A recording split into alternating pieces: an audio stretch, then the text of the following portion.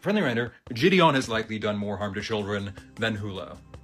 Done more harm to children than Hulu. Than 10 Hulos combined. Predator hunters.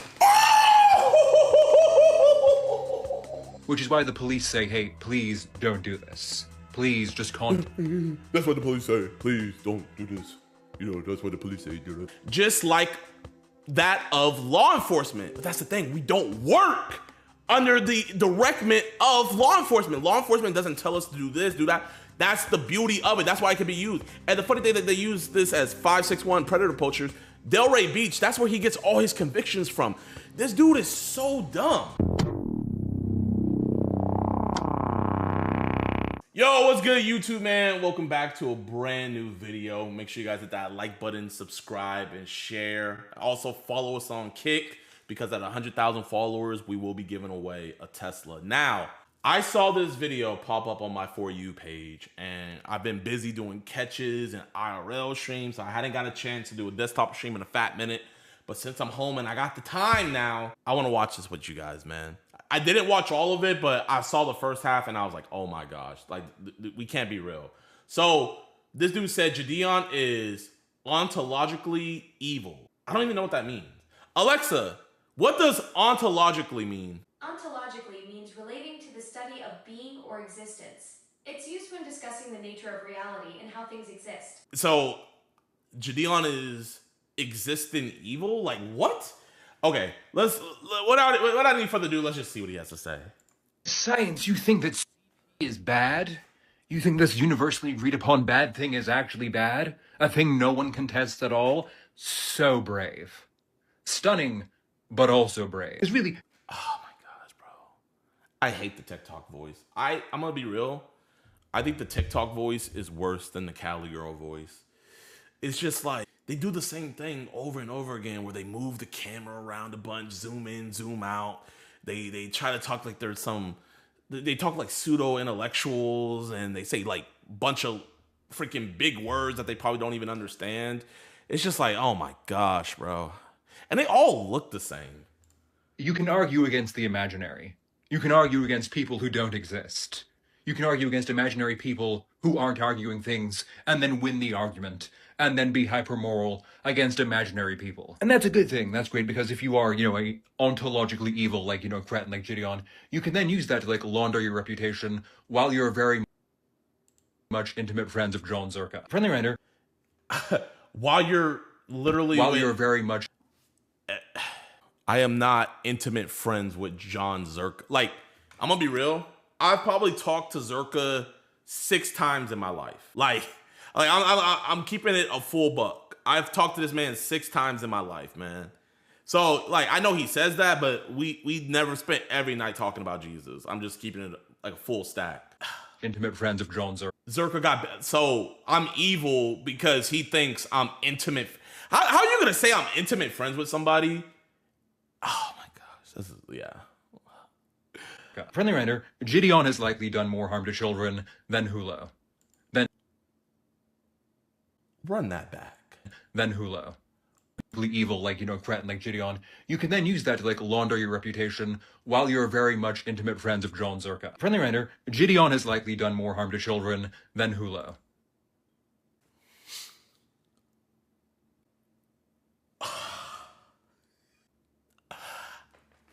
I've done more harm to children than the man that literally bought cheese pizza. Nigga, what are you on, bro? Like, what are you smoking, man? Like, please let us know as a society what you're smoking so the rest of the society can stay off of it. Because what reality are you in that you can say with a serious face that I've caused more harm to children than the guy buying cheese pizza? More harm to children than Hulu. Than 10 Hulos combined. Predator hunters.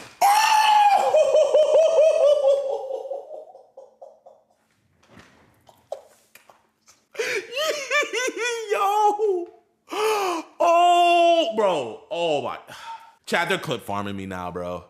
They're clip farming me now. Chat, I'm falling for the bait, man. This is clip farm. Please tell me this is clip farm. Please tell me.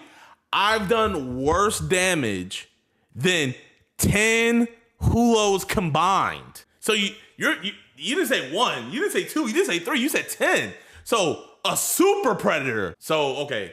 IMPD warns that vigilante sting operations can hinder prosecution of child predators. You know what's so funny? You know what's so funny that he's showing this right here? Is that this same police station that he's showing that is saying that can hinder prosecution of child predators, we got a prosecution in that area. All the police stations say the same thing, like, hey, don't do this. Vigilantes, don't do this. But this specific one that he's showing, they not only arrested the dude, but convicted him. This was the volleyball coach that we had caught. This was in Indianapolis. So his proof text saying that I'm worse than Hulo, whatever, is, oh my gosh, this is crazy. The dude literally got convicted in this screenshot that you're showing in this area. You are, wow. And they always have been. So, enough, Twitch streamers aren't detectives. They aren't the thing you need to go to university for. And so, when non-detectives do detective things, the outcome is often significantly different. Bro, this dude. The outcome. Florida courts have dismissed charges where the methods used by civilians or confidential informants were outrageous or coerced. But you see, it has to be coerced. Entrapment, like predator poacher acted as an agent of the state, meaning they worked in cooperation at the direction of. This dude's so stupid. Look. His proof text. Chat, look at this. Under Florida law, entrapment can be a valid defense when someone induced or encouraged to commit a crime they were not otherwise predisposed to commit. If a civilian group like 561 predator catchers acted as an agent of the state, meaning they worked in cooperation with or direction of Delray Beach police, their conduct may be scrutinized just like that of law enforcement. But that's the thing, we don't work under the directment of law enforcement. Law enforcement doesn't tell us to do this, do that. That's the beauty of it. That's why it can be used. And the funny thing that they use this as 561 predator poachers, Delray Beach, that's where he gets all his convictions from. This dude is so dumb. Like, quite literally, what he is showing, him calling me evil, saying I'm creating 10 hollows, we don't coerce people. We never even talked to Hollow and told him, hey, you should buy some child porn. We don't do that. We don't tell these dudes to come talk to our decoy. And besides, the only way we can commit entrapment is if we're police officers or we're working directly with police officers. We only work with the police after the crime has happened because we're the reporting agency. We're not the acting agency, because when we're doing all of this stuff, we're not agents of the state. But he's too dumb to realize that. But hey, you know, he thinks, oh, let me highlight this, screenshot it. I'm gonna look really smart and use ontologically. Is often significantly different insofar as prosecutions aren't really acquired. And that's not theoretical. That happens all the time, which is why the police say, hey, please don't do this. Please just That's what the police say. Please don't do this. You know, that's what the police say. Contact us if you want to maximally defend children, which JiDion doesn't want to do because he wants to make content. So if you want to maximally protect children, don't do this. So if you want to maximally protect children, don't report the people that you caught trying to talk to children. He was actually very willing to trade child suffering for fire content. And that's... I would trade child suffering for... Bro, oh my gosh. There has never been a case that has gotten messed up because we were involved. Because there would never be a case if we never got involved, there would never be a case. So this video was just this was such a bad video. It's okay, because you all care so much. Oh, my sight. Oh, man. I bet JiDion is secretly a PDF and just doing this for cover. And it's always people with no usernames. Like, I'm not gonna lie, this has been happening a lot. People have been calling me a secret PDF. There's this one dude on Twitter, he said, I can't wait till the day JiDion gets exposed being I'm not gonna lie. I would never wish that on anybody. And I'm gonna be real, if you're putting that out there in the air, that is just straight projection. And I have to say, man, like, we got to look at your hard drive. You know what I mean? There's nobody that I hate that much that I hope that they're a predator. Or I'm going out here saying without zero evidence that they're a predator. Your base levels are 9,000. Wild take the stand on. How many likes on a video for you to fly me out and teach me? The broke system is ontologically good. Like, oh my gosh, this is just crazy. I'm crying, bro. Y'all convinced, but y'all have no proof, but you're convinced. It makes no sense. Yep, he looks like one. Okay, well, bro, you look like Hollow. So, what? Because you look like Hollow, are you a pedophile? Olive oil? Like, bro, man. It's not even, okay. It's like worse than haters, chat. It's worse than haters. Because it's like these people are straight up defaming my name because they don't like me. I would normally agree, but the police search Hollow's phone and what do you mean I would normally agree? You see, like, this is what I hate the most. I hate it when he says internet detectives. I hate it when we got these internet lawyers. When even his proof text that he's using in his own video that completely debunks what he's saying and how what we're saying actually can be used because we're not agents of the state. He doesn't even realize it. That's how dumb he is. He doesn't even realize that this screenshot debunks literally everything that he was saying. But you know what? I'm going to do me, chat. You guys know what I love to do, man. You guys know what I love to do. You know, I'm going to go on his IG and I'm going to see if he wants to have a talk. Let's see. Where is this silly Billy? Here he is.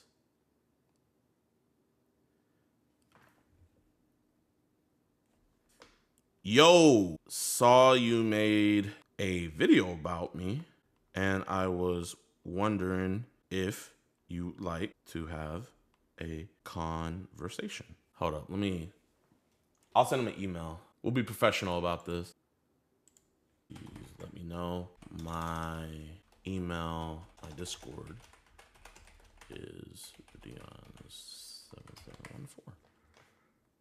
It's crazy that like 1,200 people agree with this. You know what? I can't even say 1,200 people agree with this because I liked it. They might have not like agree with the take, but they just liked it because I liked it.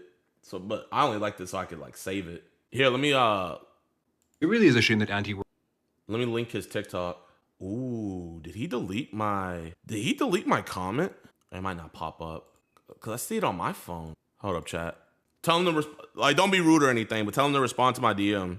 We used to play games, and then it became sexual. He would choke me, he would hold me, he would kidnap me. How did that affect you? A lot.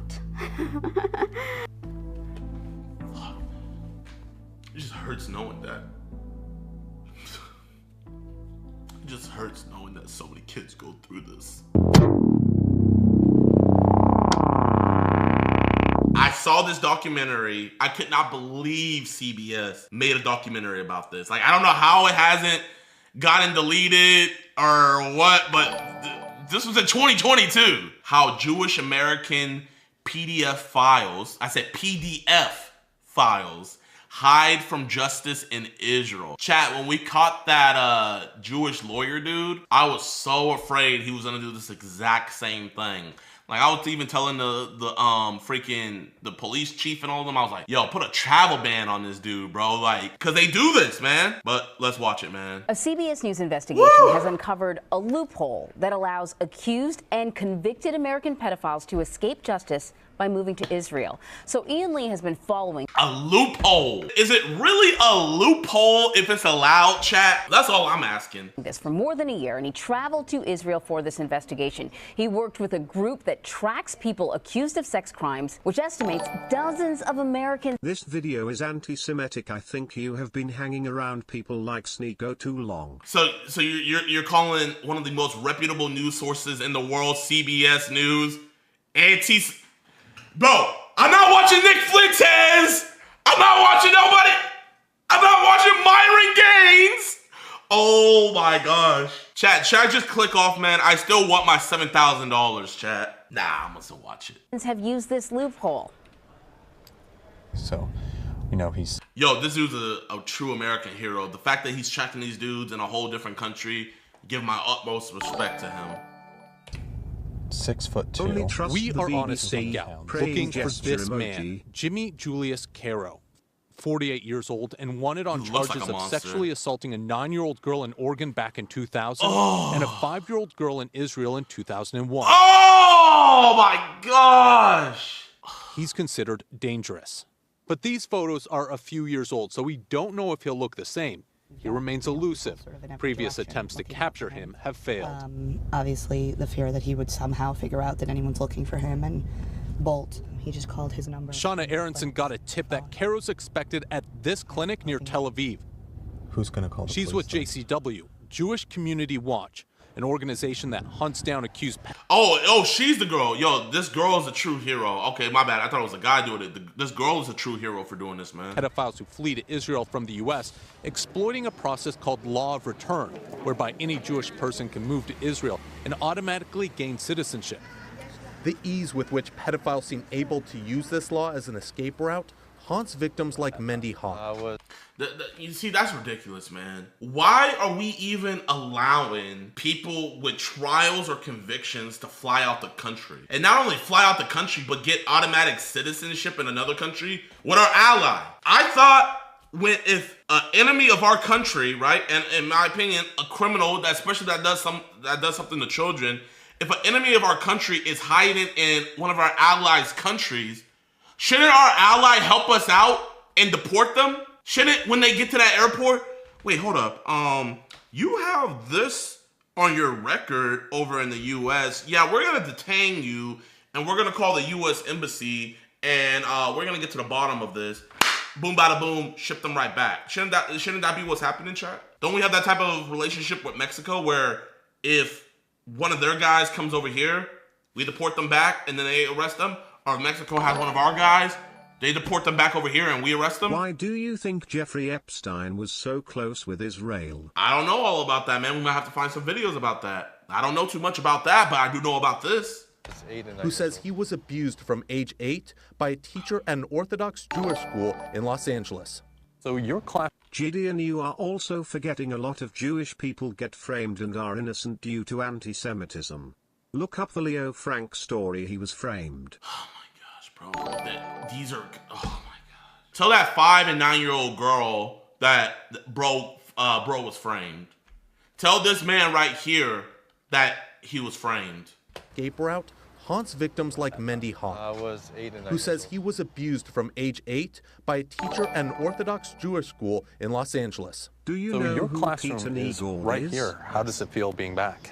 I was very anxious and, stressed coming back here, and a lot of memories coming through my mind.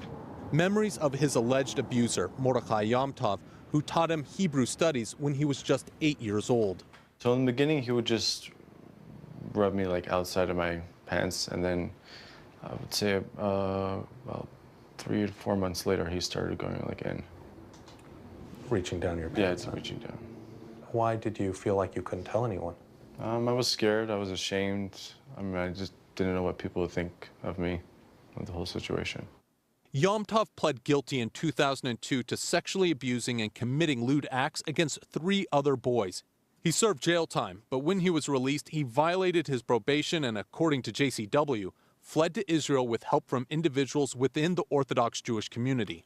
JCW tracked Yom-Tov down and confronted him with a hidden camera in Jerusalem, where he admitted to illegally fleeing the United States with help and using a fake passport to enter Israel. I was supposed to stay for 5 years in the same city. I was supposed to, let's see, trying to understand what we said. I was supposed to go every 2 weeks to the police station. On parole.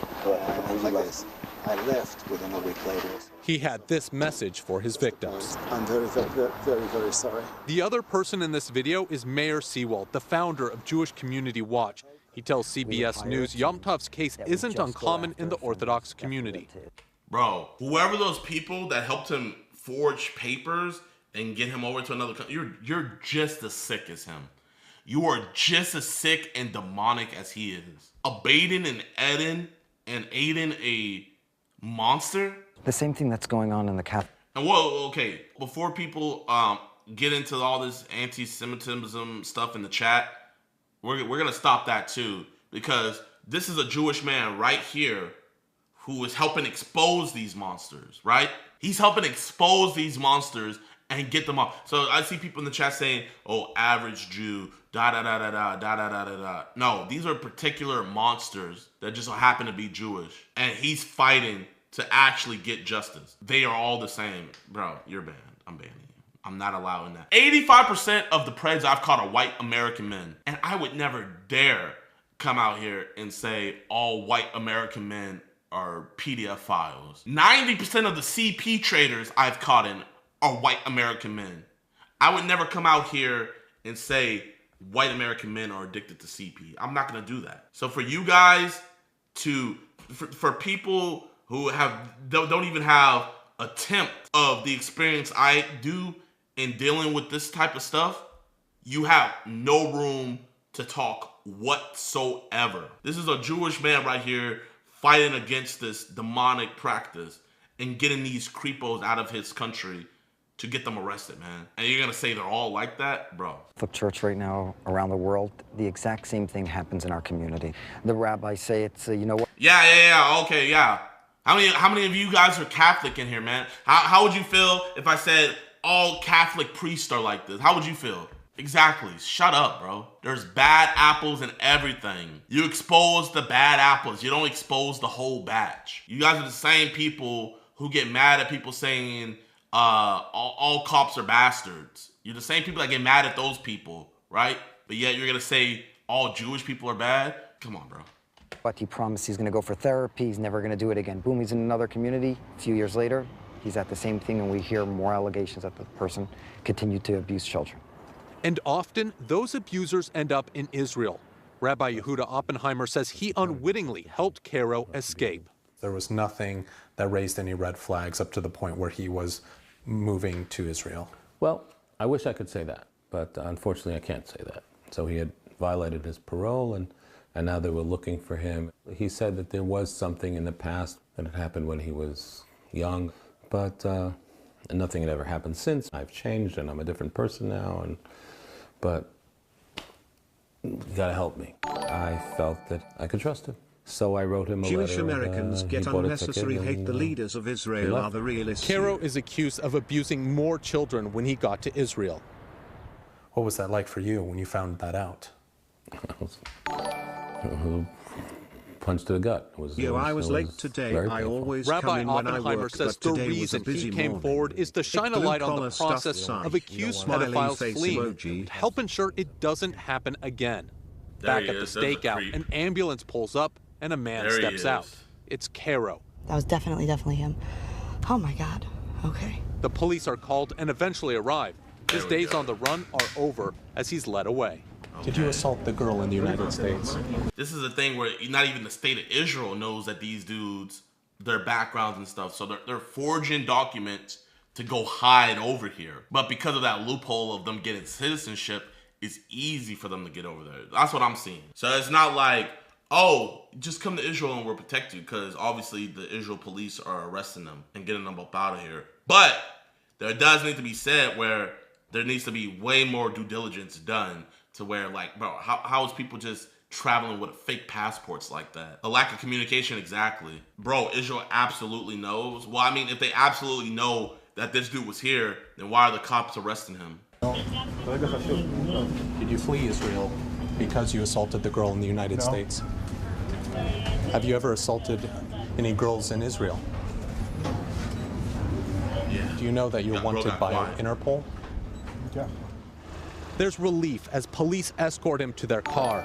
This marks the end to a months-long manhunt. It always annoys me when people generalize entire religions. Like when people say, oh, a religion of peace to Muslims. Or oh, average Jew. Makes no sense. Thank you for immediately shutting that down, Jid. Always, man, bro. I don't rock with that. I don't rock with that. Oh my gosh! Can I give you a hug? I have something I need to tell you. Yeah. Okay. We found him, and he was just arrested. What? He was just arrested. Thank you. Wow. Oh my gosh. Amuna, not her real name, is the person on the other end of the line. She was a little girl when Cairo entered her life. I was 4 or 5 years old. My mother was on bed rest. My father's a rabbi, so he wasn't really home. He used to come to our house. We used to play games, and then it became sexual. I'm going to give you a cookie because you do it so nicely. It's all about the cookie. It's all about lying, and it's all about being so evil to a little child. He also threatened me he would kill my parents, he would choke me, he would hurt me, he would kidnap me. How did that affect you? A lot. Yeah.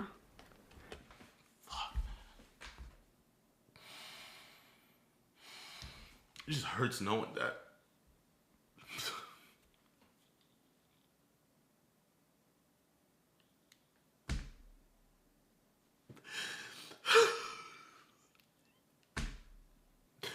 It just hurts knowing that so many kids go through this. And there's never gonna even be an option for justice to be for them. You know, we're looking at her story, right? And we're empathizing with her. But, you know, she went through so much, but... May God bless this world. She, at the end, she got her justice, but look how long it took. Now, look at this stuff where we're in a country who's supposed to have it right. We're in a country that's supposed to be zero tolerance, where everybody, your neighbor and everybody's against this, yet you have police that will try to fight us more than try to get these dudes locked up. And then you have these lawmakers and these people hiding files and protecting millionaires and billionaires and celebrities doing this exact same thing. It's like, bro, it's like, you know, we can raise our voice about it. We can do everything, but it's like, bro, well, it's like, where's the end to come for those victims? There is none. I'm not gonna lie, sometimes it feels like a never-ending battle. Yeah, you get one up off the street, but somebody's just gonna take their place. You post a video hoping that the dudes doing this are gonna like, oh, I need to stop doing this, but all it does is just make them more sneaky. Oh man, it's sad, bro. It's so sad. It affected my whole life. My whole life is around this sexual abuse and rape. Yeah. Amuna turned to therapy and art to help deal with the trauma. This is in my bedroom and my inspiration. She paints and writes poetry, but she's still angry that it was allowed to happen in the first place. What are your thoughts on him being able to come to Israel and flee the United States? It brings up a lot of anger and a lot of frustration towards the Israeli system. Should have, bro, man, should have never been able to get over there that easily, man. He shouldn't have even been able to leave the American airport, bro. I think both countries are at fault, man. He should have never been able to even get on a plane to leave America, let alone enter into another country and then be let in. Shauna says the failure begins in the U.S. Why would someone want to help one of these pedophiles escape? Oftentimes there's some sort of community incentive. Either somebody owes them a favor, or someone in the community, let's say an institution, has covered up for them in the past, and they know that if this goes to court, there's a lot of civil liability coming down the line, you know, and it's going to cost a lot of money to a lot of people, and nobody wants to deal with that. Shauna accuses the Israeli police of not prioritizing accused pedophiles on the run. Why do you have to be the ones that do this? Because nobody else is. That's really, I don't have any better answer than that. And if you guys weren't doing it? Then nobody would do it. Israeli police told CBS News that, quote, the police coordinate closely with the Ministry of Justice and worldwide police organizations in order to find suspects overseas. Today, Cairo faces charges in Israel, while back in the United States, the district attorney's office in Clackamas County in Oregon told CBS News they are working with federal authorities to secure his extradition. But Mordechai Yom Tov remains at large. The district attorney here in Los Angeles told us they have not requested Yom Tov's extradition and that they had no other comment. Jewish... What? Told us they have not requested Yom Tov's extradition and... Why? You know where he is. They've literally confronted him. Why has he not? That they had no other comment. Jewish Community Watch says that is the problem. If American officials don't try to get accused pedophiles from Israel, then they simply escape justice and leave children at risk. Bro, man, and then they want to do these little stupid ass sting operations saying, oh, we've caught over 100 predators in one weekend. But how many of the judges gave them probation like our guy did? The U.S. Department of Justice declined to comment on specific cases, but praised their relationship with Israel's law enforcement, adding sex offenders have been successfully extradited in the past. Days after Cairo's arrest, Amuna confronted him at an Israeli police station. I was scared. It was good. It was good to confront him. It was important for me to have that closure in my life. The healing process will continue for Amuna, but for many like Mendy, the lack of justice means the pain continues.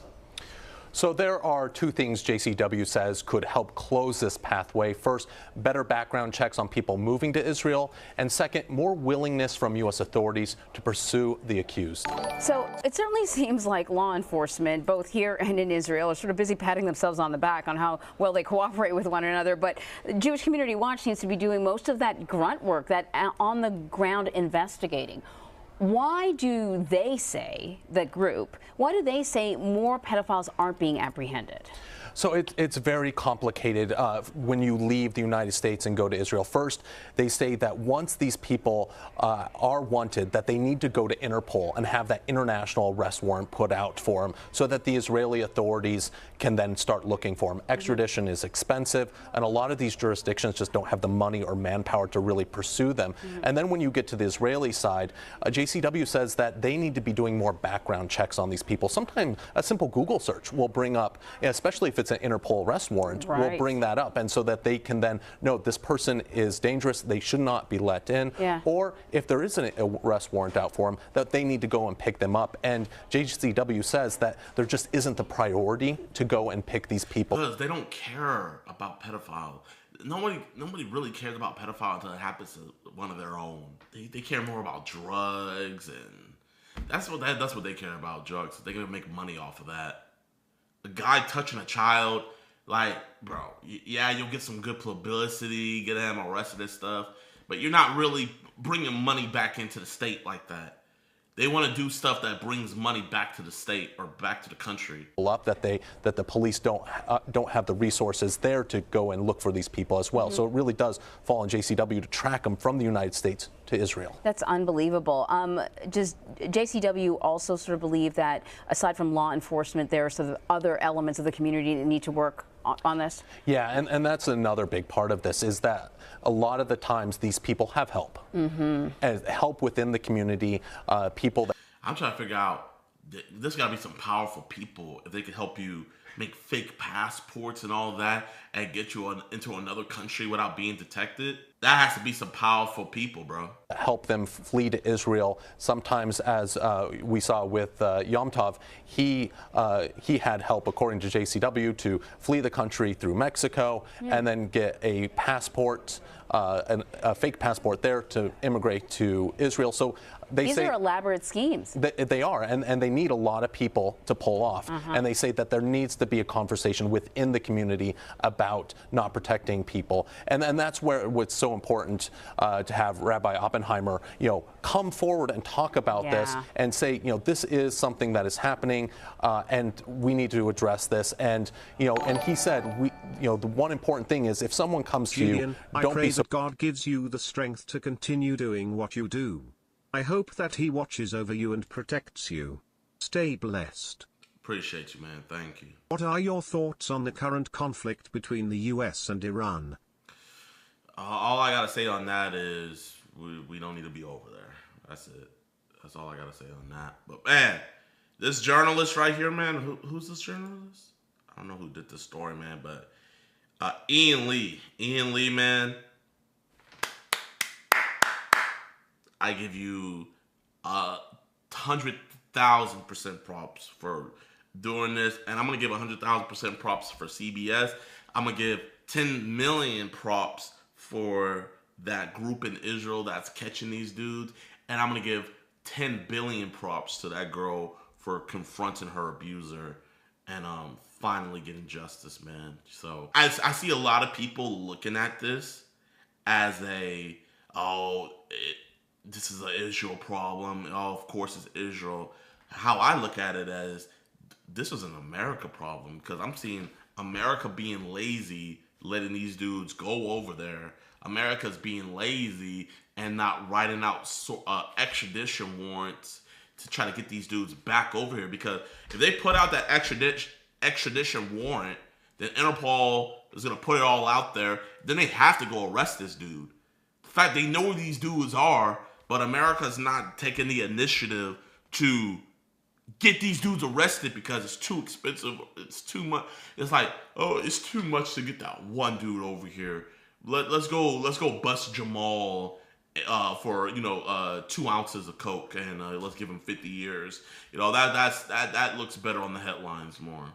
Like I think us as a society, we don't care.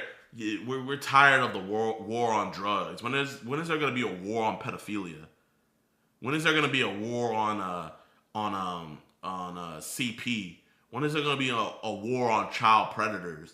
Alexa, how much money does the DEA make a year? The DEA's annual budget for the most recent fiscal year exceeds $3.15 billion. $3 billion for the DEA, the drug enforcement. So how much money does ICAC receive a year? So ICAC is the Internet Crimes Against Children, right? Look at this, chat. $3 billion of government funding to the DEA, only 40 to 48 million in federal funding from the Department of Justice. Alexa, who's in charge of the Department of Justice? Pam Bondi is the current Attorney General leading the Department of Justice since February. Alexa, stop. Pam Bondi is the leader of the Department of Justice. So Pam Bondi's who's in charge, and I think it shows. So we're $3 billion to stop drugs, but only $48 million to stop child predators. And you guys wonder why nobody on the Epstein list is getting arrested. All you gotta do is follow the money. That's all you have to do. You follow the money and it will tell the whole story. Bro, I'm not gonna lie, y'all. What is happening in America? There were shots fired today at Trump's White House Correspondents' Dinner. I mean, this is like, what, the 5th assassination attempt on this man? You know what I mean? It's like, how many of these are, legitimate? How many of these are from foreign actors? Like, what is actually going on? So this just happened today, man. We're gonna play this first clip here. This was just President Trump talking to Melania and some other people at his dinner, and then you just start hearing the shots. I'm gonna play. So you can't really hear the shots here, but the shots were shot. Then the Secret Service, they come over here. They start getting in front of Trump and everything. You're going to see the bigger guns come in now. Okay, you see them all get in front.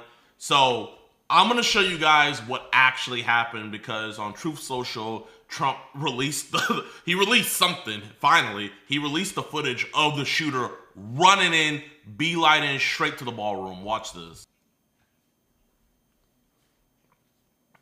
There's a shooter right there. Beelines it right past, ran past all these security. So this is the point that I'm trying to get at, man. It's like, is our Secret Service now under this administration just that incompetent to where they can't even protect the president? I mean, bro, literally, I will give it to him. Bro is fast, right? Like, this was out of nowhere, but you would think there would be more safeguards. You would think there would be barriers or something like that. But no, man, bro could literally, like, how did he even get inside the building to be able to even get through that far? But watch this one more time. This is him just running past, like, oh my gosh, bro had no idea what was going on. Imagine if he had a bomb. If he had a bomb, because it wasn't just President Trump there, it wasn't just the vice president and the Speaker of the House. We had some of the top cabinet members and a lot of innocent people that were there at this event, and this could have been a lot worse than what it was. But that's him running by, and he has already been identified. So this is him right here. His name is Cole Allen. He is from Torrance, California, and coincidentally enough, he is a school teacher. So he's a school teacher. We don't know how he got over to Washington. We don't know if he drove over there, if he took a flight over there.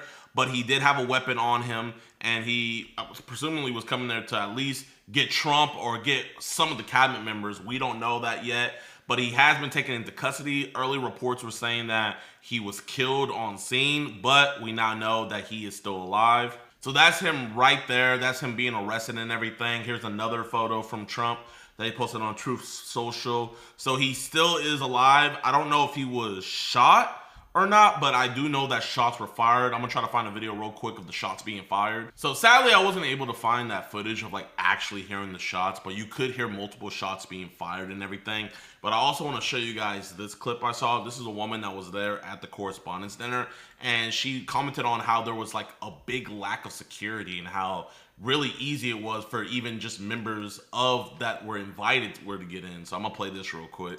How did somebody get a gun into the White House Correspondents' Dinner? Honestly, as somebody who went, there was no security. You just showed your ticket and you were able to completely get in. There was just no pat downs, no metal detectors, nothing going on. So really horrible setup, and I just don't even understand. So that's absolutely crazy. There was no pat downs, there was no metal detectors. All you have to do was just show your ticket. And, you know, like, it pretty much answers my earlier question of how did bro even get in there that far? You know, he shouldn't have even been able to get into the perimeter of the building. You know, if we have all of our top cabinet members in one place at one time, that is just horrible. Now, imagine if this was an organized thing by a terrorist organization or a foreign threat that was coming after us. You know, bro, we all would have been cooked. We would have lost every single member of cabinet if this was a more coordinated event. So it's absolutely scary, the fact that the Trump administration looks as incompetent as it is, to where this is now what, the 4th or 5th assassination attempt in less than what, 2-3 years. Can you think back to the Biden administration? Can you think back to the Obama administration? Can you guys think back to any of those? And can you remember any of these assassination attempts? Thinking back, I mean, I might be wrong because I was a kid back during Obama's time, but I cannot think of one. You know, I think there was just one where dude like shot at the window or something, but Obama wasn't even there at the time. So like, I just don't understand how this keeps happening, and I don't know what Kash Patel is doing, probably out there getting drunk somewhere, but this is absolutely ridiculous, and this is just absolutely crazy. And some other crazy things I saw. So this is Caroline Leavitt. She was speaking with Fox News right before the dinner and right before the shooting and everything. And she had this to say, and I find it crazy, her choice of words, you know? And I think a lot of people are like looking at this and they're saying like, oh, this shows that it was staged and everything. You know, me personally, do I think it was staged? This one particularly, no, because the suspect's still alive. You know, if he was dead, who knows? But with him being alive, you know what I mean? Like, a dead man can't tell secrets. You know what I mean? So let's listen to what she had to say right before the shooting happened. This is absolutely crazy foreshadowing. He is ready to rumble. I will tell you, this speech tonight will be classic Donald J. Trump. It'll be funny. It'll be entertaining. There will be some shots fired tonight in the room. So everyone should tune in. It's going to be really great. There's going to be shots fired tonight. Everybody should tune in. She was right, though, about this one thing. There were shots fired, and we are all tuning in. And then lastly, this is another thing I wanted to show, where Erica Kirk was also there in attendance, and she was seen crying leaving the venue. So I just wanted to play that real quick for you guys that might have not seen this. I just want to go find So I mean, you know, it's obvious, you know, why she would be emotional, what all happened with her husband and everything. So just a crazy night, crazy circumstances. And, you know, like I said, me personally, I'm not a Trump guy, but, you know, we got to use our voting power to just vote these people out. You know what I mean? Let's not go into anarchy and start killing, because all it's going to do is just cause chaos. And also it's just going to cause other people to see people as martyrs or see their side being more right, and then them wanting to, you know, vote more people that they like that are in that sphere into power. That's just me particularly, man, but this was a crazy event. Let me know what you guys think down in the comment section below. Bro, America this is crazy. I just got a DM on here from a girl that said, "Good morning, James. I know you'll probably never see this, but I'm really struggling right now. Here's a GoFundMe link. Any donations help." You know what else would help you? Getting another job. Imagine like what he's saying like behind closed doors with other rich influencers. It is just so fake and so plastic and so gay.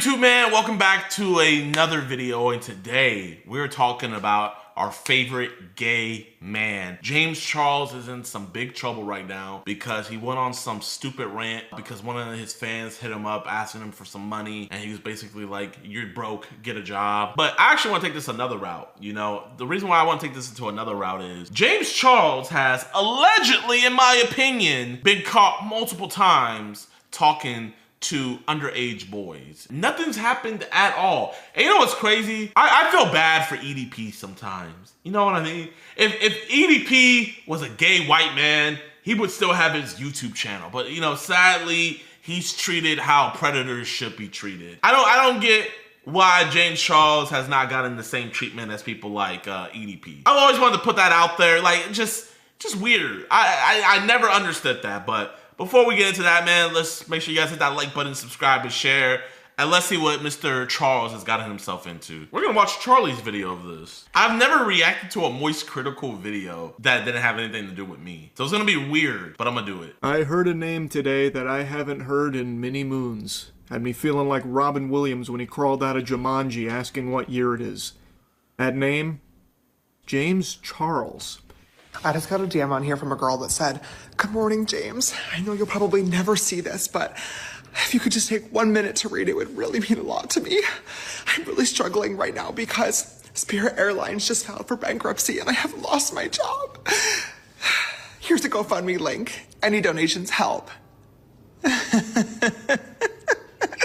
I'm sure they do, sweetheart. I'm sure they do. You know what else would help you? Getting another job. I'm gonna be real, man. I'm gonna be real. It is an annoying thing getting DMs from people you don't know just asking you for money, right? I can be real. I'm not gonna be on no virtue signaling thing like, oh man, you know, every time I see that donated, it hurts my heart. I'm gonna be real. I'm gonna be real. But you know what I would never do is I would never just make a video making fun of somebody that is down on their luck and asking me, you know, for money. I would never do that. And you know what's crazy? I'm not saying this to be on no high horse and stuff like that, but you guys have sent me GoFundMe donations before, and I have donated to those. Because, bro, I'm just thinking about it vice versa, man. Like, you guys have made me a millionaire. I'm not beating around the bush or anything.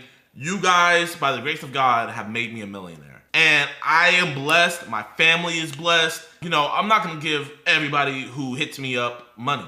But bro, if I see something and it touches my heart, you know what? Yeah, I could do that. But even if it doesn't touch your heart, making a video about it, making fun of the person who just lost their job, you're an a-hole, bro. You're subhuman. But we've been doing you're subhuman because allegedly, in my opinion, you've been caught multiple times talking to little boys in the DMs. Allegedly, in my opinion. What more were we expecting from the minor booty digger? Allegedly, in my opinion. The yucky douchebag. This is like cartoon villain level evil monologue here. Oh, no money, huh? No money? Bang! Shrink ray. Now you're short too. Like that kind of thing. It's so over the top, stinking, oozing assholery. I cannot believe his delusional mind thought this was a good idea or like a strong look or a worthwhile dunk to be punching down on someone who's already fallen on hard times after losing their job, and they reached out to you in this desperate situation because clearly they have an appreciation of you. So they threw the Hail Mary, seeing what happens. I doubt they were expecting this kind of response. Now, of course, there is always the chance that it is fraudulent. There are so many fake GoFundMes out there, so there's always a chance that all of it is fucking fiddlesticks. It could all be baloney. I have no way of knowing that. I only have James Charles fucking Gangnam styling on this person and insulting them for it to go on, which leads me to believe that it might be real, because if it was just fake, obviously just a sham, why would he even be bothering to crash out for over 2 minutes about it? So I'm going to work under the assumption that this is a real person that has reached out about it. You could have just not responded. Facts. Like, that was also an option. You didn't need to come over here and start, like, spitting and dunking on him. Like, bro, but it's like, if he's coming out to his fans talking like this, imagine, like, what he's saying, like, behind closed doors with other rich influencers and stuff like that. You feel me? And that's why, like, you know, I never wanted to move out to LA or even, like, really associate with those people out there, man, because it is just so fake and so plastic and so gay. And like, not gay in the homosexual way, but just like gay. Like James Charles, that was a very gay thing to do. And I'm not talking homosexually. How dare you even message me asking for help? Are you out of your fucking mind? I'm James Charles, goddammit. And is there anything ickier than someone that has a job like James Charles telling someone else to get a job, preaching that they need to get a job? Brother, this former Spirit Airlines worker is a 10 times harder worker and has done 10 times as much labor as you ever have in your life. James Charles' entire career has been just farting out dog shit products and posting cringe videos, and he couldn't even do that without also trying to sext minors. So... Oh, so he admitted it. You're a pedo! I don't gotta say allegedly in my opinion anymore. You are a pedo, bro. And you have the audacity to make fun of somebody else? Were you mad that it wasn't a freaking little boy in your DM? You see, if it was a little boy asking for a bike so he could ride his bike to school, I'm sure you would have been all over that. Hello, brother! Hi, brother! How you doing? Oh my gosh, can I help you? I can give you a makeover too! How dare you try and tell an actual hardworking American to go get a job as if you've done anything worthwhile and you've done like actual work. You got the easiest fucking job in life. You got dealt a very lucky hand, bro. This is so tasteless. It's so crude. Coming from James Charles of all people. So you've never been in a desperate financial situation. Great. Group hug in the shower tonight, James. Glad you've never gone through a financial struggle. This person is. And they desperately tried to reach out to you, and there's no obligation for you to try and, like, save them or anything. Obviously, there's no expectation of that, but they tried anyway because they're feeling in a rough spot. So they tried. I never get mad at a player shooting his shot. And I know for a fact James Charles, a small part of him, wanted to like show that person's profile. But he was like, oh, that would probably be too much. I won't do that. But I'll just talk shit. And now you're insulting them and publicly trying to humiliate them for it? It's just so gross, bro. Yeah, try that. Because in the time that it took you to copy and paste the same fuck-ass message to myself, who you don't follow, by the way, and probably 100 other influencers and celebrities, you could have applied for 100 other jobs, but you didn't because you're a lazy piece of shit and you're entitled. Wow. And you think that influencers and celebrities should fund your life for you. You think influencers and celebrities should fund your life for you? Bro, I'm sure if no cameras, everything off, you think your followers and your subscribers should fund your shit lifestyle. Yeah, bro, I'm pretty sure when you drop a new palette or whatever and it flops, how could they let this flop? James Charles, let's see what amazing products you're putting out. Let's see. Oh man, you're putting out some amazing videos, man. Like only eating from Facebook Marketplace for a day. Just to shop my makeup brand painted by James Charles. Right? How's Painted doing, James? Are you still expecting your subscribers to fund your shit lifestyle? Why would I ever help you? There's no way the word entitled just left his lips. Right? No, I must have misheard that. There's no way he said that. James Charles did. Hold up, chat, man. Bro. Okay, my chat's calling me out. They're like, yo, you watch some of the videos, okay? Chat. I went on the videos earlier because I heard about the situation. I just wanted to see what the comment section was saying. I am not watching no James Charles videos, bro. As you guys can see, all the videos I had looked at are like the top ones, bro. You see? It was literally the first one because I had just looked to see, hey, what are the comments saying, okay? So no, I have not been caught. He didn't use that word against somebody else, did he? It had to be an audio glitch. I'm gonna assume that there's no way his vocal folds would even let the word entitled leave his lips. Oh my god, the lack of self-awareness would probably cause his fucking head to combust. So I'm not even gonna bother touching on that one, holy. So let's instead look at the other stuff he said. He really highlighted that this person doesn't follow him. Who gives a fuck? There's plenty of people that I watch their stuff and engage in their content with without subscribing to them or following them on socials. Facts. That's pretty normal, actually. Bro, I mean, some of my favorite YouTubers It's just like, I just trust my page to bring me back to them. There's so many creators on TikTok. I love their content. I've never hit the follow button.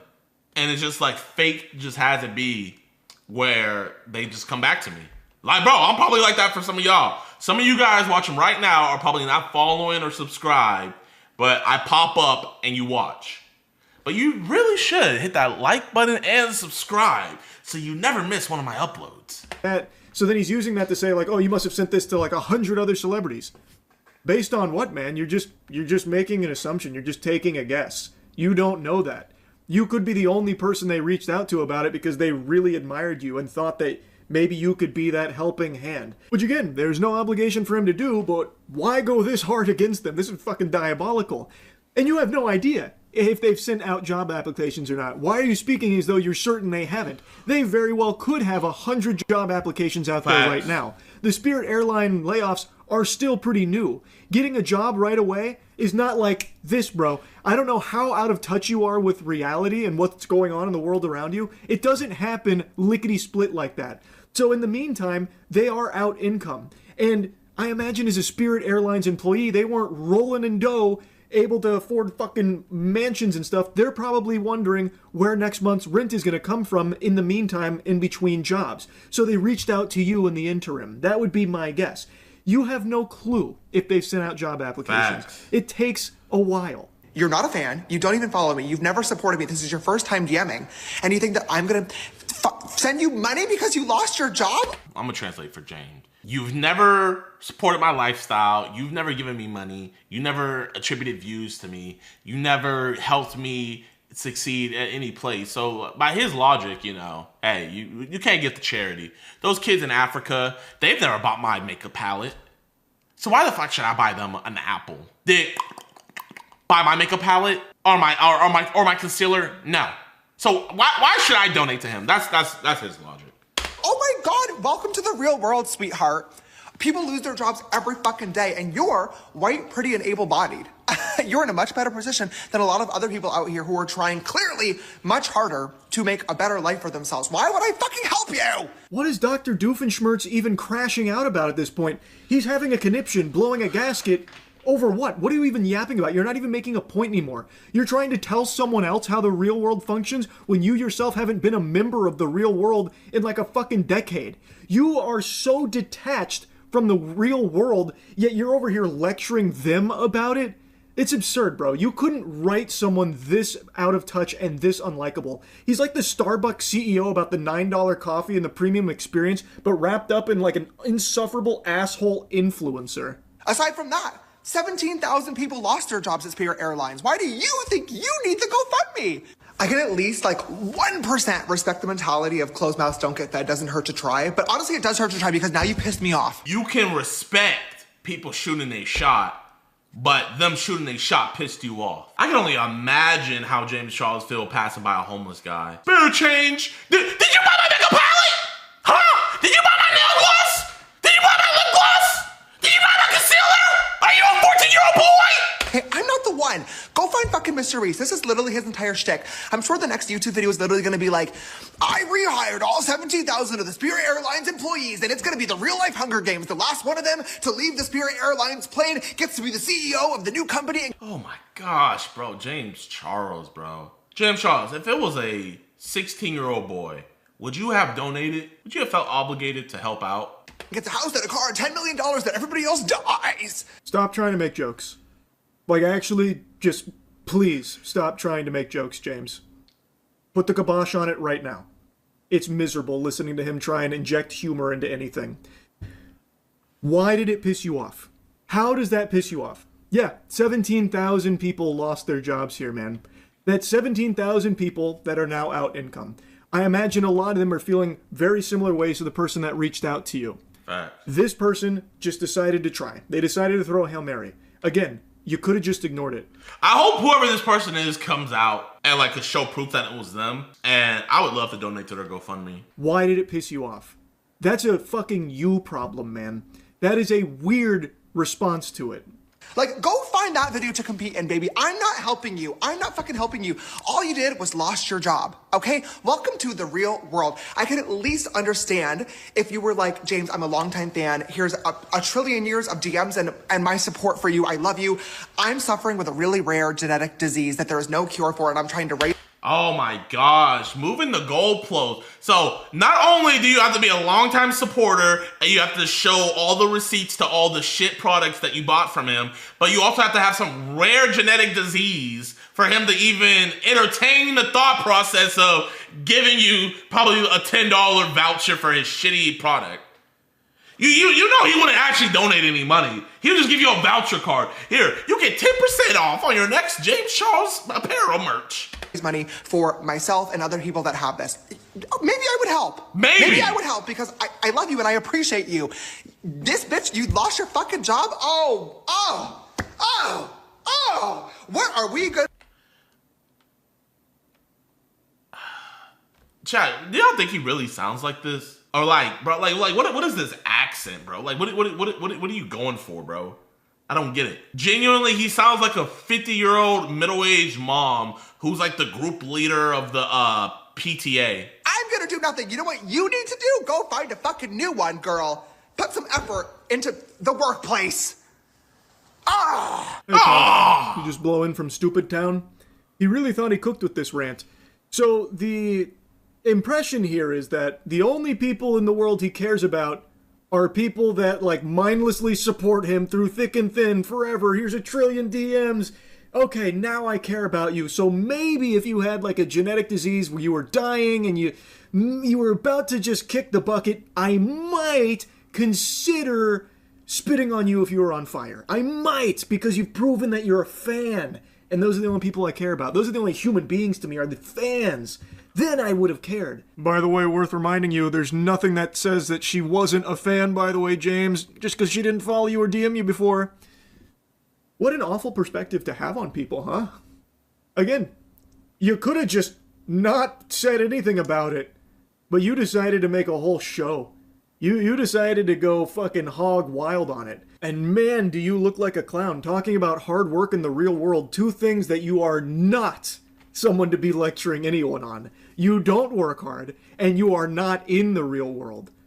And that's one of like the biggest things, like points he tries to make here. Get real. This person is just in a desperate spot, as a lot of people are and have been. And in those positions, sometimes people try a Hail Mary. That's what they did here. It clearly didn't resonate with you in any way, and for some reason really brought the demon out of you, James, for some reason. But I don't think they did anything wrong. Again, you could have just not said anything about it. And you have no idea if they are applying for jobs. It rarely happens overnight, especially currently. So in the meantime, having no income is scary and detrimental to actual working people, James. Most average workers can't just coast off of poop they shat out years ago. Yeah, James, bro. Your peak, you were averaging, 50, 40 million views, right? The average American isn't going to have the capital to survive whenever their YouTube channel goes to shit and, barely getting even a tenth of the views that they were getting before. And, their product's not selling, at least you have the capital to survive. You feel me? You have the capital to survive your lifestyle, all of that, and also taking care of the 16-year-old boys you like, to where, you'll be fine. But a lot of Americans, they can't do that. Like you can, just collecting paychecks off of the trash that you've peddled over the years passively. So, in the meantime, they made this GoFundMe, they reached out to you, and then you had this ballistic response to it. And James did get dunked on for it, so he made an apology video. Oh my. This video was fucking stupid. It was...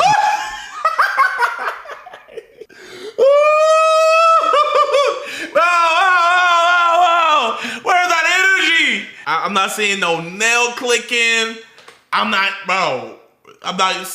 hearing the slaying your voice anymore. What happened? On for it, so he made an apology video.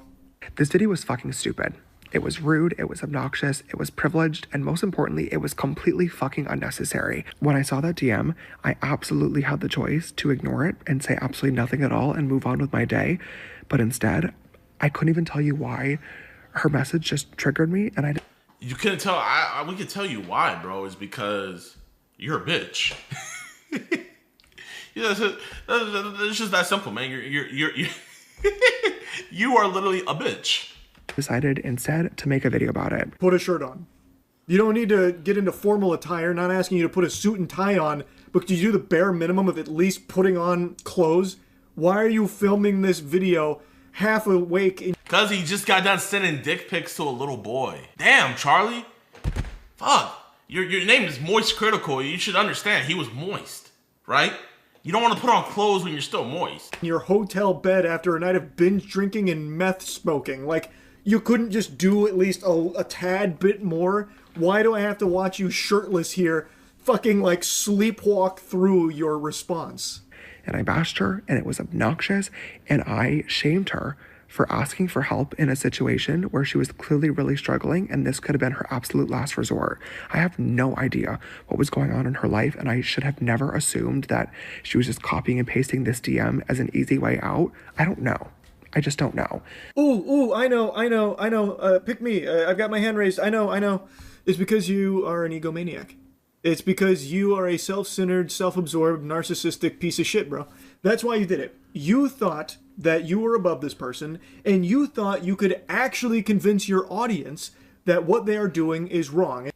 Yes. And worthy of being shamed. Yes. And you tried to even spin it in a way like hard work, when you yourself are not the product of hard work. Fact. So you tried to puff out your chest about how much it takes to get back out there with the elbow grease, pulling yourself up by your bootstraps, but the message falls flat because you, the messenger, are not that person. I feel like influencers, we should not be the messengers of hard work. We should be the messengers of perseverance and believing in yourself. It is not hard work to make YouTube videos, you know what I mean? Like, granted, a lot of people put a lot of passion and stuff into there, but like, it's just, there's too many levels to this, you feel me? If you want to be a message to people, be the message of, hey, believe in yourself. I believed in myself to where I knew I can make it big. I believed in this YouTube stuff. I stuck with it. If I can do it, you can do it too. That should be the message that content creators and influencers should put out. Not this message of, oh, bro, you just need to work hard like me. Because did we really work hard when we went viral? You feel me? Yeah, you might have worked hard for the video. You feel me? But for it to go into the algorithm and everything, you didn't do anything, bro. We all got lucky. Charlie had a video pop off. You had a video pop off. I had a video pop off, right? And we just built on that momentum, staying consistent, staying on top of it. Da-da-da-da-da, da-da-da-da-da. That should be the message we as content creators are pushing to our audience. Not this message of hard work. It is hard work to work a job that you don't want to do, to support your loved ones and yourself. You know, that is hard work. It's not hard work to do something you love. Because when you're doing something you love, it's not work. James Charles, you painting your face, making yourself look like a clown, you love doing that. You love making yourself look like an idiotic clown, right? So you would never sit up here and say that that's hard work, because it's not.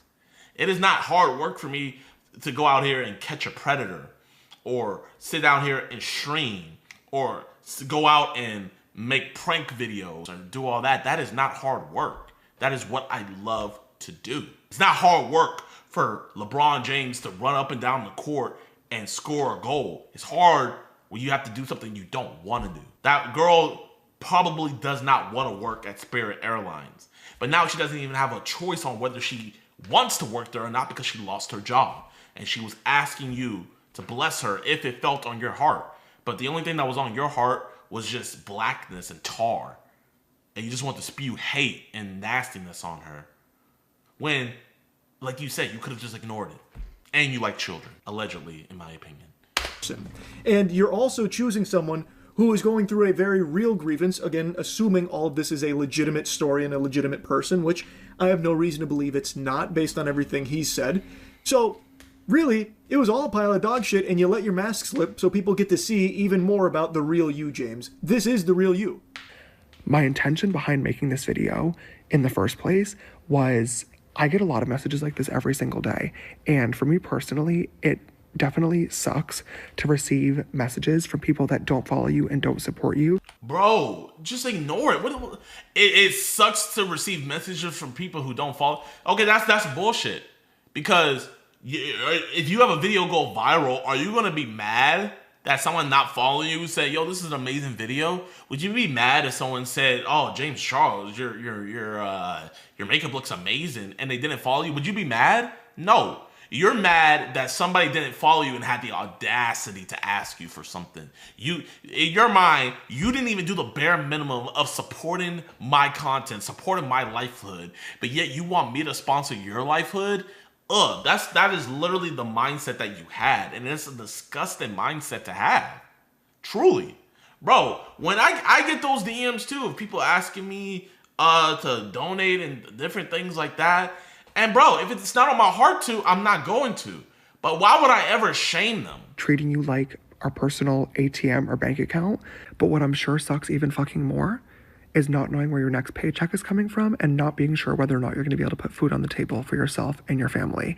So it really doesn't matter what my intentions were behind making the video, because it came across as super fucking privileged and like I was basically shaming anybody that's unemployed for not trying. So he's pretty much saying like, I still believe the way I believe, but I see the way it came across. Hard enough to get a job, and I feel awful because that wasn't my intention, and it really hurt a lot of people. This is coming across very genuine here, James, as he's falling into slumber here. It feels like I'm watching a video of someone ODing. Why did you even film it like this, man? And also, I don't understand why it even upset him in the first place, and why he says it sucks that people, treat me like an ATM. I get these random messages from people that obviously don't know anything about me and are just trying to hose me for cash. Like, yeah, that happens. That's annoying if you see it, but I guarantee most of the messages go to his management. I guarantee James doesn't see the vast majority of those, like, fake, reach. The only person who can even have this, like, the only person I would say who could ever have that mindset is MrBeast, and he can't even have that mindset. I know for a fact, bro, if you follow MrBeast, if MrBeast follows you, you're gonna get DMs of people hitting you up, asking you to ask Jimmy to bless them, right? And even they wouldn't be that callous or that evil to do something like that. Reaching out for money type things. It's not like a telemarketer call. Telemarketers get a direct line to you, they call you, then they treat you like a little piggy bank for their trash product, and you know what happens there? You hang up.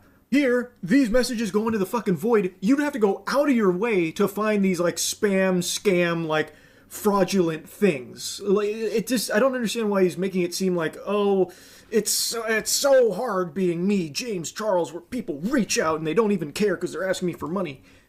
Again, I don't think you see most of them, and the ones you do see, just ignore. Like, it takes, like, actual split seconds. If he was making a point like, friends and family are always reaching out to me just for cash, they treat me like I'm not even a human anymore, I'm just a cash ATM for them, then I'd get it, because, yeah, that sucks, that's horrible.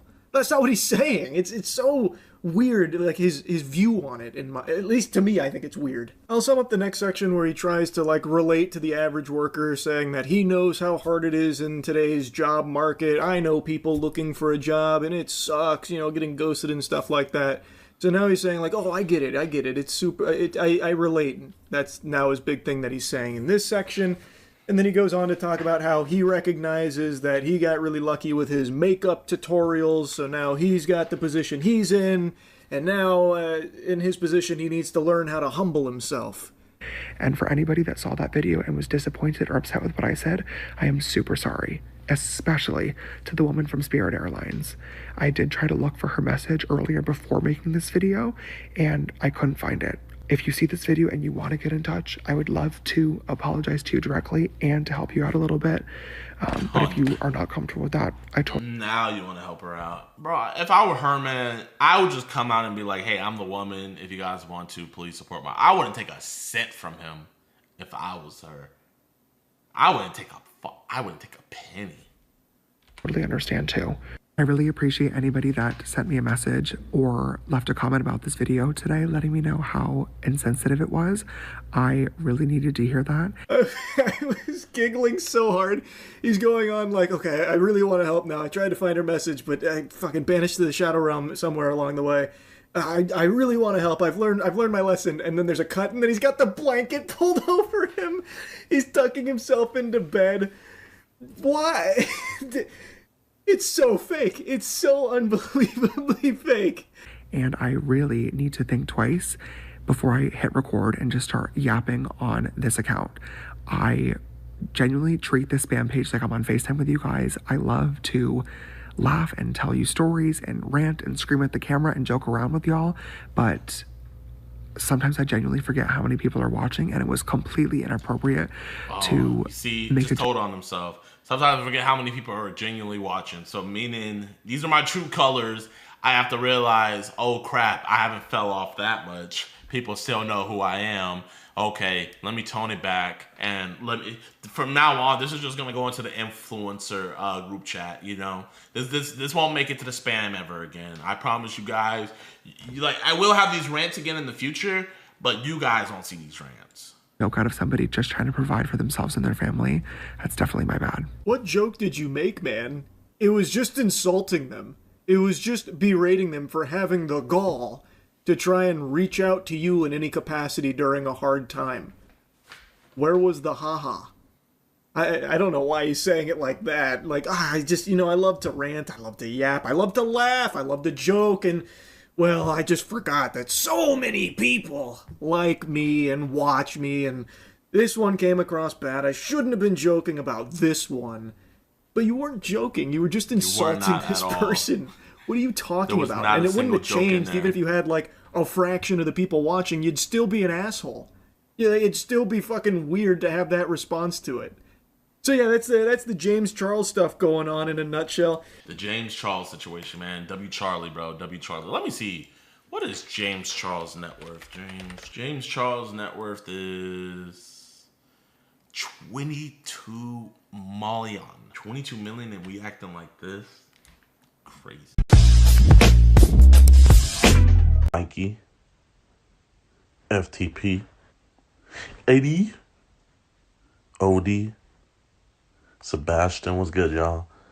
Hey, sorry for going on live super late. It's literally, at least in Central Time, it's 2 a.m. I just wanted to come vent real quick, bro.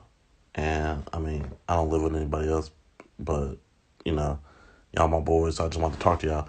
So yeah, basically, I'm looking at the videos, right?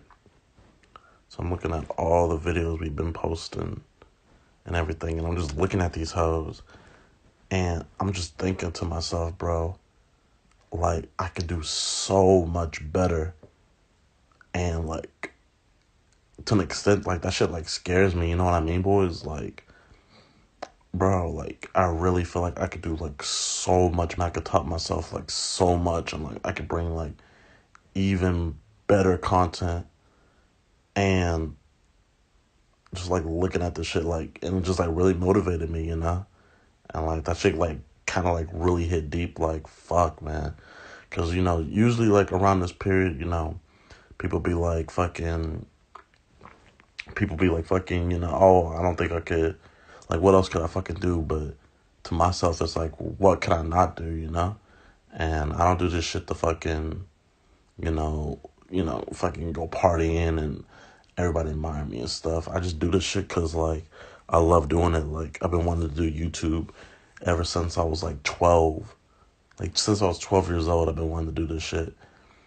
And it's just now that I got that opportunity, I don't want to let that shit go.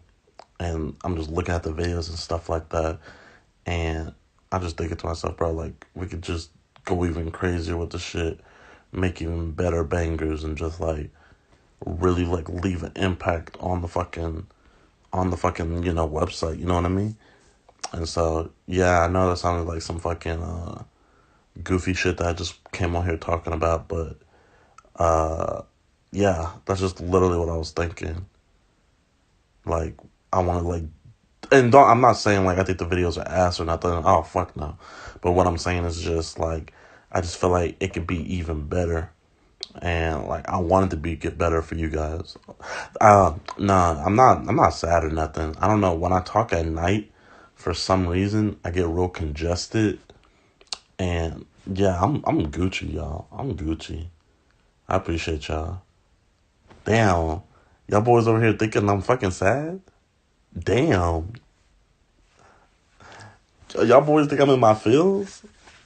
Fuck, that's tough. That's tough. Nah, I'm not in my feels, y'all. Nah, I just want to, like, literally just talk. I was just saying, I feel like the videos could be fucking even better. And so I'm gonna work on that and try to get the even more bangers, you know? Like on some selfish shit, like, I kind of want to do it for me, you know? Like, I want to do it for me because I feel like I can do better. Like, I want to challenge myself and shit. But, definitely need to upload more. The goal is, like, I'm not gonna lie, y'all. I don't think I could get more than once a week. Bro, imagine 2 videos a week. 2 videos a week would be crazy, y'all. I feel like probably like during the summer, I could be able to get 2 videos a week. Right now, fuck no. But during the summer, I could definitely try to get 2 videos a week. That would be game changer. Because there's no one, like, making videos like this in the community, posting twice a week. Usually they just post once. Oh, fuck. Oh, that sounded horrible. Usually they just post, like, once a week. But fuck yeah, boys. Let's take this shit to the next level and go even crazier.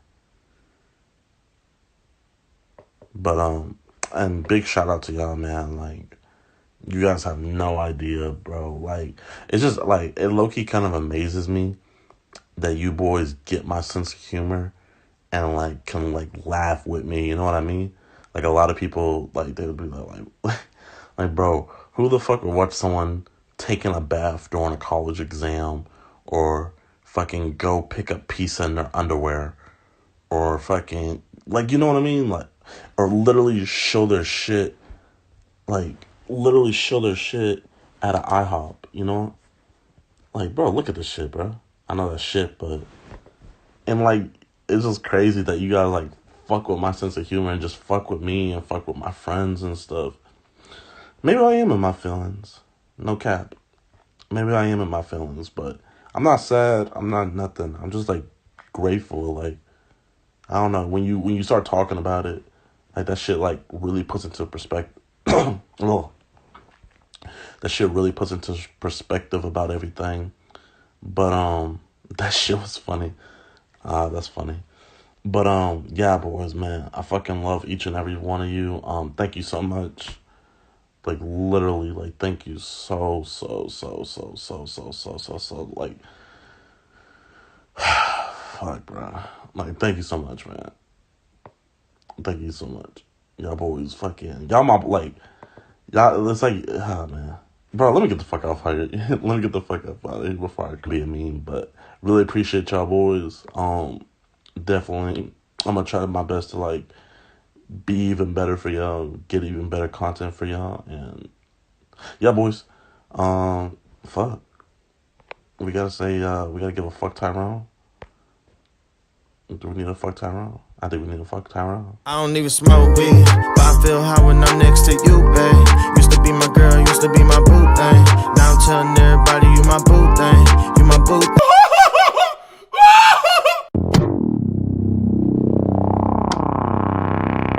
Alright, y'all, today we are going to also react to Dads Against Predators. He slaps Pred. So, a lot of you guys probably don't know this because you might not follow me on Instagram, but DAP, the people that run Dads Against Preds, they don't like me, man, because I called them out. It's not that I don't like them, it's just I don't like what they do, because to me it's just pointless, man, you know? I get it, like, humiliate them and all of that stuff, but when there's a good chance you could have got them arrested, it's like, why half-ass?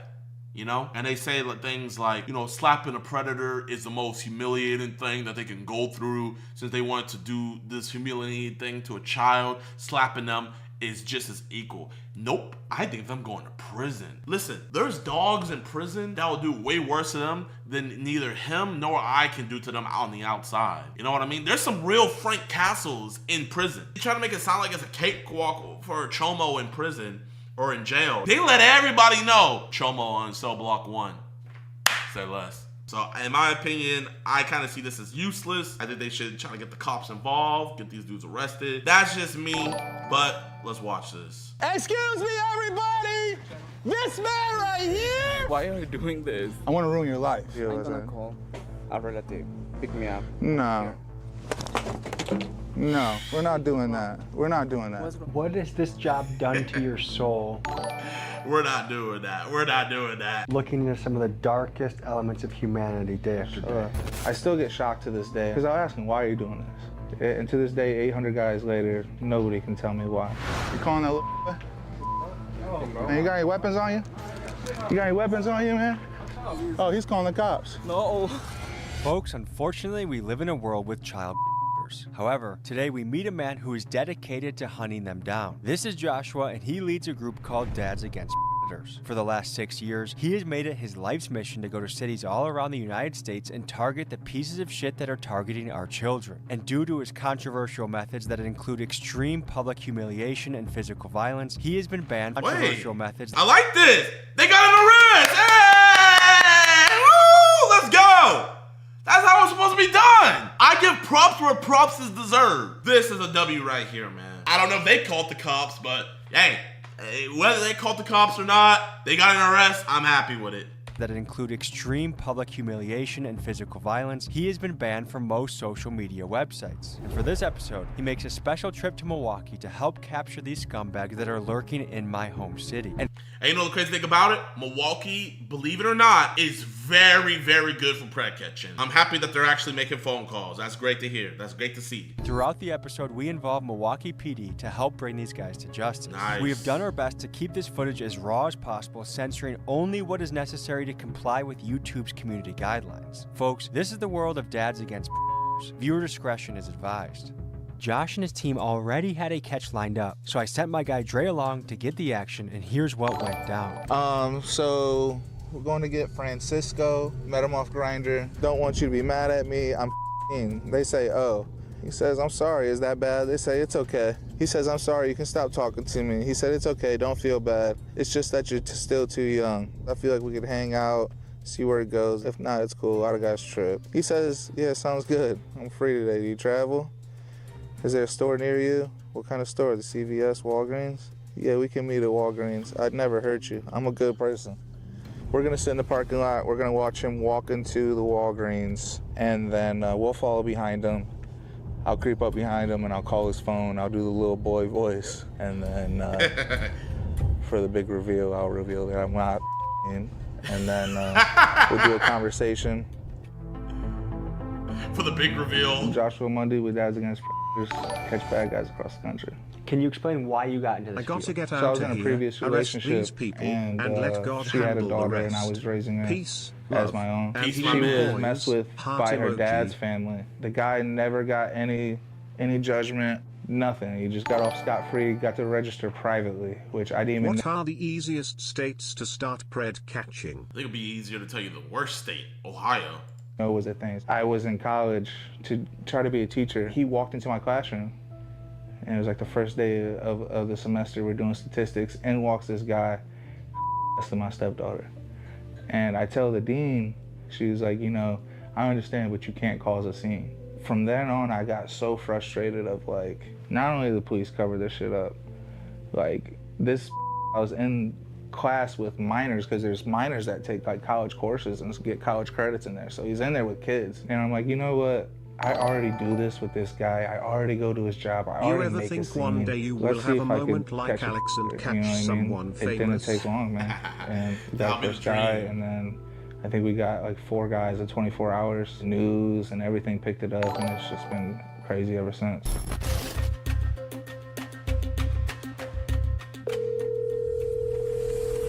Hello? Hey, I think like I'm about to be pulling up in a minute.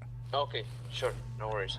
How- I'm brushing my teeth and I'll be there in 3 minutes. In 3 minutes? Yeah.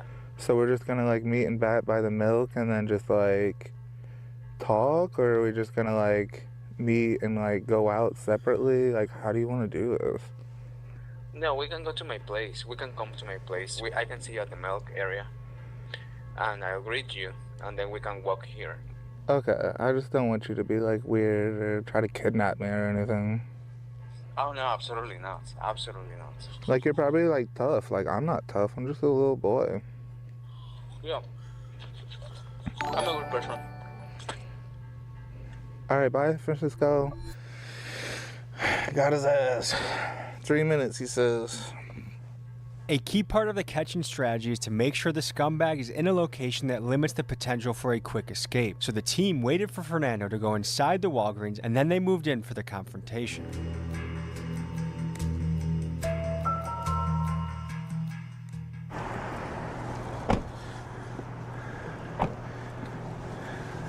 Let's just keep the cameras. He's pretty shy.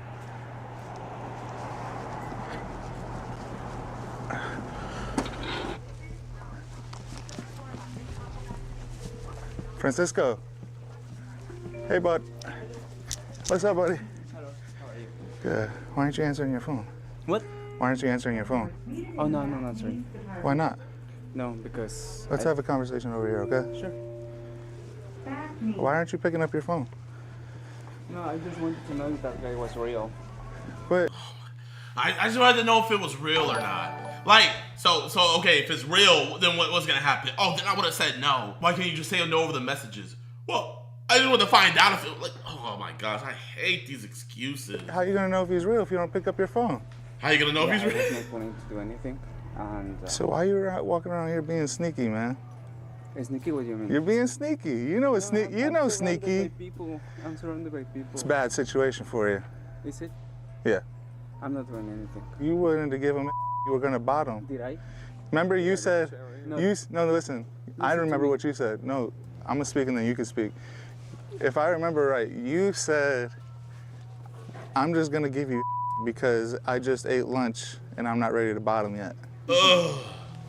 But did I do it? Did I? Wait, hold up. Okay, I don't really know like how it works in the LGBTQRS WXYZ community. So like, if you just had like a hefty meal, like, is there like a refresh period where like, oh man, you know, I just had Chipotle for dinner. I can't, you know, we gotta switch. Like, I didn't know all that. Is there any like experts in the chat? You got a douche? Alexa, what is douche?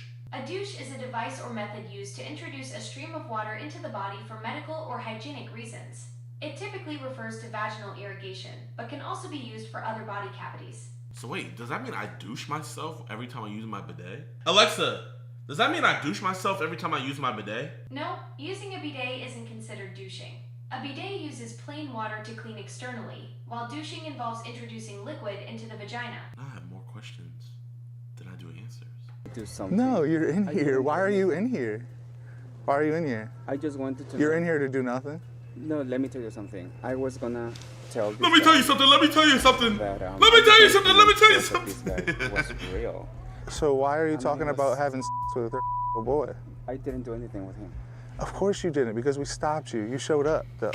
Yeah. And I'm listen, not doing anything we're wrong. gonna go out the store and we're gonna tell you how these videos end. Nah, There's two ways how these I'm videos gonna end. call a relative to pick me up. No. No, we're not doing that. We're not doing that. What's wrong with Chat, so I'm gonna tell you right now. I don't know if he gets arrested in this video, but that right there, his defense attorney can use.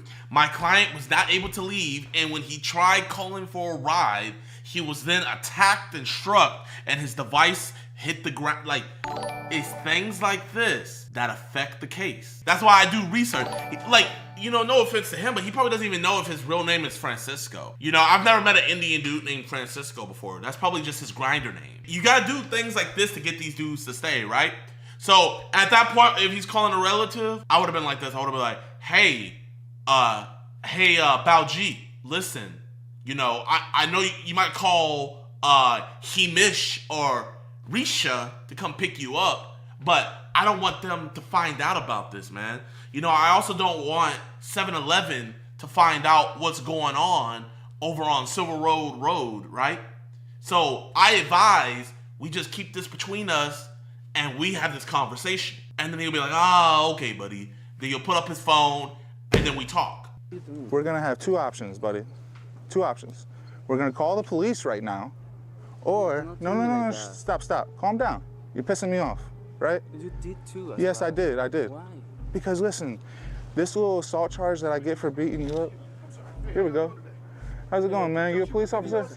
Yes, sir.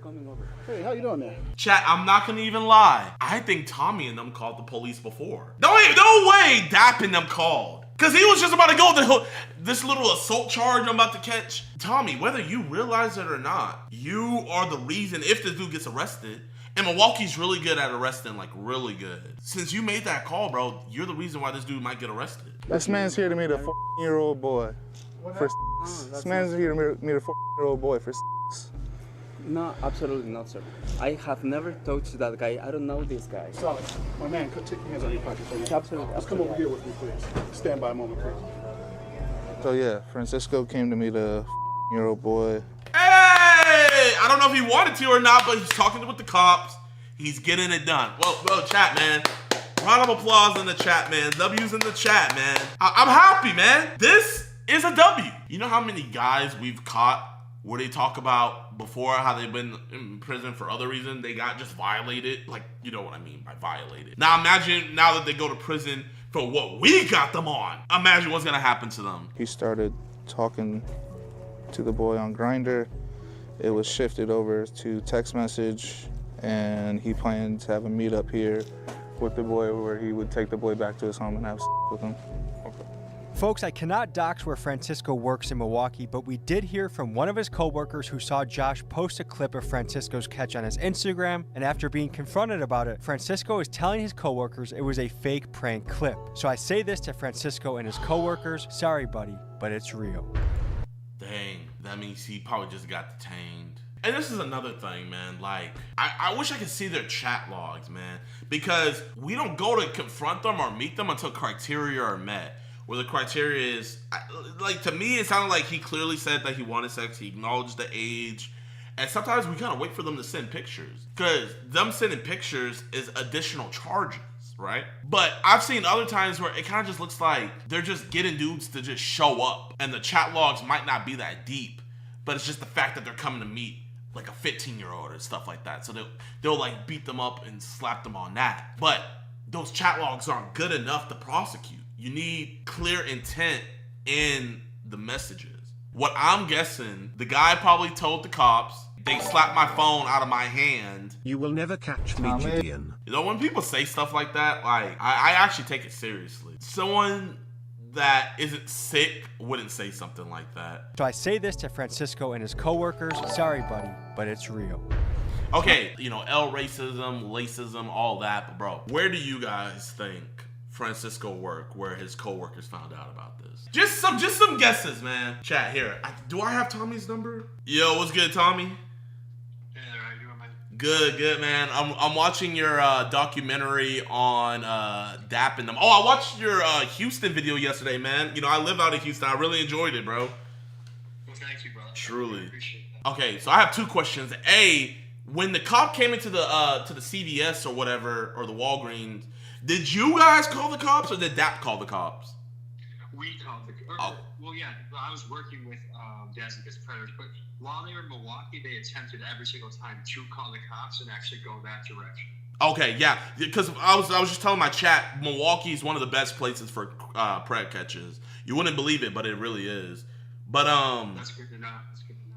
Yes, sir. Now my next question is, we're looking at Francisco right now on stream. Okay, I know you say you didn't want to dox him or anything, but can you tell us what type of job he worked? It was like something for the Mexican consulate or something for immigration rights within, and he also had access to children. I got to put it all together. Let me just put it in my chat, my team. Wait, really? He didn't work at a gas station? No, he had a government job. So wait, is he actually Mexican? Yes. Oh, bro, I thought he was Indian. Yeah. That guy worked at a Southside Milwaukee nonprofit that helped with immigration. Hey, chat. My bad. I was wrong. Okay. But yeah, man, no, this is a good video, Tommy, man. I appreciate you, man. Keep up the good fight, okay? But Okay, well, chat, I'm not racist because I got the whole race wrong, so you can't say I'm racist. Real. Tommy. Good to meet you, Mark. What's up, boss? How are you? Good, man. Good. Come on in, man. Yeah, let's see the operation Just got a little here. workroom going on in here, man. Putting everybody to work. This is my boy Tony, man. He's my assistant, right-hand man. My boy Boston, camera guy. My beautiful fiance. We got Vince, Bloody Knuckles over there, man.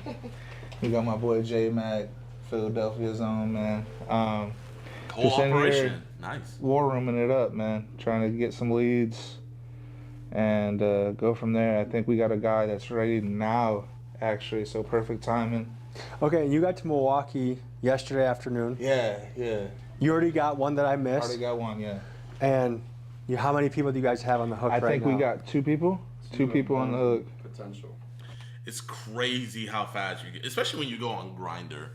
Like, you definitely gotta get these dudes, the dudes on the apps and everything like that. And when I first was starting my own thing, we would do it like this. But then, like, kind of like after working with Alex and stuff, it made me want to more go to get the CP guys, the guys in these group chats and these worser dudes. You know what I mean?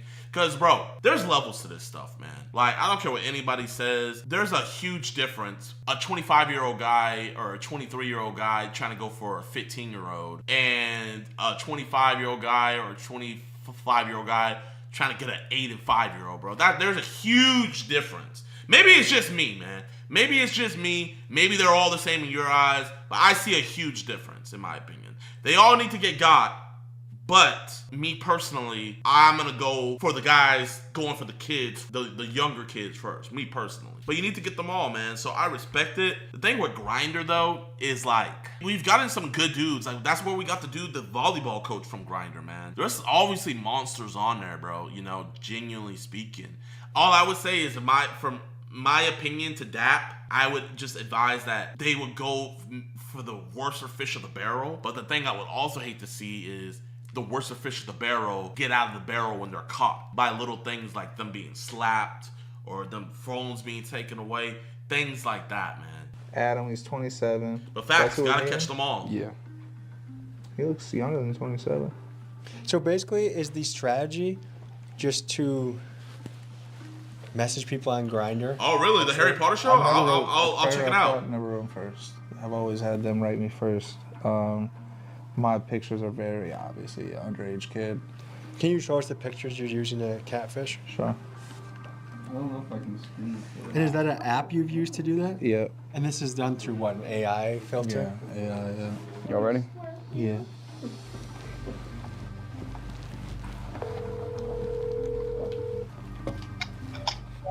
Hey, what's up? Hola. So, I just booked the Uber, and it says it's gonna be like 20 minutes. How long is it gonna take you to walk there?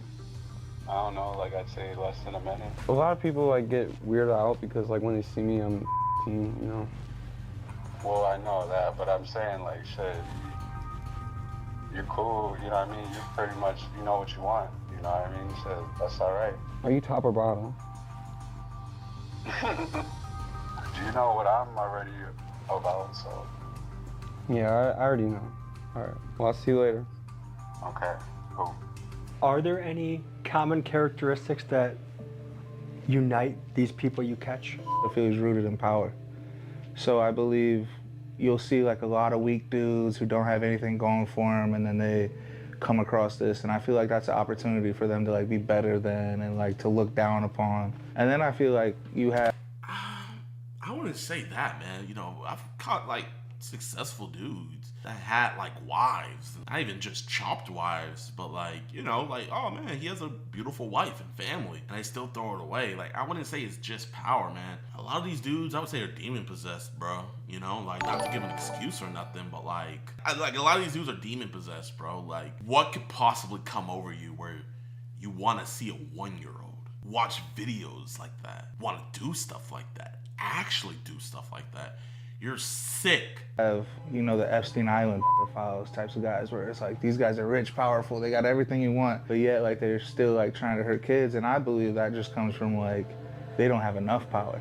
It feels like society is Maybe it is a little power bit thing. around us, and so I think that's why people cheer I for look at it people as like demon Joshua and his possession. team. Is it feels like they're at least doing something to right the balance. Where it's just like, how are these people just walking around living their normal life and nothing happens to them? And I feel like, I don't know about you, but I kind of have hoped for vigilantism recently. Like, he says 1 minute, so I'm guessing he's a house across the street. So You see, I'm cool with vigilantism, right? But chat, and I want to hear your guys' opinion. Do you guys think it's enough if the justice system doesn't work, right? Do you guys think it's just enough to just slap a pred? Yes or no? No. Exactly. I don't think it's enough just to slap them. And I've had a conversation with that before. It's like, if you're gonna be a full-blown vigilante and not get law enforcement involved, and I'm not just talking about them, I'm just talking about in general, you need to go full Frank Castle mode. There was a dude, he would literally look up dudes on the sex registry, I forget his name, he would look up dudes on the sex registry, and he would pull up to them, and he would kill them. Now, am I telling anybody to go and do that? No, I'm not. If you think the justice system isn't working, and you don't want to go through the cops or anything like that, and you want to take care of yourself, don't do no half measures. we want to be able to... He said it was right down the alley. He said he's here. he's here. That's definitely him. What's your message? Yo, Adam Turner Jr. How you doing, man? Huh? Adam Turner Jr. You calling that little boy? Oh, bro, watch out. Hey, what you doing, man? You got any weapons on you? You got any weapons on you, man? We're gonna have a conversation, man. Shit's gonna get rough for you, bro. All right, what's up? So get your hands out your pockets. Don't make me get in on this, man. You got any weapons, man? What's this, man? That's just my shit. You feeling really aggressive, bro. No, you good. You're making me nervous, bro. You startled me, bro. I get this what you do for living. That shit startled me, though. Let's go over here. Let's get out the way, man. Run up on me and who, you know? Well, you should be expecting somebody to run up on you, right? You should be expecting somebody. And again, man, you get in your pockets, man. You're gonna have to make me get in mine. Nobody wants to get this place all messy, bro. You wanna put that down for everybody? It's like, you know, saying things like that can affect the case. You know, you reach your mind, I'm gonna have to reach your mind. We don't want this place to get messy. This defense lawyer could say, my client Predators felt rather threatened. take 3-week slaps than to go to jail. Look at Vitaly, they'll take humiliation than go to jail. Oh man, I've had so many predators say they would want me to slap them, spit on them. Bro, that's what they want. Do that to me if that could keep me from going to jail. I'm just kind of saying this from a pred catcher standpoint. Like, these are little things that I know can affect the case to where the DA will drop the case later on. Safety, bro. God damn. Brought a knife to a meeting of kids. All right, man. What we doing here? Shit, bro. Honestly, I'm broke, bro. So I had to try to go get somewhere and, you know what I'm saying, grab some bread off something. Whether it was, you know what I'm saying, whether it was somebody younger, older. So you was about to rob the little kid? I mean, that's really what I was on. I see y'all got intentions too. I got intentions too, and I'm being real, you know? Ooh, I've never heard this excuse before. Chat, we believe in him? We've just unlocked a new excuse. But this is clever. And I'm not gonna lie though, that could work in court. Whether he realizes or not, his lawyer could play with that heavy. My client never had any intention to have sexual intercourse with the whoever showed up. His full intentions were to steal his phone and leave. So if you was trying to rob him, why would you tell him exactly what you're wearing to the T? Well, I mean, you're not a very smart criminal, right? I know, but I'm saying at that point, it's like, shit, you're a mean, cool motherfucker, and you get to go be around them and shit, and go wherever they stay type shit, and that's what that is. So you was gonna get to his house and rob him? Basically, shit. Hey, so at what point was you gonna eat his ass? Yeah, okay. This is some good interrogation. Well, that shit wasn't even in the, that was just to, you know what I'm saying, go along. Are you gay? Go along with what was going down. Are you gay? No, not really. Shit, I was trying to grab the bread, shit. Not really. No. You were trying to grab the avocados. You were trying to grab the eggplant. You gay? No. No, hell no, I'm not. But I'm saying, whatever. You said not really, bro. Not really, You said yeah. not really. So what you doing on Grindr? What we can do right now is we can call the police. Boom. Call the police. I give them what I got. You give them the story that you just came to rob the kid.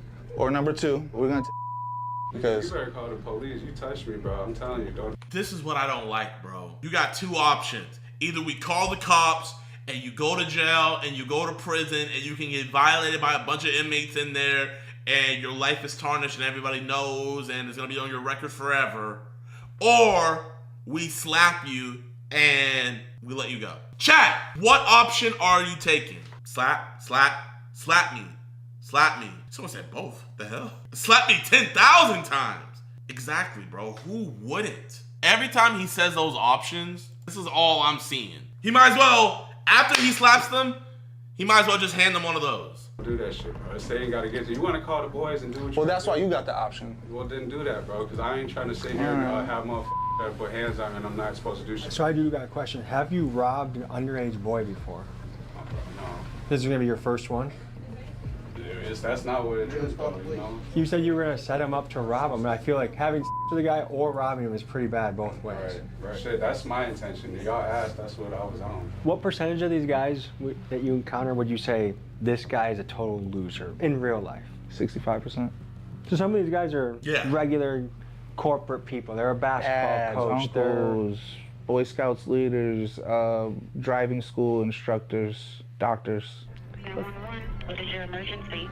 Hi, we're Hey. here right now at this They calling the cops, man. I respect it, bro. I respect it. They're calling, that's his fiance, calling the cops. This is a W move. Now, this is another issue though. You put your hands on him, what can they do with that case? Hold up. You know what? Let me make a call real quick. I'm gonna call that boy Jayoma. Hey, what's up, John? Yo, Jay, I'm on stream right now, but I got a quick question. Yeah, what's going on? Okay, let's say I did a pred catch, right? And I told the pred, I'm giving you two options. Either I call the cops and you get arrested, or, you know, I slap the you-know-what out of you, right? And he picks the option of me slapping him and I slap him, but I still call the cops and he gets arrested. When it goes to a judge, how easy would it be for you to get him off? Get him off? Well, he has to give me a call, but I mean, if you guys call the cops on him, it's gonna be another uphill battle. Just have to attack the case. Would the slap affect the case? It might. You know, I can get creative with my arguments. I'll use it in my arguments to try to get him off. I'll say some shit like, probably you slapped him because you're doing it just so you can get views, and this shit's not really real. You see that? Yeah. What do you think? Do you think with the slap, do you think the prosecutor would even want to take it like further when they find out that he got slapped? It depends. It depends. Some prosecutors like they'll accept you know, the work that you do. I mean, you do good work, right? Sometimes they'll accept it. Sometimes they won't because they feel like you might have tainted it. But it's all up to the prosecutor that's gonna attack this case. No, I was just curious because I didn't know to what extent putting your hands on them. Like, let's say like they're trying to leave, I'm blocking them off. They try to call somebody to pick them up. I slap their phone out their hand. I take their phone. I slap them multiple times. Like, how much more does that help your client? I mean, it helps out a lot. I'll just get real creative with that. I'll use the slap. I'll use every slap that you use on there to try to get him off. I was just curious, man. He said every slap you do, he would use that to get his client off. I just don't think it's worth it, chat. Even if I slapped him the hardest I could possible, there's nothing I can do on the outside that somebody on the inside, once he goes to jail, couldn't do 100 times worse. Walgreens. Let me find the exact.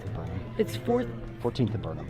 14th and Burnham Street. There's this man in here. He came to meet a year-old boy, and he just told us he wanted to call the cops on him. Your mind right now? They never want the police to come. Sorry, excuse me. Oh, we just called now. Wait, did they call the cops because he... Wait. I'm like, wait, hold up. Never. And he just told us he wanted to call the cops on him. Your mind right now? They never want the police to come. Wait, hold up. Did they actually call the cops because the guy called the cops? Asked for the cops to be called? Am I hearing that right?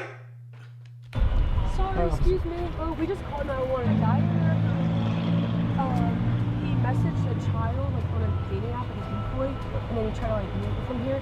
But then he like claimed he was here to like rob him. Still here? Yeah, they're in there talking to him. It's on the board here. Okay. It's on the spot. All right. Well, thank you. I appreciate it. No problem. I'm not gonna lie. Yeah, it's on the board, I guess. But if I'm being honest with you, for something like this, they don't see this as urgent because there's not an immediate threat. That is which facts. I understand, but like this guy's like car is getting towed, and then there's like a dude in here that was like gonna rob or like a child. So like I don't know, but we'll see. So this is an interesting question about policing. cities that have not enough police officers, Yeah. a call like this can take 20 minutes, 40 minutes, an hour. And like you were saying, people would classify this as a top 3 crime, yet the response time, is not, I don't think it's the police's fault, I think they're overloaded. I just how ironic that there's 2 police out there handling a car crash and all they have to do is walk in here to stop a car. Or even send one of them If over. I said somebody's getting murdered in here, I'm sure they're going to leave the car crash. If you have evidence, you I have the agree. guy in front of Yeah. you, and you call the police, what Yeah. is generally their response? Generally, the response is it's going to be like an hour response time, and they're going to give us an email to write to a sex detective because a regular police officer usually can't do much with the information. We have now been waiting here. That's not true, man. That's not true. Here, I'm gonna just go through my videos, right? Okay, this one was some BS, right? But he was arrested, but I'm not gonna even count that one, okay? He wasn't arrested on scene. Okay, so that's 2. I'll give him 2. He was arrested. He was arrested on scene, facing life. He was arrested. He wasn't arrested on scene, though. But they at least took his phone and everything, and now he's in jail. This was a big city, so that didn't count, you know. But I mean, it does count. So, okay, it's 3-2 right now. He was arrested on scene. He was arrested. He wasn't arrested on scene, but they did take it seriously. He got arrested. He wasn't arrested. He was arrested on scene. He wasn't arrested. He was arrested on scene. He was arrested on scene. He wasn't arrested on scene, but he eventually got arrested. He was arrested on scene. He was arrested on scene. He was arrested on scene. I think he's about to get arrested. He was arrested on scene. Didn't get arrested. He was arrested on scene. He was arrested on scene. He was arrested the next day. He was arrested on scene. He was arrested on scene. He was arrested later on. Didn't get arrested. He was arrested on scene. He was arrested on scene. He was arrested on scene. He was arrested on scene. He was arrested on scene. He was arrested on scene. He was arrested on scene. He was arrested like 2 days later. He was arrested on scene. Percentage-wise, you guys can do the math on that, but I feel like that's... So it's like a 75% chance to get arrested. Okay, yeah, someone did the math on it, you know? Not too bad. Here for an hour, and I think this highlights to what you've been speaking to about the problem of people get mad at you for not getting them arrested, but then we even said, and we even put in a call, the guy has a knife, yeah. armed robbery, suspect. And we have a guy waiting for us to come get him right now. So like this process, like could possibly make us miss the next guy. Police are here. All right, guys. Here we are. So this guy in the red jacket was. All right, guys. Gosh. Here we are. Bro, what the heck? Bro, Kevin Hart, man. There gotta be a height limit, bro. Like. So this guy in the red jacket was here to meet a 14-year-old boy for sex and to rob him. One of the two. Okay, you guys just stepping back for me? I know you guys are doing your thing, but just give some space. Yeah. Okay, so they detained him right now, but you see, this is where the vouch comes in. Hey, what's going on? Oh, this is my friend Mario. Mario, you're not gonna, ever come to meet a 13-year-old boy again, right? No. And this is your last time doing it? Yeah. And you did come to meet a 13-year-old boy, right? Yeah. And you were saying you wanted to rob him, but before that, you said that you wanted to have sex with him, right? Okay, you tell this officer right here that you'll never talk sexual to a 13-year-old boy again. Officer, I promise I'll never blah, blah, blah, blah, blah. That's why the vouch is so important. Bro, you guys have no idea, but like the vouch is almost undefeated. Like, I think the vouch has like a 90%, 95%, bro. It's like automatic. We're 16 subs for today, praise God. Excuse me, everybody! This man right here came to meet a 13-year-old boy for sex off the app Grindr and to rob him. This man is a pedo demon in your city. Pedo shop right next to you at Walgreens.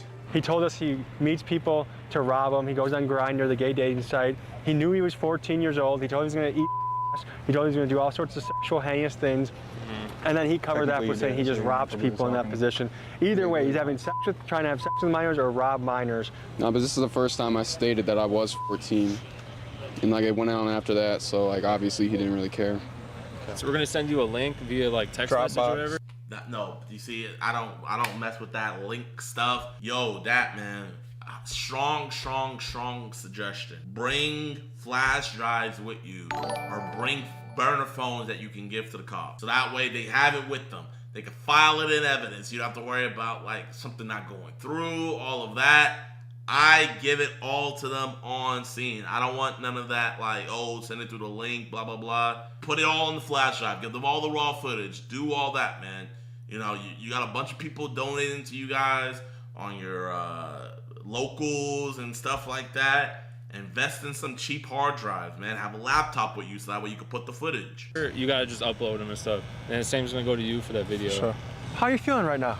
Pretty good, man. I wasn't feeling too good about the Wisconsin police because of my prior experiences, but after 2 catches here, like, it's looking pretty good. So we got the van pulled up, the transfer van, so hopefully it goes the way we want it.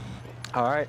Looks like... That, bro, I gotta get props for props is due, man. You gotta get props and then get an arrest. You can't let previous experiences deter you from doing it the right way. You gotta always just do it the right way, man. Like, we had a catch in Houston where you guys remember what happened last time in Houston. I was like, oh my gosh, I'm not gonna do anything. But I was like, you know what? I'm gonna still do it the right way. And bro got arrested. I was shocked. I was literally shocked that he got arrested, but he got arrested. So far, so good. We got some heavy muscle. I mean, look at this. 1, 2, 3, 4 squad cars. Okay. So you get another? Yeah, let's go get a guy at, Yeehaw! Where are we going, man? I forget. Target. All right, we are getting our target. Is this him right here? At the target. Garage one. Is he talking sexual? Yeah. The whole reason, he called me an Uber yesterday, but you went to sleep, so I was like, oh, I can't do it no more. And then he just called me an Uber. He called me 2 Ubers. It's just nuts that in any city lurking are these people. That's a black puffer. Wait. Yep, that's him. That's him. All right. The anticipation, I feel like it's like doing a SWAT raid. It never goes away. Hey! What's up, man? How you doing, man? Let's have a conversation about what you're doing here, boss. Come on. Let's just have a conversation, man. Let's just have a conversation. You want to call the police or you want to talk? I want to talk. Yeah, that's what I thought. You're an engineer, you ain't got nothing on you? Please. What? Motherfucker, you're pissing me off, dog. You're pissing me off. Now, and you can call the cops. I'm gonna show them what you got. No, I don't have anything. No, we got all your messages of you talking sexual with a little boy. So I'll and we can call the cops. No, I'm sorry. I'm really sorry. That wasn't my intention. Don't touch my phone. I promise you. You want right? No, I don't want to. Please, I'm on a visa. That's so ironic that they're like in the baby aisle. Please. What? Help me. You're on a visa? Please. I want to go back. You want to go back to India? No, I want to. Pakistan? Where are you from? Start from the beginning, huh? But why are you doing this? I want to ruin your life. Why are you doing this? You're a pedophile. I need you now, very badly. I'll buy you a cookie. I'm getting a cookie for you. You got a cookie for him, didn't you? I didn't know that. You didn't know what? Don't say it. You didn't know what? Lie. Please, I'm sorry. Because if you didn't know, why would you be sorry? You're a sociopath. You think this little fucking fake ass, please help, works on me, bro? I do this for a living. You're a rat. I'm gonna give you 3 options, all right? 3? I'm a nice guy. I'm a What man are of the 3? options. Let's hear. Number 1. You ready for number 1? We call the police right now. The police come here. I give them what you got. You give them what I got. I think that's the best option, man. There shouldn't be any other options. the cops should already be on the way. That should be the only option. And we go from where it goes. No. Number 2. Yeah, that would be better. Whoa. He said that would. I'm guessing he said something like, I'm gonna slap you or blah, blah, blah, blah, blah. And what was the first thing he said? That would be better. So, this is what I'm trying to figure. We're giving rats like this what they want. So we're giving rats like this the favor and the what they want. Yeah, what you mean, baby? Excuse me, everybody! This man right here We're doing a pizza. is a He came to get a year-old boy for He is a monster and demons. They shop right next to you at Target. This is the real life. And this is a real life right next to you. Round him up. This man right here came to be the year-old boy. Get your fucking dumbass out there. We're gonna go to the right. Tell me, what is your intention when you're actually in person with these people You might be slapping them. You might be making a very loud announcement to the store. Yeah. Is there an end result you're looking for by the end of that experience? As plain old as like, I want to ruin their life and have nightmare moments for them. Generally, how do the other people in the store react to what's happening? Generally well. Especially nowadays, early on, people didn't know what was going on. So let's say the video doesn't go viral, right? Let's say, you know, because it's like we've had catches where like it doesn't go too crazy or nothing like that, or doesn't do nothing crazy. So then it's like doesn't go too viral. Maybe doesn't get back to people who know them to ruin their life or their job or whatever. Then it's like, I don't know. But now this is 6 years later, man, and people see the cameras and a creepy guy, and they kind of just go, it's probably a catch. You know what I mean? All right, we're gonna. We'd love to show you guys this whole clip, but because of time constraints, we have parts of this episode that are available only on Patreon. And for limited time, you can use code SLAP for 50% off your first month, and you also get access to a boatload I'm gonna of buy clips it like this. But our water don't work in here. Basically, this is where I sleep. I took on 3 girls, 2 black and 1 white. And this. Dos partes de Sinaloa, Chapito y El Mayo. But be sure to move quick before this offer expires. And now, folks, back to the episode. Have you ever been... So he slapped him. Be sure to move quick before this offer expires. And now, folks, back to the episode. Have you ever been charged with a crime? So we gave him the option that he wanted. Hold on, I'm gonna call Tommy again. Cause I don't want to jump to assumption. Yo, so I'm on the part with the Indian dude where you guys caught him and in the Target, right? So did he end up slapping him? Yes, we had to cut that for YouTube reasons. How many times did he get slapped? A good 3. Okay. Did he ask to get slapped? Yeah, that was his outcome that he desired rather than the police coming. Okay, so he got what he wanted. Now my next question is did he call or get any cops involved? On that particular one?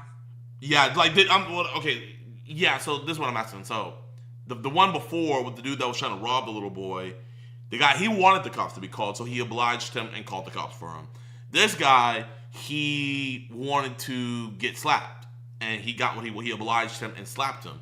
So what I'm asking is like, after he slapped him, did he get cops involved or anything? Is there more to your question? Like, are you leading this somewhere? No. I'm just asking. No, that's it. Yeah, it was cop or slap, but he chose slap.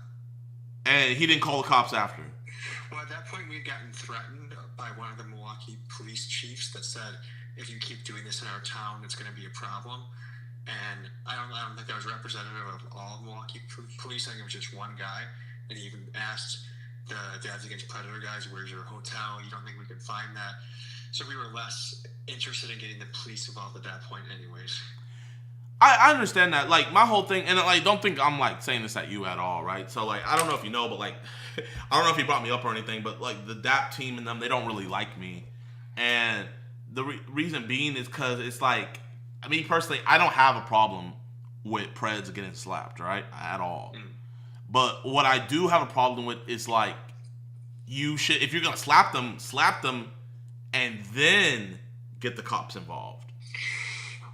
Yeah, and I think it's probably more of a conversation with you and them, but I think part of the reason is that it takes 2 or 3 hours for cops to come. They oftentimes don't get charges, and so like we had an incident where it took 2 or 3 hours, and then we couldn't bust another guy. We missed someone because the cops didn't show up on time. So I think that's the rub too, is if the police made it much easier to work with them, and they actually backed up the case and took it seriously, I think that Joshua and his team would be much more interested in the police.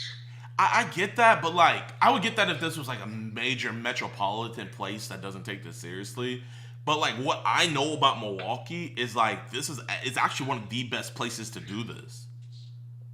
Yeah, overall they did a really good job. It did take a while. It did take a long time. We were sitting in the back room with that guy that was going to rob the little boy. We sat with him for, it felt like, at least 2 hours. And he got arrested, right? Yeah, he got arrested. Bro, and like, I give so much props, and it's like, you know, I don't want to put you at odds with anybody, but I want to ask you your personal opinion, you know, because you have a child and everything. Like, do you see it as justice that dude just being able to get slapped 3 times and walking off and going home? I mean, I think there's a few ways to apply justice. There's embarrassment. I think public humiliation, getting your ass kicked, hopefully for some people is a powerful enough lesson to never do it again. And then I think for some people, the police, but then if the police don't handle the case and they do nothing, then it's almost like, well, I wish I just slapped the guy and humiliated him rather than taking the proper steps if they're not going to do anything. So I think both sides have their virtues, and in an ideal world, you call the police, they show up in 5 or 10 minutes, and the guy gets arrested. But that's just not where we're at right now. Okay, now I feel that, but it's like, you know, when you have YouTubers like me, when you have YouTubers like Skeeter and Alex and Omma and stuff like that, and we're getting majority arrest, like, I would say for me, I would say it's probably like 85% of the time the guy gets arrested, you know? And then, you know, you have the 15% where they don't, and, you know, I'll make a big fuss about it or whatnot.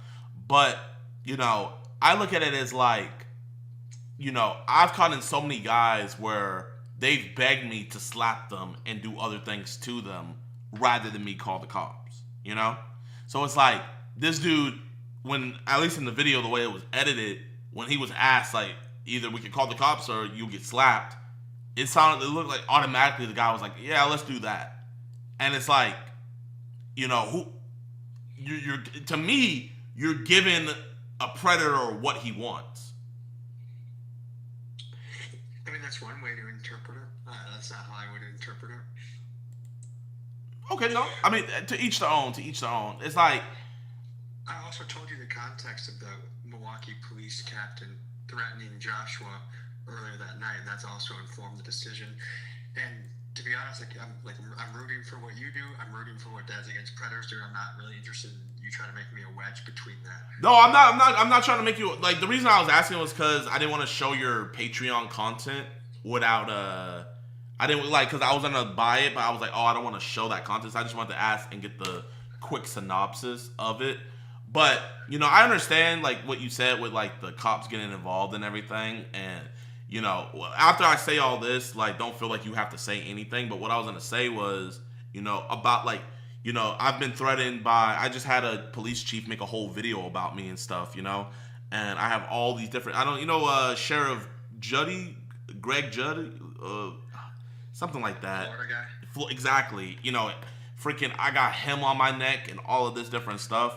And, you know, you get it, like, with you looking at these powerful politicians and stuff, you know, almost supporting pedophilia and stuff like that.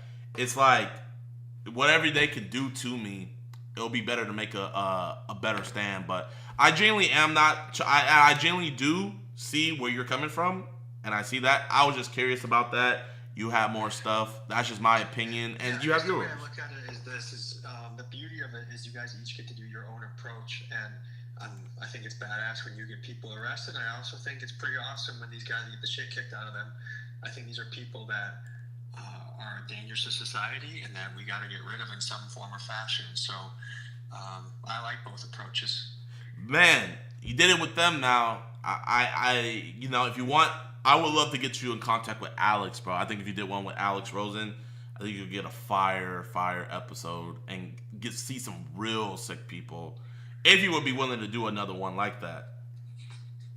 I'm open to this. I think this is the only thing is I wish YouTube wasn't as guarded about making this type of stuff. I want to make it real. I want to make it authentic. And when you have to censor so much, it makes me less inclined to do an episode on it.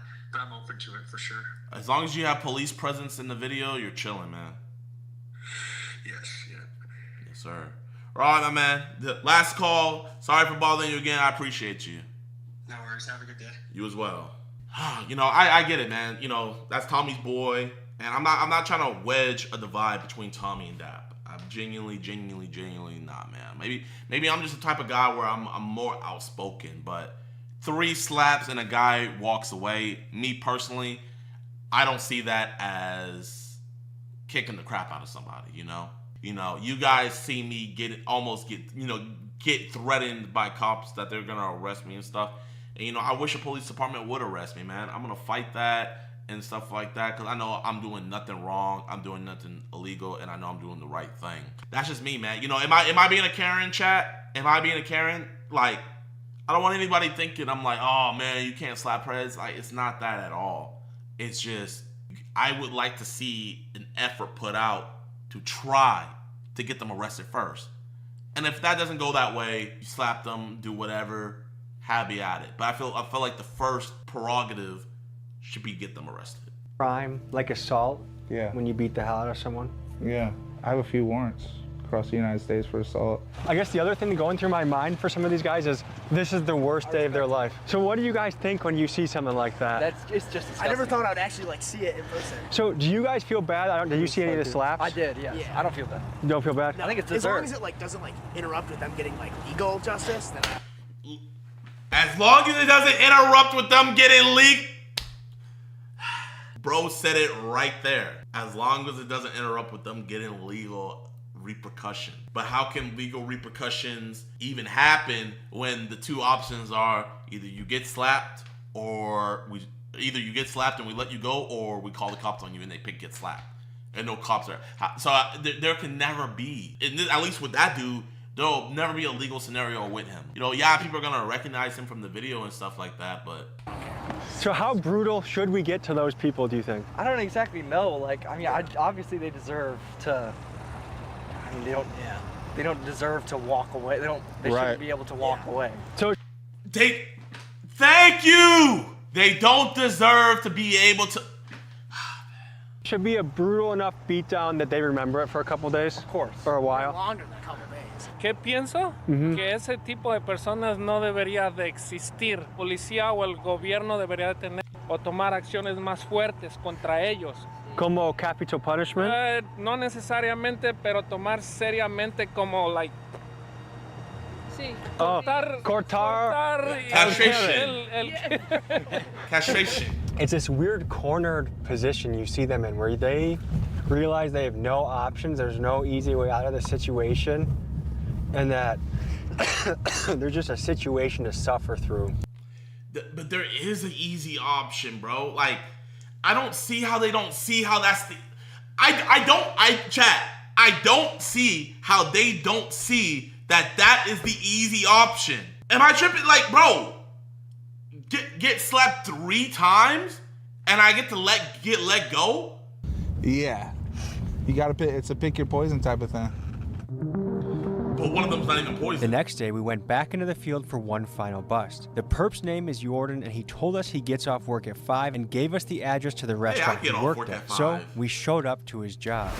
So what's the game plan? We're gonna go in there, hopefully he's one of our like waiters.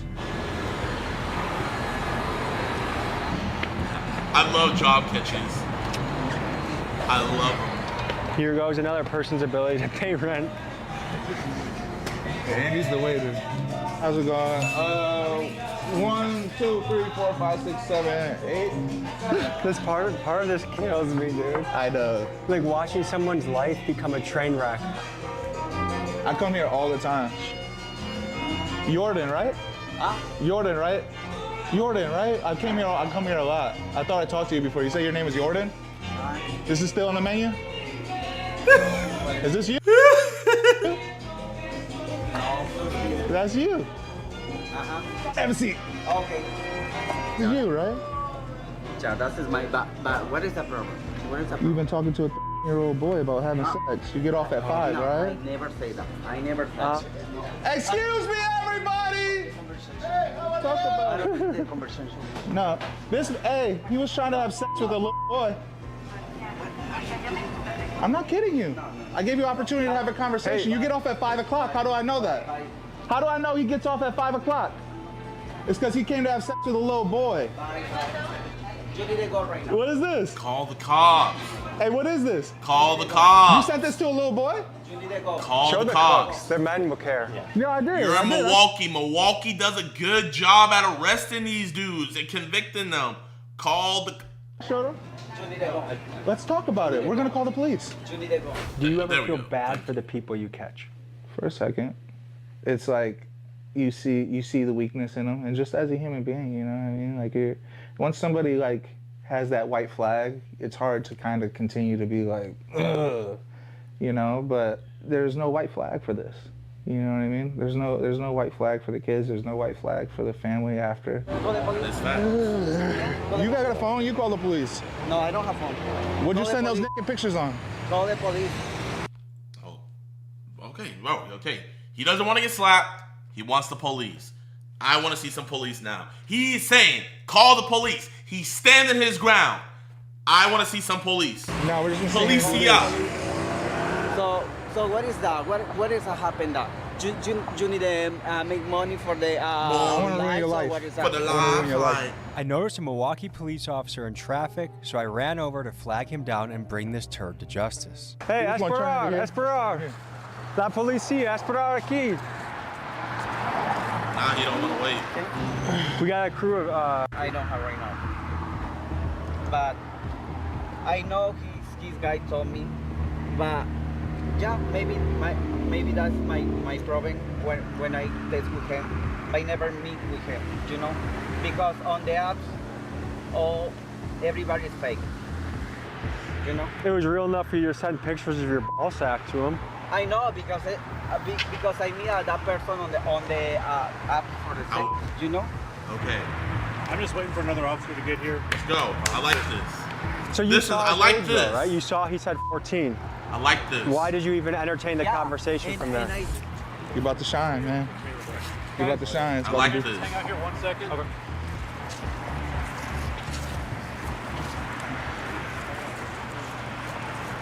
So right now, suspects being detained. Yeah. What's going through your mind right now? A bit of frustration, if I'm being honest. He's detained. We've already caught 3 guys. Each time it kind of didn't end how we wanted it to end. I have a feeling we're just going to be standing out here in the cold and the guy's going to get to walk away. Maybe they find porn. Maybe they find something in there. I don't know. So he's a little sassy, and I feel like he didn't learn his lesson, and he's going to walk away. And it's going to be a little bit frustrating, but. Okay, now the cops do their thing. And they don't want to take it, and they go off. By all means, bro, beat the living crap out of him. For all I care. But now it's not in your hands anymore. It's in the cops' hands. Like, in my opinion, I feel like we have a 100% success rate. Reason being is because we catch them and we let the law enforcement know. After that, there's nothing else we can do. What else can I do? There's nothing else, you know? So whether the cops do their job or the DA do their job or what else, we have a 100% catch rate. We have a 100%, I have a 100% conviction rate in my mind. We'll see where it goes. Damn, more cops. Like another cop's coming. This is getting kind of sketchy. They just pulled stuff out of his pockets. Okay, so he got searched. We're about to shut the door. All right, detectives are on their way out, okay? Okay, let's go. Requested that you guys all stay put for me. Okay. I don't know exactly if they want to interview everybody or let's just go. I like this. person. I can't. Okay. Now this is where we should have all the evidence ready to go on a flash drive. Detective, I am blah blah blah from Dads Against Predators. We had Jordan. He was trying to meet what he thought was a blah blah blah Euro boy. He sent these pictures of himself. We have everything documented. Here he acknowledged the age. We also have the raw footage from when we first confronted him until you guys showed up. It's all in his hard drive. Here, take this. You can borrow my phone while you go and question him so you can have the chat logs with you. Boom, bada boom. So that's what makes it smooth. For me, they're coming from like 6 and Walnuts. Will probably be like 15, 20 minutes maybe for them to get here. Okay? He's detained. He's gonna be getting arrested, but we're gonna wait till detectives get here to do that. Okay? You see? Looks great. If it was easy to work with the police, would you? What was that hard? Proof is in the pudding. It worked. Bro is off the streets. Great job. Sure. It's so hard to work with the police that I call them and it takes them 2 hours to work with them. You know what I mean? Okay, I feel that. But that's where you have to get better. I've dealt with it. Alex dealt with it. Where we had to stall for 2 hours. Bro, I've had preds where I literally had to stall for 3 hours. And then I had to convince him to just, like, hey, man, you want to just go to the police station and get this situated? I deal with the same thing, too.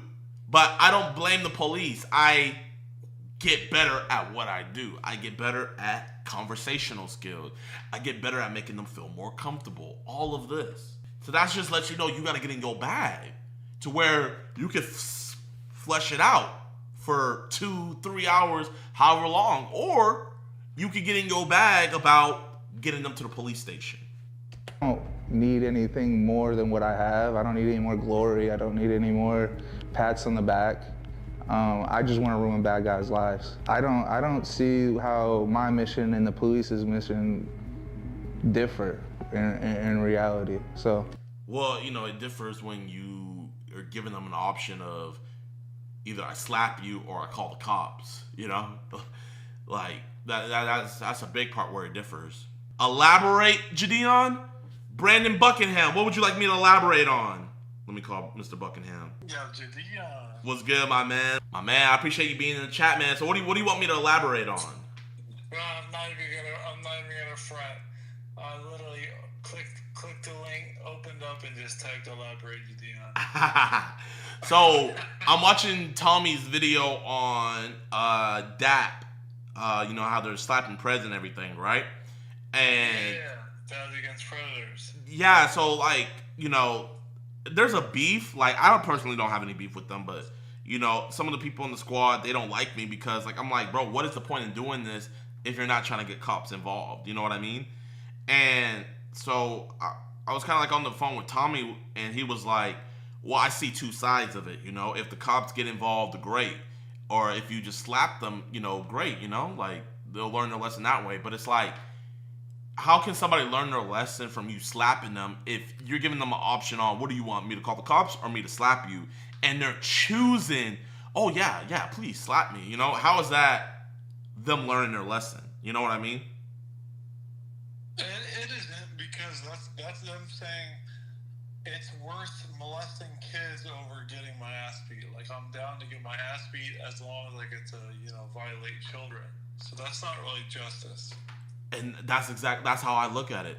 Like, you know, and I get it, justice might not happen. The kids don't have a choice. Ooh. Right? Ooh. The kids don't have a choice. Damn. That was a bar, bro. That was a bar. Well, you know I got a daughter of my own, JiDon, and bro, I'll tell you this right now. If I was in a position where someone was molesting my daughter, it would be hard to keep my freedom if someone was doing what some of these people are doing to these children, to my daughter, bro. Because children are precious, innocent creatures. Facts, man. We're giving a choice to scum where there wouldn't be a choice for that child. Yeah, but I you know what's crazy? I never even looked at it like that, bro.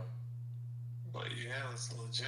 Like, it's so sickening, bro. It's a sickening thing. What you guys do, I remember when I first found out about it, I was like on the edge about it because I was just like, child stuff, it's gross, But now that I have my own kid, like, I truly believe the work you guys do is very, very valuable. Because anyone out there violating children, they should be very worried that someone like EDP 455 predator hunters are going to be on their ass exposing them and ruining their lives. I feel that, bro. Like, you know, and I think the reason why I'm so critical is because I see the potential with them. Like, it's like I see the potential for so much more to be done, but it's like, you know, it's like it's not going that full way. And like I look at it like this, bro. If we had a predator, you know, if he had to choose between who he wanted to get caught by, you know, I would assume that they would choose DAP all day, every day. You know, if I got caught up, I know I would choose DAP. I just gotta get slapped and I'm good. You know what I mean? I can't hear you, Brandon. I was saying, yeah, I'll choose the slap all day. I don't want to be involved in the system that holds people down and gets them tied up for years. I'll easily just take a slap. The system's not that easy to deal with. And not only the system, but I look at it like, bro, them boys in the pen can do far worse to them than what we could do on the outside. Oh, yeah, they're not, in the pen, they're not talking about slapping you, bro. They're talking about busting your ass, and I'll just... Hey, and you don't even get a choice. you don't even get a choice. There's no choice. There's no choice. The only choice you have is either you comply or we take it. Which one? You can either, your choice is to roll over or try to not. But, you know, they deserve it because that's the same energy you're giving to these kids, bro, these innocent kids. I agree, man. Yeah, bro, you got a lot more on my mind, man. You got a lot more on my mind. But I do think Dap and them are doing good work out here. I'm not gonna say they're not doing good work. They are. They're exposing these dudes. I just think personally they can do better, you know? And I'm always gonna have that opinion. But I will not discredit what they are doing. But I just think that they're not doing it to the fullest ability. But that's me, man. That's just me. We can all improve, and I think, I do think the method that they're going about does need some work. They probably hate the shit that's going down as much as you and me. They're just probably letting the anger get to them more than, the foresight of, like, how are we really going to put them behind bars? Like, yeah. I'm not gonna lie, this is crazy. This is my boy, Tyler Oliveira. I'm not gonna lie, he has some of the best investigative journalism videos out there. He went to a town where only EDP 445s live, right? Yeah, I should be younger. She's 13. He charged me 20 counts of possession of child. I made a big screwing mistake. She lied her age, said she was 18, and to find out she was 16. I'm done with this. You keep bringing that up. You're being disrespectful. This is Miracle Village, a town in the middle of nowhere, Florida, founded by a sex offender to house other sex offenders once they get out of prison. But how many sex offenders live here? Do they think what they did was wrong? And what do the people of Pahokee, the closest neighboring town, think of living next to a village of sex offenders? When they first moved here, they was walking all along the road. It was kind of frightening to me because I used to keep little daycare kids send me a paper as they were moving in, the sex offenders. Damn. W's in the chat if I should go to this town. I got an idea. Should I go to this town, chat? Damn, I'm seeing nothing but W's. I'm seeing nothing but W's. Bro, I'm not gonna lie, bro. I got a lot of ops out here, so I can't fucking let my moves be known. But one of these days in the near future, I will be going to this town and I have a bomb-ass idea.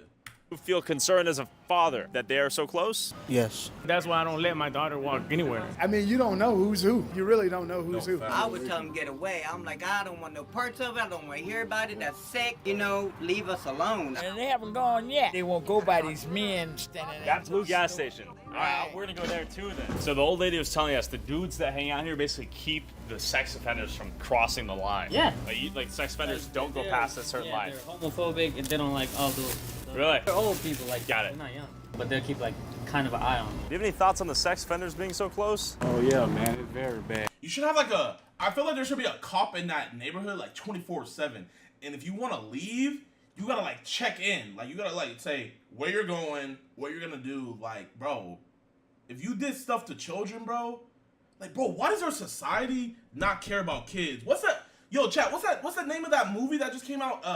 The Sound of Freedom is literally a movie about child trafficking, and you got these theaters out here literally sabotaging it, messing with the audio, or just outright not even playing it and stuff like that. I'm thinking logistically, right? Any business wants to make money, right? If I have a movie theater and there's a movie that is bringing eyes to child trafficking, even if I don't care about the issue, my business mind is I need to play this movie because I know everybody's gonna want to come and watch it. So why are all these companies not wanting to play this movie even though they know they're gonna make a lot of money from it, bro? The movie with no promotion has already made $50 million. That's with no promotion. So imagine like they actually had promotion and stuff, bro. That movie could have easily probably been like, what, like a $500 million. Bro, it's weird, bro. Out here, man. They got them right down there in the Pelican Lake down there. They be walking through here all the time. Did you raise a family out here? Yeah, I have a family. Does that concern you as a father? It's very concerning, man. I mean, at least they should put a fence around them. Well, when you see them, it'd be like probably about 20 of them. Oh, 20 of them. They walk in packs. Yeah, they walk in packs. Why? For protection? Sometimes. After talking to the people of Pahokee and driving past their school, Bro, they have to put a fence around the school. Sometimes. After talking to the people Look at this. That's crazy. of Pahokee and driving past their school, I drove 6 minutes down the road and I'd made it to the sex offender village. Okay, well, we trespassed. We're in. Let's ask this guy. He wants to chat. Hey, what's your name? I'm Ryan. Ryan, good to meet you. I'm Tyler. Nice to meet you, Tyler. So, are you familiar that everyone here, for the most part, is a sex offender down Yes. here? Got it. Of course he's familiar. He's one of them. That's his kind. EDPs stick together. I feel like we should even call them sex offenders. Just EDPs. If I was a judge, I would be like, you're being charged with 5 counts of EDPs, 5 counts of child EDP-ness. Like, bro, you're just an EDP. Straight up. That's not you? I got sex charges, yes.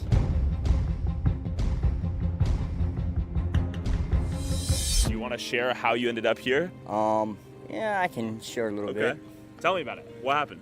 Well, I was about 24. I met someone, lied to me about her age. Okay. And I did 5 years. Then I ended up finding out about this place. My mom talked to him, and I moved down here to get closer to her. So the girl. I'm gonna be honest, bro. You know how I know he's bullshitting? Let's say an underage girl did lie to you, right? You had no idea, and then you got charged for that shit, right? Why would you move to a whole ass community where other EDPs live? Cause you would be against that shit if you really didn't mean to do it. So why would you go live with them? And he probably didn't even give his real name, but probably we could easily find his file, bro. I did hear about a story that was real where this dude, he met this girl at a bar because she had a fake ID and she lied to him, right? And then he got arrested for it, but the girl and her parents literally came forward and they should have told the judge. They were like, Judge, our daughter lied. And the girl, shout out to the girl, even though she shouldn't have lied, she even said, Judge, I lied. Like, he didn't know that I was underage, and they still put him on the registry, bro. Like, how dumb of, bro, you're a fucking judge. Oh my God. Judges have too much power, I swear. And they have ego trips. Girl lied about her age, and then you went to prison for that? Yeah. Do you talk to any of your neighbors out here? Do they have similar stories, or is it all pretty different? It's all different, pretty much. It's different. And how old are you now? 32. 32. You think you got dealt a wrong hand, or you were in the wrong? I got dealt a wrong hand. You know what I mean? I was taken advantage of. I didn't have a lawyer, and they seen me as an easy target to put in prison. So, how old was the person? She lied her age, said she was 18, and to find out she was 16. And you were 24? Yes. How long after that event did you end up at trial? It was probably about 4 or 5 months. How long did the trial take? A few hours. Really? Yeah, they scared me. Few hours. So the evidence was so damning that these niggas just needed a couple hours to get your ass out of there, bro. Me to sign it. So explain that. What do you mean? Pretty much accusing me of something that I didn't do. I've never been in trouble. I have no juvie record, and they seen me as an easy target. You pled guilty? Yes. Have you lost work opportunities since that event? Yeah, there are some out there that won't let you get jobs. In prison, do sex offenders have it much worse? I'm done with this. Okay. Oh, that boy had flashbacks. That boy had flashbacks. They split his wig open. They call them, what do they call them in prison chat? They call them chomos. They call them chomos, and that's the only thing I like about prison, is that if you're an R-worder or you're an EDP, they will mess your life up in there. Like, even though the people in there done fucked up things, they even know that R-wording and being an EDP is off limits. That's crazy. That's crazy that even criminals know that that's the, like bro, like that's just like the untouchable. You don't do that. Okay. I'm really done with this because you keep bringing that up. You're being disrespectful. That boy had flashbacks! How so? Oh, I was more so interested That boy having flashbacks! That's kind of, I guess, the point of focus. What we're interested in, how that's affected people's lives. Turn that off now, please. Yeah. You see, nah. You see, chat, like, bro, like, the reason he's doing him like that is because they're around the same size, bro. Like, I can't fight, but I look like a big ass nigga. That nigga's not gonna tell me and Vito to, bro, Vito himself would fuck him up. Vito would set up the camera in a perfect angle and fuck him up. Bro, I promise you that nigga would not do all that shit to me, bro. I promise you. I promise you. He would be like, oh, I gotta go do something. No. Okay. I thought he was gonna hit me in the head with the crowbar, I'll be honest. But he didn't, and a minute later, I spotted this. They're bitches. Bro, I'm telling you, predators are fucking bitches. They're, oh my god. Bro, they're such pussies, bro. They're such pussies. That's why if you ever look, like, that's why, like, people be like, damn, Brody looks like a nonce. Like, they all have the same type build. Because real niggas don't do that shit. Real niggas don't need child. Lady outside her house who told me something unexpected. Hey there, is this where people who have committed sex offenses live? Are you? No, I live here and I'm not a sex offender. Okay. Because sex offenders can't live everywhere. Okay. You can only go where you're allowed to go. You can either be on probation or whatever. Like my brother is an offender and he's not on probation, but he's still got that on his status. So what did your brother do? Or is it a weird thing to talk about? Plumber. But what did he do to get the crime? I don't know. Oh, so you never talked about it with him? No, my brother. Why would I? I see. He So didn't it's. do it to me. I see. He didn't do it to me? Wait, what? Oh my gosh, bro. That's sick. So, because it didn't happen to you, you know what's crazy? If you had kids, and then it happened to your niece, or not your niece, if it happened to your daughter, or it happened to your son, then what the fuck you gonna say? Then you're gonna look stupid.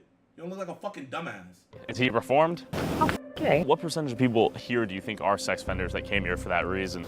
I would say 80%. 80%. Okay, that's pretty high. You know this guy? No. Maybe they'll talk. No, he won't. Is he a sex offender? I don't know. He just won't talk. Who do you think we should talk to, if anyone? Nobody's gonna talk. Really? Unless you get a stupid one. I took this as a challenge and began driving around the village, knocking. Oh yeah, I gotta pull up, chat. I'm pulling up. No weird shit, but why do these niggas low-key got a nice ass neighborhood? Yeah. Like, bro, like, why can't we have these niggas move into the slums? If it wasn't EDPs that lived here, I would. I'm fucking dead. Someone said 445 Street. Oh! That's the title. I went to 445 Street. Oh my gosh. Oh my god. Who the fuck said that shit? That's so funny. That's so funny. Nightmare on 445 Street. You niggas fucking eating. Why y'all niggas eating? EDP Drive. Knocking door to door until someone talked to me. Hello. We were wondering if any of you guys would like to chat and tell us about your story. No. I was wondering if you'd be down to talk for this video we're making, trying to hear the stories of the people here, how they ended up here, and... Okay, I'm on the phone right now. No, I'm sorry, I'm working, I don't have time. As you know, it's a sensitive issue. This is a great place, so that's really all I can. Okay, you wouldn't want to share anything else? I don't think so. I'm not... You know the crazy thing about it, though? All he has to do is find their address, and he can look it up and see exactly what they fucking did. Imagine just pull up to their crib like you're a mailman. I'm like, yeah, we got some of your mail, you know, we got your magazine, we got your EDP 445 issue, and is this you right here? Yeah, is that your mugshot? Not sure what the upside would be. I know what the downside would be, though. Finally, this guy talked. Hey there. Yeah, hi. Is this Pelican Lake? Yeah. Okay, and do you have to be a sex offender to live here? No. Okay, got it. For everybody. Are you a sex offender? Yeah. Oh, you are? Yeah. What did you do? I made a big screwing mistake. Got it. That's Right there. something private. That makes sense. Okay. And right when I was getting close to the truth, I had alerted the people in charge of protecting this community's privacy. Wait, who are you guys? We're just making a documentary. You need to leave. Oh, why is that? We don't want you out here. What do you mean? Well, you have to go through the office. Oh, okay, the front office. Yeah. So I played dumb and went to the office to see who ran this operation. See if we can get a little interview here. We are sanctuary. What the fuck is that supposed to be? See if we can get a little interview here. Hello. Hi. Hey, we're making this little video, talk to the people that live here, trying to hear their stories and how they ended up here. We don't talk to the media. It's not something we're allowed to do. We've had past issues with the press. Got it. But since I'm just a YouTuber, I got back in the car and kept knocking door to door until I heard more stories. We're wondering if you'd be willing to share your story. Yeah, my story's not that big a deal. I just got some computer. That's it. You know, I don't. Not that big a deal. Chat. I know some things. I so badly want to talk about it. but I'm not. Because there will be a time and place to talk about it. That's all I'm going to say. I know some things. Don't have a hands-on charge. There's a lot of over-punishment involved here. So what did you do? I looked at some teenage girls on the computer. Okay. I was being monitored by the police, and I did 3 years for it. But I still got thrown in the same category as guys that maybe have instinct or little tiny.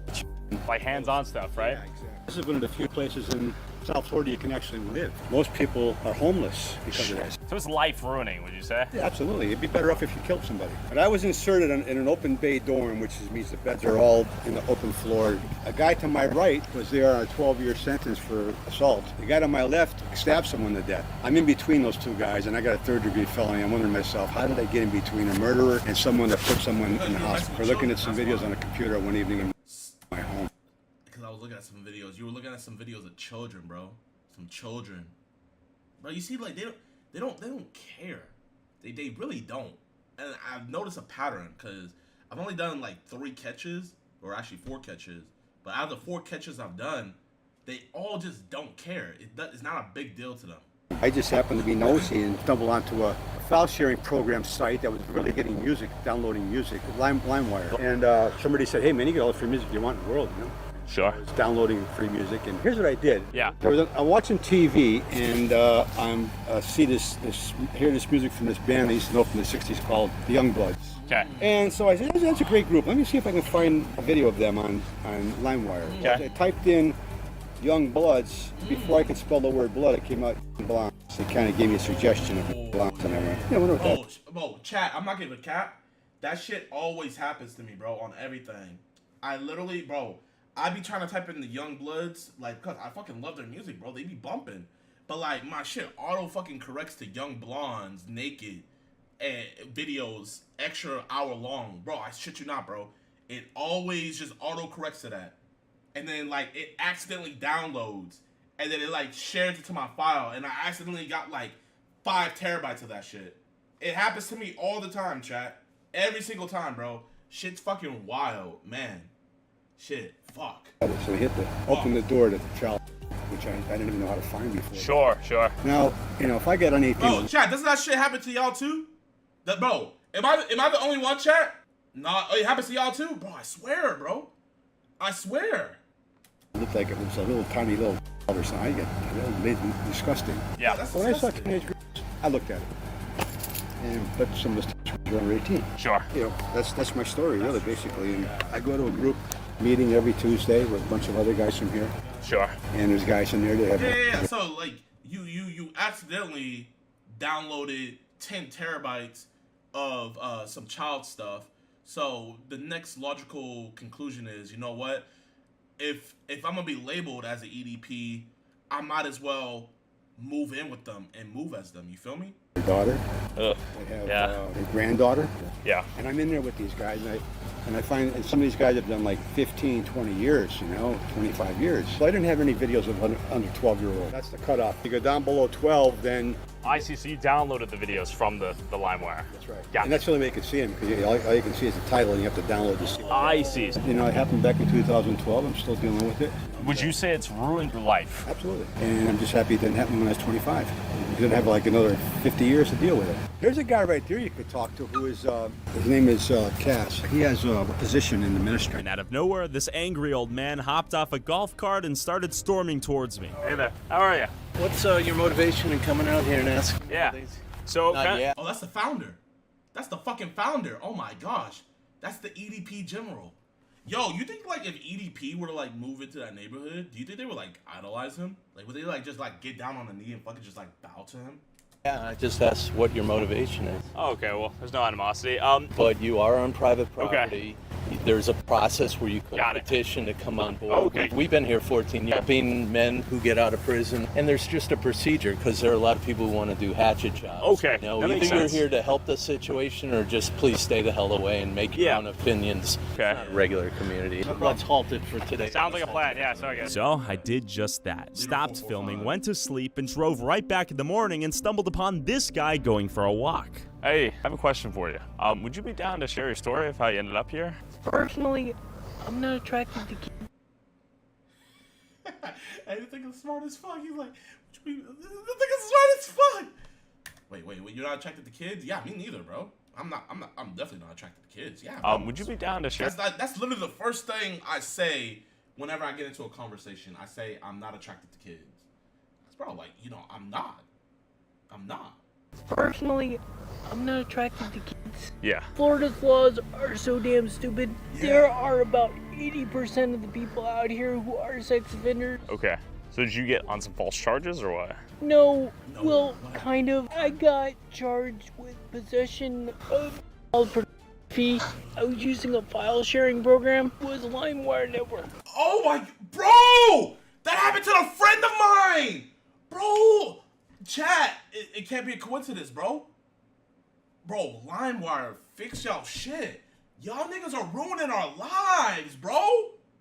Wait, were you looking up the young bloods too? And it auto-corrected to young blondes? Happened to a nigga of mine, bro. Fuck, this might be bad, but like, what is Lime? What the fuck is this? How the fuck is something with Soulja Boy? I refuse to believe that something that Soulja Boy endorses would house child porn. I refuse. Because the government uses them as spyware. Like a sting operation? Pretty much. I remember this real well, even though it was years ago. I was looking at a porn video, typed in actress's name, and it was a bunch of kids, so I deleted it automatically. So the file names were lies, but Broward County, one of the worst counties in the country, they're the ones who arrested me for possession of child pornography, even though I have a mental injury. What's your mental injury?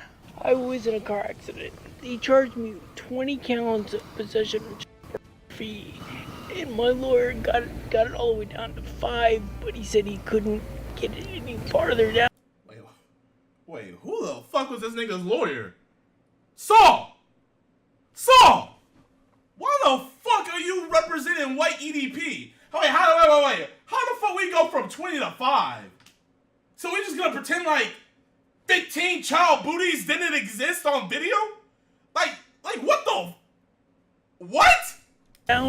They also lied and said they caught me with recording equipment and other crap like that. Oh, for the kids? Yeah. That's not the case. But I couldn't do that. My lawyer got that erased. So how long did you end up in prison? A year and 10 months. Okay. And you've been here for how many years? 8 years. Got it. Florida is so damn stupid. I'm a sex offender for life. Okay, and you're not attracted to kids? God, no. Got it. Just you downloaded files on accident? On accident, yeah. Okay. Like 20 times? Originally, they charged me with 20. My lawyer got it down to 6. That's a good lawyer. So how was... Whoa! 20... Wait, you just said 5. Now his lawyer got it down to 6? Wait! Hold up! Wait a minute! Something adding up! Bro, I'm not good at math, chat. I am not good at math.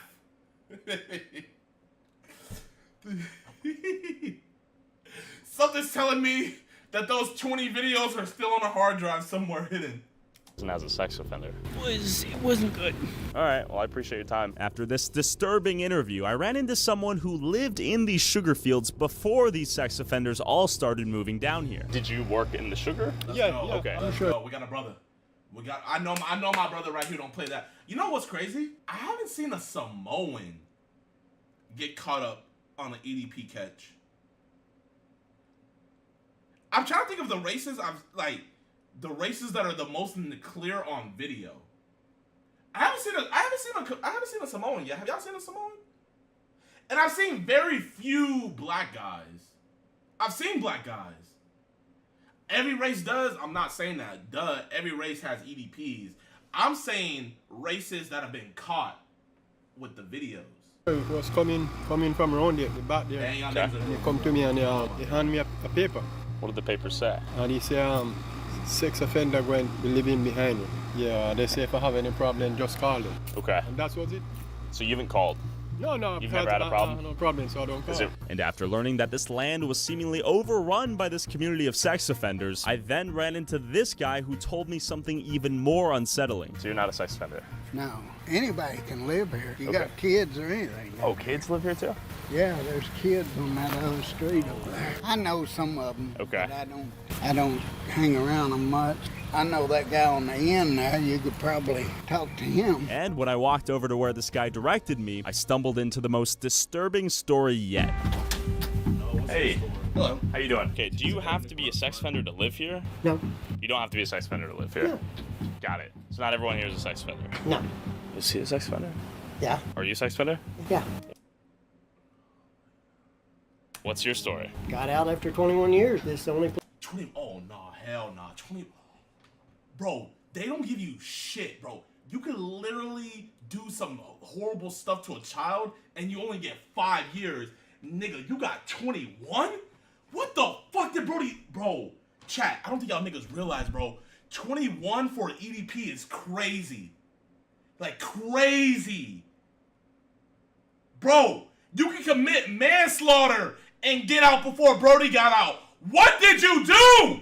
Place that would give me a chance. Oh, okay. Does everyone have crazy stories out here, or it's just strange? No, there's everything from guys that have got drunk, downloaded a little porn, Yeah. and there being someone that was underage in it. Yeah. You know, I know one guy, 2 months later, the sheriff's office came in, busted his door down, his computer. Another month later, they came back and arrested him because they found 8 pictures that were porn. Just 8 downloads. Yeah, got 8.5 years. But I'll tell you what, Yeah. whether a person's guilty or innocent, Yeah. and I'm guilty, I'm not gonna lie to you. Okay, got it. You know, I was young. Okay. Do you know how old she was? Yeah, yeah, I knew I what see. she was. Now, she was underage, don't get Yeah. me wrong. And Yeah. I knew what was going on. Okay. And I was for a sexual act. Okay. Well, she got mad because I went and let my wife come back. Oh. And my wife had I left. see. How old were you at the time? 40. So, okay, when that happens, is that like your life's ruined after that? Yeah? Yeah. Did you lose job opportunities and stuff? I lost everything. Okay. I lost my job. I lost people who I thought were friends. Sure. And family. Okay. We're more of a family. Okay. Through here. You know, we try to watch out for each other, Yeah. take care of each other. And you get out of jail with nothing. Sure. I was 40. Okay. When I came out, I was 60, almost 62. The only people that helped me when I got out were guys that I met in prison. Okay, if you could go back in time, you obviously wouldn't do it, I imagine, right? Of course not. Sure. That'd be really stupid. Sure. You know? Did you know the consequences going? You know what? I bet you, instead of him being, I'll be really stupid, I bet you his mindset is, I wouldn't have got caught. But the fact that he said screwed, bro, like, that shit just, like, turned something in my stomach, bro. Like, that's what you and your homeboys talk about, like, with a random girl, like, yeah, man, bro, I met this girl at the club, yeah, we screwed. You ruined a child's life knowingly. And oh my gosh, bro. This nigga is sick. But I do have to give props where props is due. Brody knows he's a piece of shit, and he's straight up about it.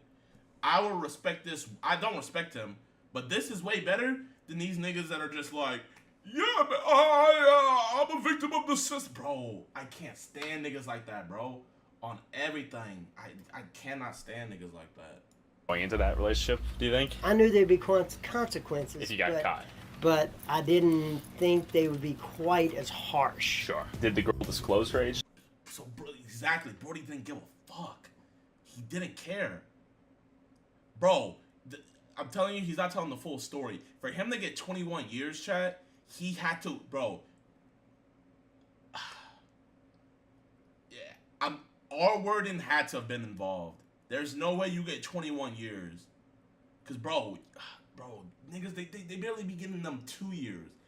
21 years? Nah. Yeah. Oh, and I knew she was You knew. But the same girl Yeah. crawled into bed with me, took her clothes off and crawled into bed with me. Sure. But So you got rape charges. yeah, that's bad. That's what rape is. I see. Yeah. How's your lawyer? Bad. So And you're in prison with like murderers, right? sure, See, I had good friends that were murdered. So this chick crawls into bed with you naked. How old is she? She's 13. She's 13. But the problem was, I wasn't the first. She wasn't. She got in my bed. Got it. And So okay, let me ask you good this: How did you meet the 13-year-old? She lived in the neighborhood I was in. Oh, okay. And I had a daughter. Okay. Did the daughter know her? Yeah, the daughter knew. That's the reason she Who's came your over to the daughter's house. friend? No.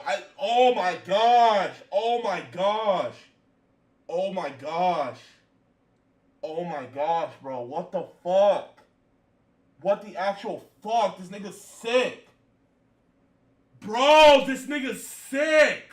No. Bro, you know what's crazy, chat? My mom, she wouldn't even... We had a next door neighbor. He had a kid and everything. His kid was like 4 years younger than me, but like we were friends. We would always play outside. She would let me go over to her house. She would let me stay there until like 10, 11. But my mom never let me sleep over, bro. Never. She would let his son sleep over whenever because his dad would work nights. But my mom would never let me sleep over. And I used to remember like me being pissed at my mom, bro. I used to be like, Mom, you won't let me have any fun. Blah, blah, blah, blah. Never let me sleep over at any of my friends' houses. Now, I respect my mom so much. I respect my mom so much. Don't get me wrong. Our neighbor, he's not a weirdo. Our neighbor's not a weirdo or nothing like that. But it's just like my mom was just being protective, bro. Like, because you don't know. Because look at this. The fucking family, they let their daughter go over to his house because, oh, yeah, they're nice and da-da-da. And he's grooming this girl to get in bed with him. Bro, I got to give my mom a thank you. I got to give my mom a huge shout out, man. My mom, she would not let me sleep over at nobody's house. Nobody's house. Yeah, but my daughter was gone. She was out with other friends. Your daughter's friend gets in bed with you. Yeah. You guys have sex? Yeah. Like more than once? Like a month and a half. Got it. This is a continued affair. I don't want to see my wife in that. Got it. Okay. But she was from the neighborhood, and she came over all the time, and I was just a home alone one day. I see. But she had already made installations. Sure. So have you spoken to that girl after prison? She wrote me for the first 3 years in Really? prison. Wow. Okay. But I can't get a hold of her. Legally, if you're on probation, yeah, you cannot get a hold of your victim. So let me ask you this: did you ever talk to your daughter again after that? Sure. Yeah. You guys have a decent relationship? Yeah. My daughter, my son. Got it. Of course, my ex-wife. No. Sure. It really does destroy your life. It's written right on your license. Got it. So what are you actually going to be doing? And ideally, any chance yeah, that you're recording anything? What are you actually going to be doing? You see, Brody, I promise you, if Brody saw the camera, Brody would have straight up, oh, I downloaded some videos. He would have lied. He didn't see the camera. Oh, you see, that's why you have to lie. And any chance yeah, that you're recording anything? Also, whoever has the most viewed TikTok or YouTube short using a clip from this video, I'll send you $500. Post however many times I don't you even want. smoke weed, but I feel high when I'm next to you, babe. Used to be my girl, used to be my boo thing. Now I'm telling everybody you my boo thing, you my boo thing. I want to give away a Tesla. I want to give away a Tesla right now, man. So listen, if you guys want to win a Tesla, click the link down in the Rumble. We're going Rumble only, man. We're going to give away this Tesla. We're going to give away this Tesla. Now remember, this is what you have to do. You have to put your first name in the chat and then put either your email, your Twitter, or your IG, okay? So here, man. I'm gonna give you guys a cool outro. YouTube, you guys get it, bro. Hey, y'all niggas saying L. Y'all niggas saying L, bro. I'm giving y'all a Tesla. I'm giving y'all a Tesla. So click that link, come over to Rumble, man. It's time for the Tesla. Y'all boys better go crazy. Y'all gotta go crazy. Rumble. Drum roll sound effect.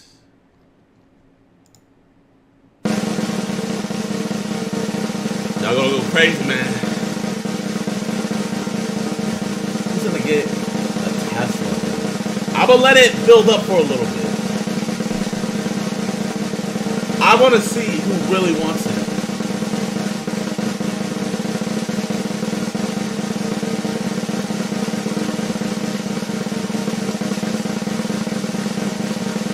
Woo! Woo! Tesla!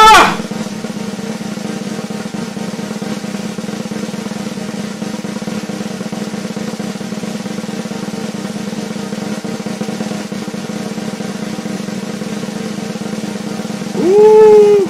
Ooh! Oh, I know I'm touching some of y'all's names. Alright, and the Tesla goes to... Oh, wait. Wait, hold up. Okay, this is what I'm not gonna I'm not gonna like swipe it. I'm gonna just wherever my cursor lands on. Okay, so and the Tesla goes to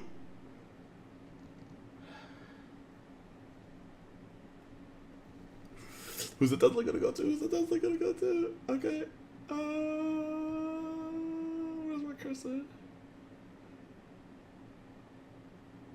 Where's my cursor? Fuck, my cursor wasn't even there. Alright. Damn, I hold. I know you probably saw your name on there. You're like, fuck. Okay. Let me make sure my thing's going. Okay. Alright, and the Tesla goes to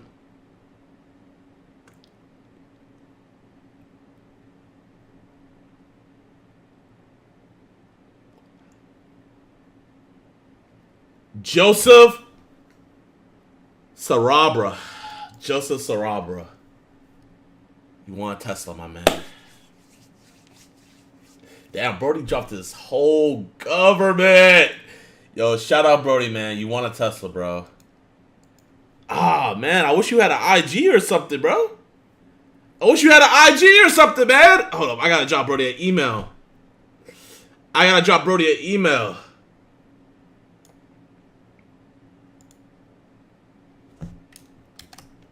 Yo.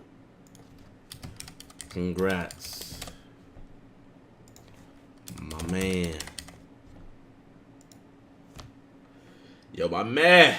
Congrats, gang. Congrats, man. Oh, he replied.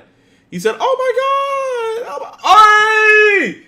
The homie Joseph, he got a little Dragon Ball Z thing going on. That's fire. Yo, you got Discord? Yo, man, y'all congratulate Joseph, bro. That's lit as fuck. Oh, he got a Discord, man. He got a Discord. Let's go. Alright. I don't want to leak his Discord. I'm going to add you right now, Joseph. Bro. Dude, I can't even drive yet. I'm 14. You're 14? I'm 14. Bro, you're 14 with a Tesla, bro. You lit. What do I do? Damn, bro. Why are you making this shit sound so fake? What do I do? Hold on. Hey, man, congrats. Okay, I had to let Discord use my camera.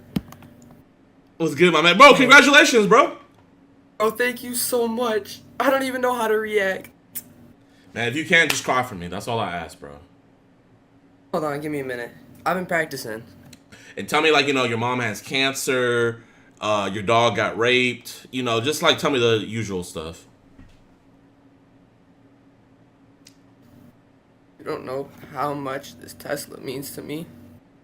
Last week, my dog got raped by my mom dying from cancer. I don't even know how to react. I need a minute, bro. Hold on.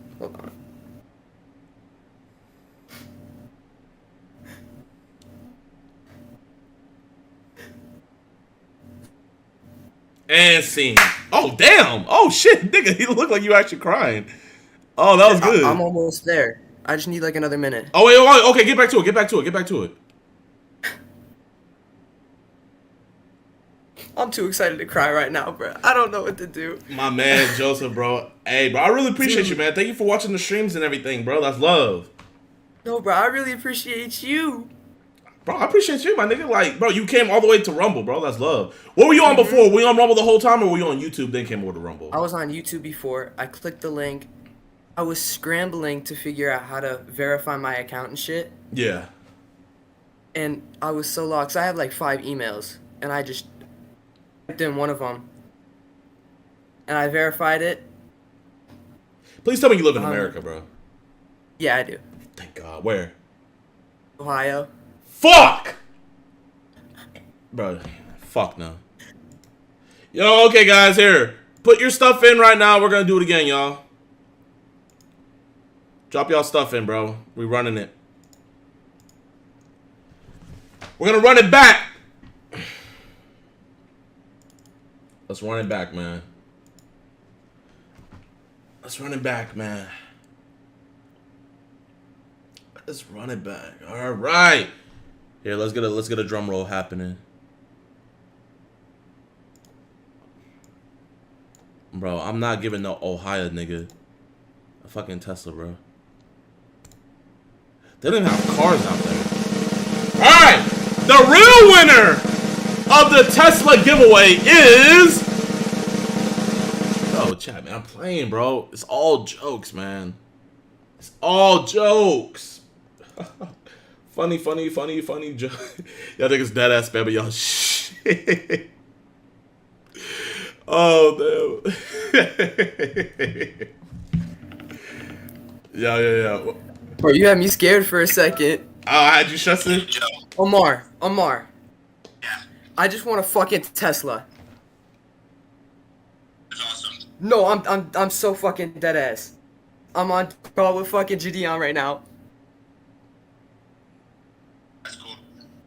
Man, fuck you. Damn, that nigga a hater, bro. Fuck that nigga. Oh God, he is. Fuck, bro. Wait, who is that? That's my best friend for 5 years. Bro, he ain't your best friend, bro. But that boy, Really? bro, he is not your best friend, bro. That was some fake. Bro, if my homie want a Tesla, I'm like, nigga, let's go for a ride. Bro had, Oh God. bro, he. Here, you know what? Call him back and be like, bro, he said I could pick a friend too. You say, and let's see how excited he gets. I got you. Be like, bro, you didn't let me finish the best part. And he said, my friend gets a Tesla too. Bro, he just said, because I FaceTimed you on the call, he said that he'll give away 2, bro. Oh, no.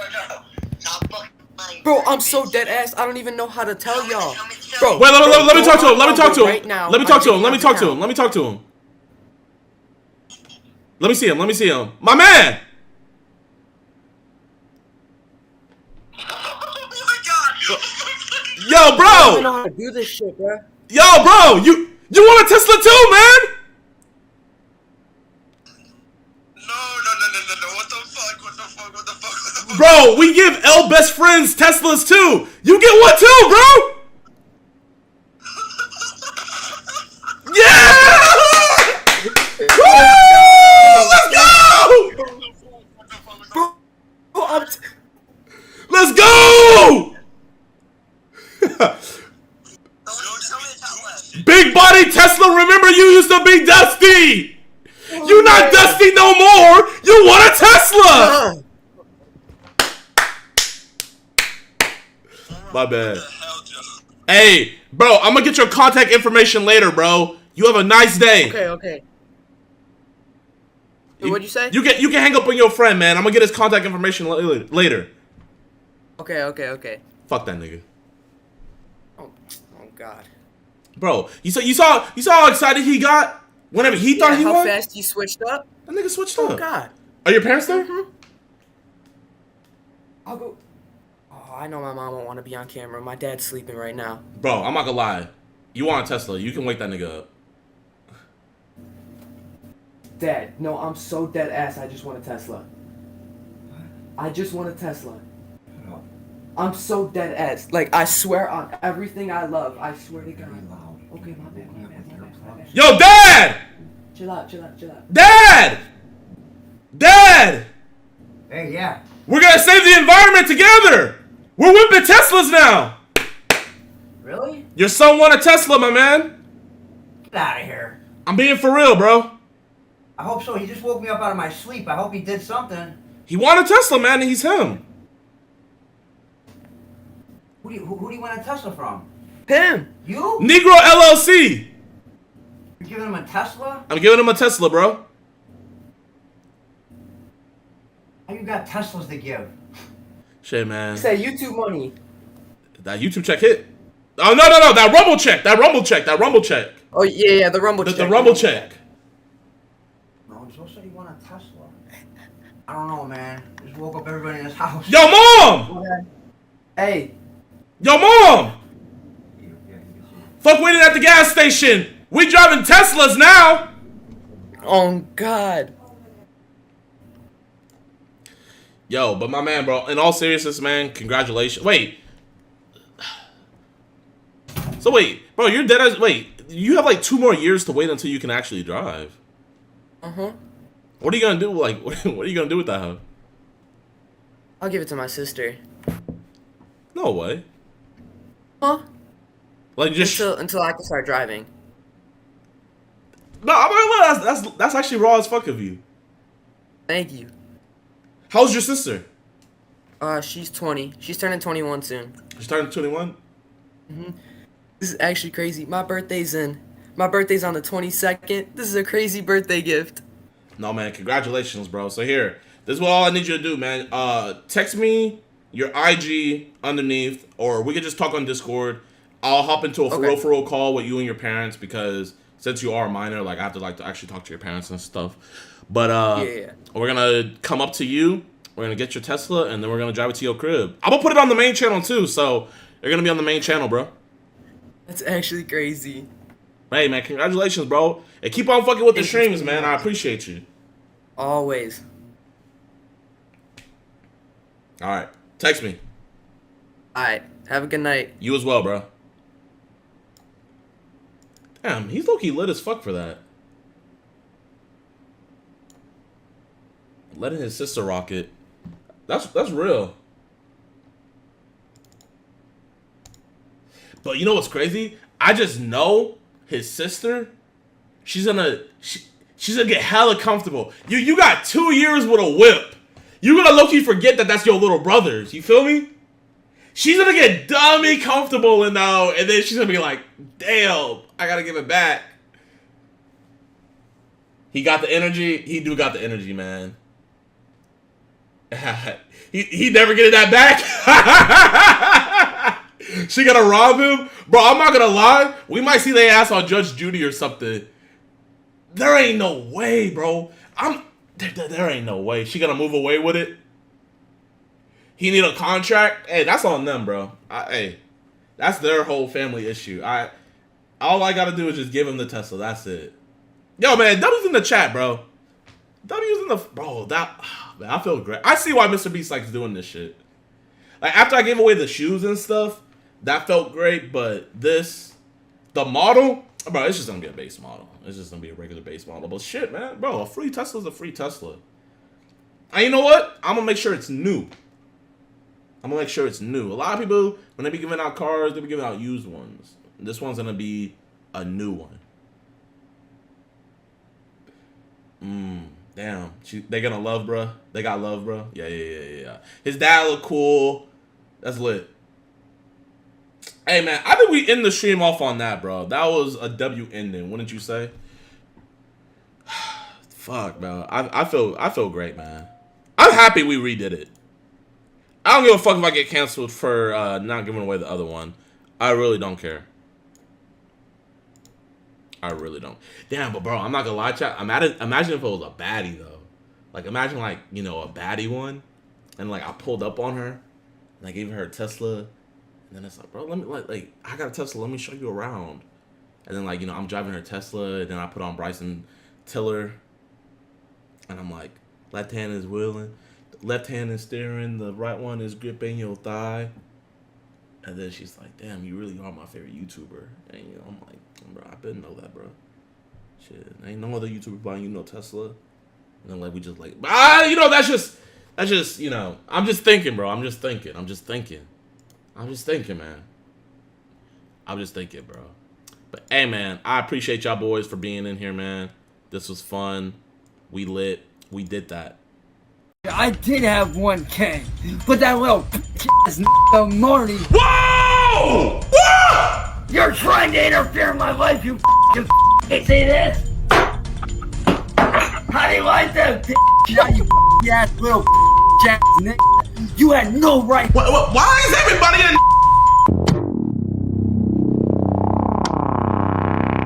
The most unhinged man on the internet. Who is he? What did he do? Is this video broken up? We need to talk about something, man. You've gone too far. And I mean too fucking far. It's one thing to attack me. It's one thing to troll me. It's one thing to make a, you know, a ha-ha joke, very funny, about a lot of funny shit. This isn't a game, Marty. You're fucking with people's lives here, you sick fuck.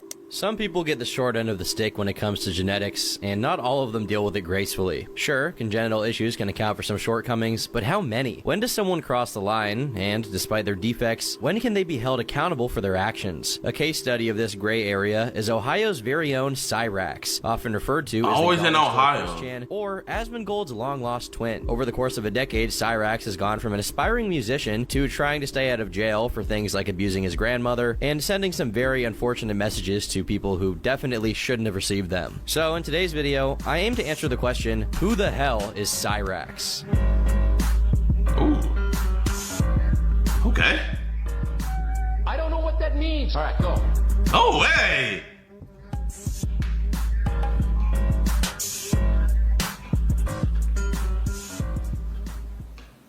Oh, that was a banger! Lolcows, Cyrax didn't just come about in a vacuum. If anything, he is the closest we've ever come to a purebred lolcow. Born Patrick Smith on September 20th, 1990, Cyrax claims he was born at just 26 weeks, weighing only 1 pound and 12 ounces, with only 1 kidney and 1.5 lungs, and with 1 blind lazy eye. At least in part, this is because his mother, Connie Lobdell, was herself challenged to some extent. Cyrax's grandmother, Sally, claimed she was fully disabled, although it's unclear what that means, while his father described her as someone with ADHD and another unnamed condition. He specified that it took him 3 years to teach her how to drive a car, which suggests some degree of intellectual limitation. Many speculate he suffers from fetal alcohol syndrome, though due to Connie's potentially impaired condition, there's hardly any way to hold her accountable for that. His father, on the other hand, is a very different story. In 1994, Rupal Mark Smith, the original legal name of Cyrax Sr., was arrested. While accounts on this vary, with Cyrax himself saying his father went to jail the day he was born, the records available put his arrest at when Cyrax would have been 3 or 4 years old. On July 26, a 14-year-old girl was raped by an unknown man who chased her off a bike path for around 50 feet. According to a person who identified as the unnamed victim, he'd already been stalking her prior to the assault, which meant it was premeditated and suggestive that he'd probably done something like this before. She gave a detailed description of her attacker and his blue 10-speed bike to the police, who prepared a composite sketch. When presented with photo lineups, the victim picked Rupal out of both of them. The sketch was then published in the local newspaper and ended up being seen by Rupal himself just 2 days after the attack. Fortunately, the intellectual acumen of the Smith lineage was already being exhibited, as Rupal decided to call the police himself and identify himself as extremely similar to the man depicted, only to say he wasn't responsible and had an alibi. Regardless, this was enough for the person taking his call to report him to their supervisor, leading an officer to be sent to where Rupal was residing. Upon arriving at the residence, the blue 10-speed bike was seen, an exact match for the one that was at the crime.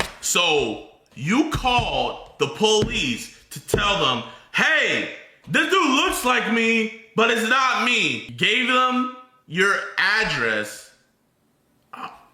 Once the officer became more accusatory toward Rupal, his responses were incriminating. Apparently, while he didn't outright confess to the assault, he said something tantamount to an admission of kidnapping, dragging the victim across the road against her will. After that, Rupal asked for an attorney, but what he said at that point was enough for an arrest and trial, during which a jury convicted him of kidnapping, sexual assault, and sexual abuse of a minor. He attempted to appeal his convictions, but ultimately failed and had to serve a total of 20 years in prison. This is relevant because it meant that, with Rupal out of the picture due to his arrest, and Connie being unfit to care for a child due to her disability, someone else would have to raise Cyrax. That someone ended up being his grandmother, Sally, who moved Patrick out of Alaska and into her humble home in Akron, Ohio. Oddly enough, Sally had been in a strangely similar situation to that of Rupal's, only on the receiving end. As we can learn from an article in a local Alaskan newspaper, Rupal's father, and Sally's first husband, is a man named William Bill Smith, born in 1941. According to public records, Sally was born in 1952, and Rupal was born in 1969, meaning she was 17 when she had him and just 14 when she got married to Bill, who was 25 years old. The exact same age Rupal had been when he committed his crime. What's worse is that Rupal had older siblings, though records on how many are difficult to find. We know that at least one of them was also named Bill, who ended up simultaneously suffering from AIDS and cancer until he passed away in 2015. Just so you know, when I say Cyrax is a purebred lolcow, I mean generations of extremely unfortunate circumstances have coalesced to bring him. Bro, man, there's some families that are just cursed, bro, I swear. Via newspaper clippings of one of Sally's brother's obituary,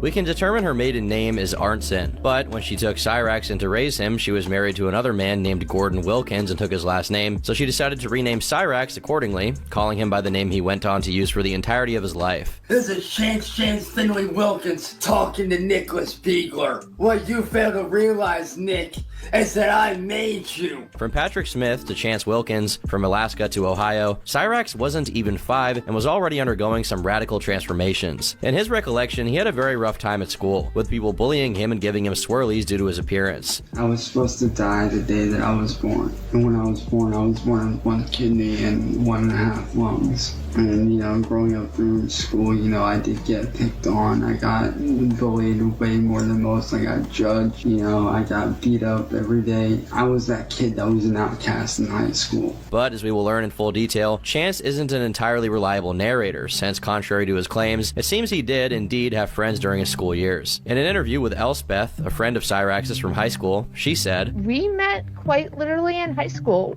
We had a mutual friend in common, and that's how we met." According to Elspeth, Chance and his group of friends bonded over their interest in dancing, so much so that she herself is a trained ballet dancer. She recalls an instance where they both performed a piece called The Dueling Dancers at the school's talent show, but unfortunately there's no footage of this event. When they weren't at school, they usually met up and hung out at the house of their aforementioned friend, Billy Seiler. Billy was a short, legally blind African-American student, and Cyrax described him as a closer friend than the rest of the group. After all, Billy was the one who introduced him to Linkin Park, one of Cyrax's favorite bands. Months before any of his followers investigated Cyrax's story with Billy, Cyrax spontaneously brought it up, saying, "Unfortunately, when I was 16 to 17 years old, around that time period, I was actually by one of my best friends from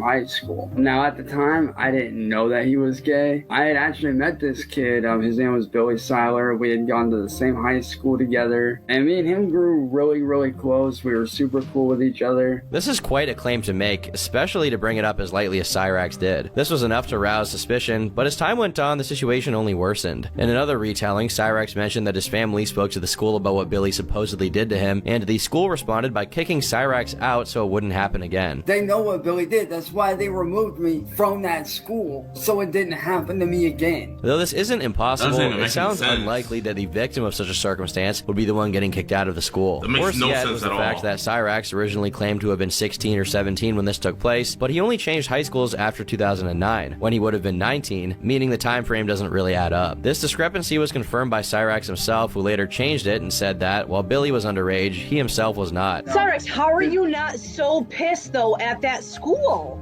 I think it's insane. You should have never been expelled. We tried, and that's the thing. That's the thing. We tried to fight. Wait, that sounds like my decoy. One of my decoys. And I was over Oh my god, dude. I don't understand that. That's fucking bullshit. People became suspicious, and since Cyrax had already given this person's name out, they decided to look further into it. The information was enough to find Billy's Facebook and contact him, informing him of what Cyrax claimed happened during high school. Once contact was established, what Cyrax allegedly did to Billy became a matter of public knowledge. You know, so we were up in my room, you know, it was late at night, probably 12, 1 o'clock on a weekday. When it gets hot, you know, guys tend to take off their shirts and everything. I was either on my belly on the floor, or I think I was searching for something, and the next thing It wasn't her, Chad.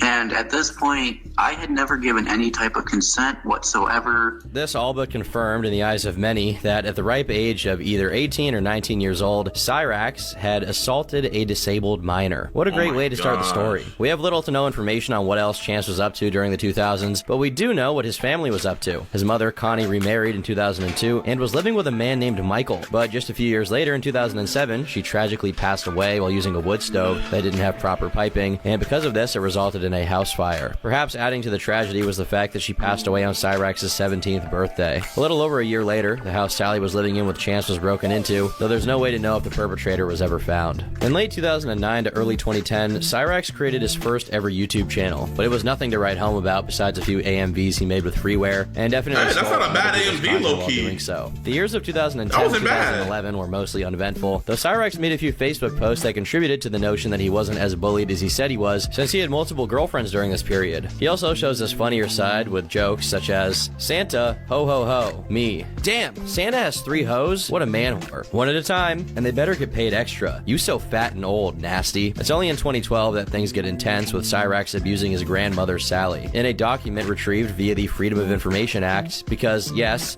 his followers are that dedicated. We have information on every time the police have been called in relation to Cyrax's house, and on the 14th of February, a domestic fight was reported by Sally's brother, William Arnson. Chance is described as out of control and fighting with his mom before leaving the house and walking toward the freeway. It appears he attempted to choke or strangle his grandmother, but fortunately the report cites no injuries and no weapons. To this Okay, chat, what is the youngest victim he has? Let me see, let's go down here. Juggalo adjacent communities that Cyrax has spent the better part of a decade sharing his music to, and that flipped a major switch. What kicked it off was when Cyrax was invited to appear on a show called the Juggalo Drama Alert, where he was asked by the host, Fred the Boy Blue, 14, to explain his situation 12. with Candle. Noticing how much of an absolute character Cyrax was, Fred had him appear in multiple episodes right after, and this grew Chance's popularity exponentially. Whereas he had one or two trolls who intermittently impersonated him before, he was now attracting a group of troll followers who were dedicated. While still in their developmental stages, they would eventually become the co-stars of the reality show Cyrax's life is about to be. Around the same time, though we don't have the exact date, he began dating Heather, but not the same Heather as before. With new Heather, at some point during 2019, he made a video about how cyberbullying and other kinds of abuse may lead to doing something drastic. While we don't know the date this video went up, if it came out before Candle began role-playing as if she had passed away, there's a very good chance her faking her death was to make it seem like Cyrax had done exactly the thing he denounced and cyberbullied someone to the grave. For a while, the trolls did little besides sending outlandish threats of all sorts to Cyrax, even going as far as calling his home phone to inform him that they had planted a bomb in Sally's car, which Cyrax reported to the police, and once the car was checked out and no device was found in it, he made a video on his Facebook page mocking his trolls. Eventually, they evolved and realized that if they were going to get any quality lolcow content out of him, they would have to be working on the inside. One of the first to do it was by the name of Pokimane, who began interacting directly with Cyrax and even received a voice message from him explaining the Candle situation. Around the same time, bro, I'm not gonna lie, bro. These people who follow these sick people, and do all this extra stuff, man, they're thrown off too, bro. They're like, do all this to this dude. I mean, he's already a sicko, and now you're, oh, no, you're weird. Juggalo act called the Bender Boys also got involved in trolling Cyrax in some unknown fashion, earning the ire of the Madman of Akron. While it gets increasingly difficult to find the exact dates and details for things from around this time, the closest I found was that a channel very tightly associated with the Bender Boys, called Brooklyn Menace, posted a video edit of Cyrax playing around with a samurai sword under the title Cyrax Shaolin. After a month or so of gratuitously terrorizing him, the more sophisticated trolls took a page out of the Daniel Larson textbook, deciding to pose as a record label interested in signing Cyrax. In late October, he posted a video about how he finally made it. See, a lot of people don't realize it, but thanks to the haters over on YouTube on my new channel, I got some exposure, got hooked up with a major underground artist who just happens to be working with some big names in the industry. After years of struggling as an independent musician, he finally succeeds. And to follow this poetic note, it appears that the new Heather is spending some time at the Cyrax household, as we have footage of her from around this time, kissing Cyrax and fighting trolls alongside him. It is shocking to see that Heather physically chokes and coughs upon kissing what has been dubbed by the trolls the trench mouth. However, good time, chokes and coughs upon kissing what has been dubbed by the trolls. She immediately wiped her mouth when she kissed him. Trench mouth. However, good times don't always last. I believe that October of 2019 is the most accurate time frame for the rise of Cyrax's arch nemesis and primary troll, the King of Akron, Music Biz Marty. From what is available online, we can deduce that Music Biz Marty approached Cyrax as someone interested in managing his merch shop, only to proceed to claim control over the merch store and play the role of a cartoonishly greedy corporate record label executive who tricked Cyrax into signing away the rights of all of his merchandise to the evil Ram Ranch Records. In a video from this period, Cyrax can be seen begging for Marty to stop what he's doing and pretending to cry while asking to be left alone. You are degrading me. You're ruining my image as an artist, as a person. You are sick. In order to play Cyrax for a fool more effectively, he creates a false dichotomy between Ram Ranch Records and Bender Boys Records, which he was also indirectly in control of. It becomes very difficult to verify whether this manifestation of the Bender Boys has any direct relation to the previous one, and how exactly Cyrax's relationship with the Juggernaut ended, but in the grand scheme of things, it doesn't matter that much. This period was rife with Cyrax's participations on the Juggalo show, including one where he appears to be freestyling a diss track on Marty, who is also in the call, while a Juggalo Gillette and member of IP2 named Gucci's twerks to his bars. You could not make this up if you tried to. In early November, the setup concocted by Marty and the Bender Boys comes into play, as Cyrax is convinced he has successfully escaped the talons of Ram Ranch Records by joining the Bender Boys label. Despite this taking place only a couple of weeks after a supposed signing to Juggernaut, after believing he joined the Bender Boys, he delivered one of, if not the funniest moment during the entirety of the Cyrax story. To celebrate it, he posts a video wearing what looks to be an oversized pleather jacket and sunglasses, all of which is juxtaposed against the regular scenario of his insane asylum white-walled containment zone he calls a bedroom. He begins the video by drinking some kind of clearly non-alcoholic beige fluid, as if it were champagne, before proceeding to give shout-outs to any and every person he's ever interacted with, like he was receiving a Grammy. Another noticeable thing is the change in his affectation. He puts on a slightly New York accent with Ebonics to go with it. I figured I'd come in, celebrate, kick it, chill. Got a brand new dope track dropping with some of the homies. Cyrax can also be seen visibly calculating the best moments for him to take off his sunglasses dramatically, and he does it when he decides to talk about how the deal with BBR will help him take care of his kids. He obviously does not have, and I'm not even sure he's physiologically capable of having, kids, and what he's referring to here are new Heather's kids, but we'll explain that part in a little bit. Eventually, he's joined on a stream by someone with whom he's planning to drop a song, and we later learn that dropping a song and music video was a part of his contract with BBR. The song comes out, and it sounds like you'd expect it to.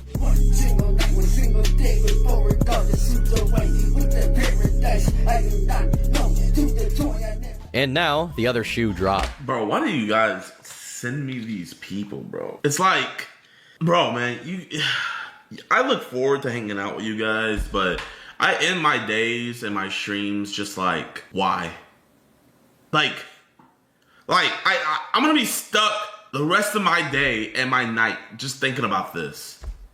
Alleging that his single underperformed terribly, Bender Boys Records called Cyrax up to deliver some bad news. Yo, Cyrax, I got an announcement to make. The video's not doing as well as we thought it was going to. Speaking with the team here at Bender Boys Records, they deemed you unmanageable. How? We had to sell your contract, man. Wait, what the fuck? Are you serious right now? We sold it this morning. Are you fucking serious? I put in all that hard work for nothing? Are you serious right now? Bro, you're fucking stupid. I put in all that hard work for you and the crew for what? Do you want to know who we sold it to? I already know. Music. As of that day onward, Cyrax and his music were the intellectual property of none other than Music Biz Marty, and things can only get worse from there. Due to Heather's very close involvement with Cyrax's online presence, she was often seen alongside him during his live streams, which was Cyrax's main vehicle of communication at this point. While it didn't look like she was very interested in Chance as a romantic partner, perhaps the attention he got online, even if negative, was her motive. And if it was attention she was after, she definitely got it. On November 22nd, one of Cyrax's anonymous trolls makes a phone call reporting that Chance was being mean and violent to Heather, taking her phone by force and refusing to give it back. The results of this call have been archived since the police showed up at the house during another one of the Juggalo congregations, prompting Cyrax to immediately tell Heather to follow him upstairs, also known as the Goblin Hideout, for whenever someone visits his house. The police were told that they were sleeping and that the call was a prank. However, 3 days later, that call prophetically came true, as on the 25th another police report was filed, this time by someone named Mike. In it, Chance is described as hitting his girlfriend during a live stream on YouTube, but I haven't managed to find any video to match that specific date. When the police arrived at the location, the two were spoken with and claimed there was no occurrence. Given the lack of hard evidence, we can presume that Chance did no such thing. I mean, just months before posting, he was posting videos to his Facebook about how a man that lays his hands on a woman is a coward. There's no way he was projecting, right? Well, a day after, during a live stream Heather was a part of where she was talking to one of the people following the Cyrax story, Cyrax himself eventually intervenes and is seen attempting to yank the phone out of Heather's hand violently, which some saw as an overly aggressive action. The same day, a troll once again made a call to Akron PD to report what had happened, and they conducted a welfare check. Not only do we have what was on the police report, which claimed Heather was acknowledging Chance's abuse to the person she was live streaming with, we also have the phone call made by the troll. Chance J. Wilkins, he's a 28 or 29-year-old man. He had struck his girlfriend, Heather Porter, who is currently pregnant. Just 2 days later, Bro, man, like, how invested in these people do you have to be to where you're calling the cops for them? Like, oh my, bro, everybody in this situation is losers, bro. Oh, he did it! 911, Chad Wilkins, he's a 29-year-old man. He just struck his girlfriend, Heather. And she's also pregnant. Like, bro, oh my gosh. Same person Heather was talking to on the live stream was Where's the investigating further into allegations? her lore and ended up interviewing Jessica, Heather's former wife. Where's And the things just get more and allegations more with the complicated, minors? Don't they? It turns out that Heather left her wife with their 2 kids in order to link up with DJ Shadowblade, this 2020 impartial third party who happens to defend Cyrax and Heather against the trolls. On another video from I lost my edge. Hey, Marty, why don't you go and take that? January is relatively uneventful, with February bearing some concerning news. Not only are rats sighted in Cyrax's humble abode, but apparently his basement bed is suffering from a bed bug infestation, and it's severely affecting his health. This may be karma for the fact that, in his never-ending struggle against music biz Marty, Cyrax turned to the dark side and decided to invoke the power of a very malignant political party in order to defeat him. You gonna do some rams? Whoa! Oh my God! After being catfished by a troll and confessing to his fantasy of eating a Snickers out of somebody's defecation station, he enters into a relationship with someone by the handle of Tangerine Cat, a long-term covert troll of Marty's. In the middle of February, he threatens to Bro, whoever this dude is, you're gay, bro. You went undercover to get this dude to fall in love with you. Just, oh my, you are gay.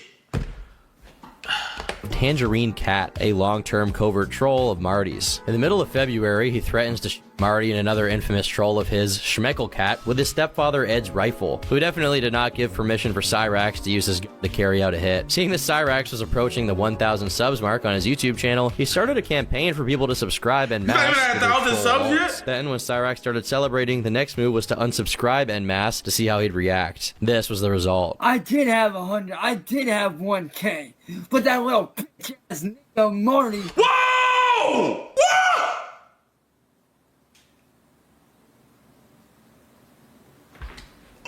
Bro, what did we do? Get up, 1K, but that little bitch ass nigga Marty.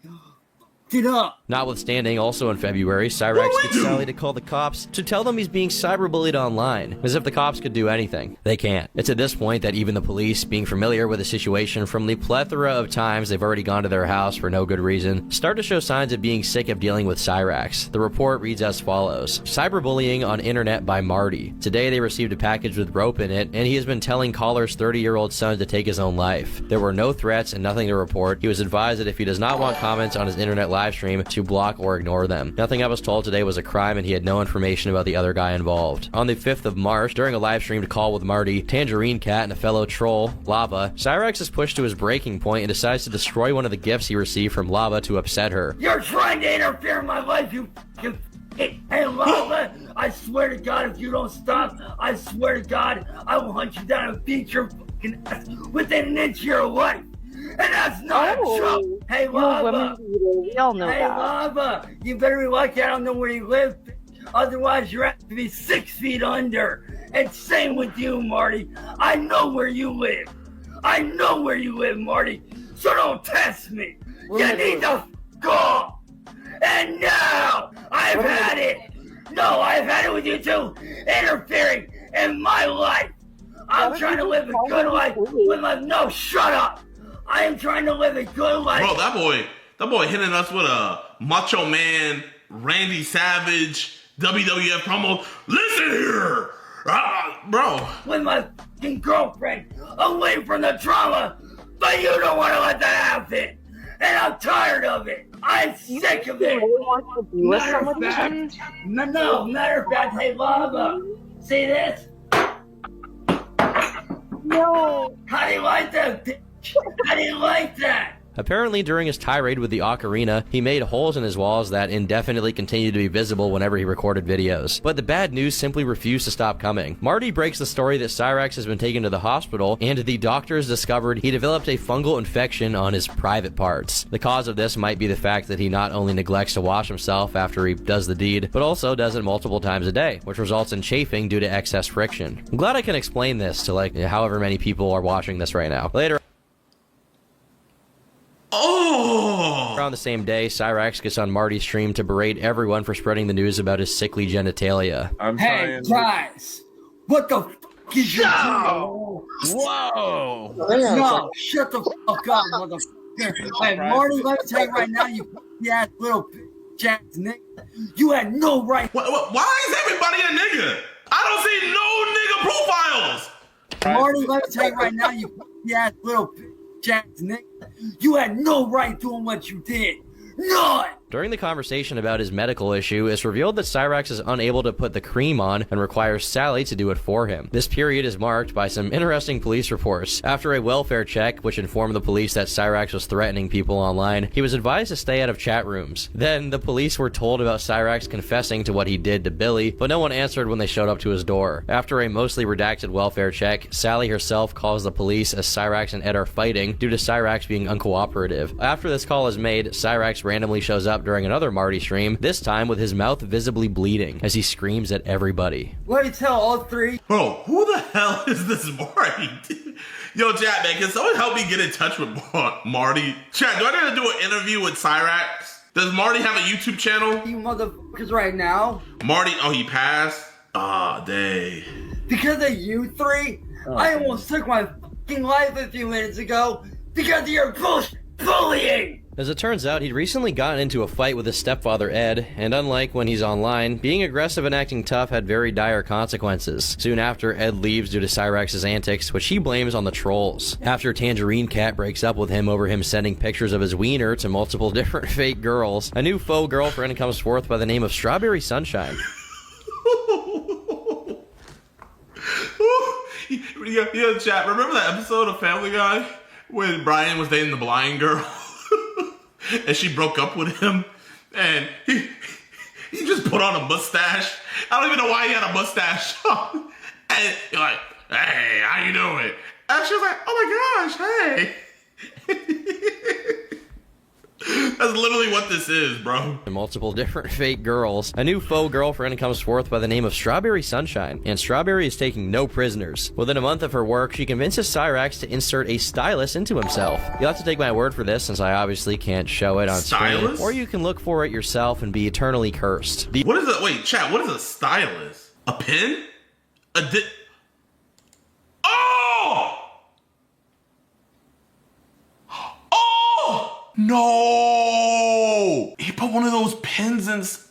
Chat, he put one of these inside of him. The decision to leak the stylus incident was made based on the fact that, concomitantly with his relationship with Strawberry, Cyrax had recently sent nudes to a catfish who pretended to be a mentally challenged transgender person by the name of Cindy Lou. In classic Cyrax He put it in the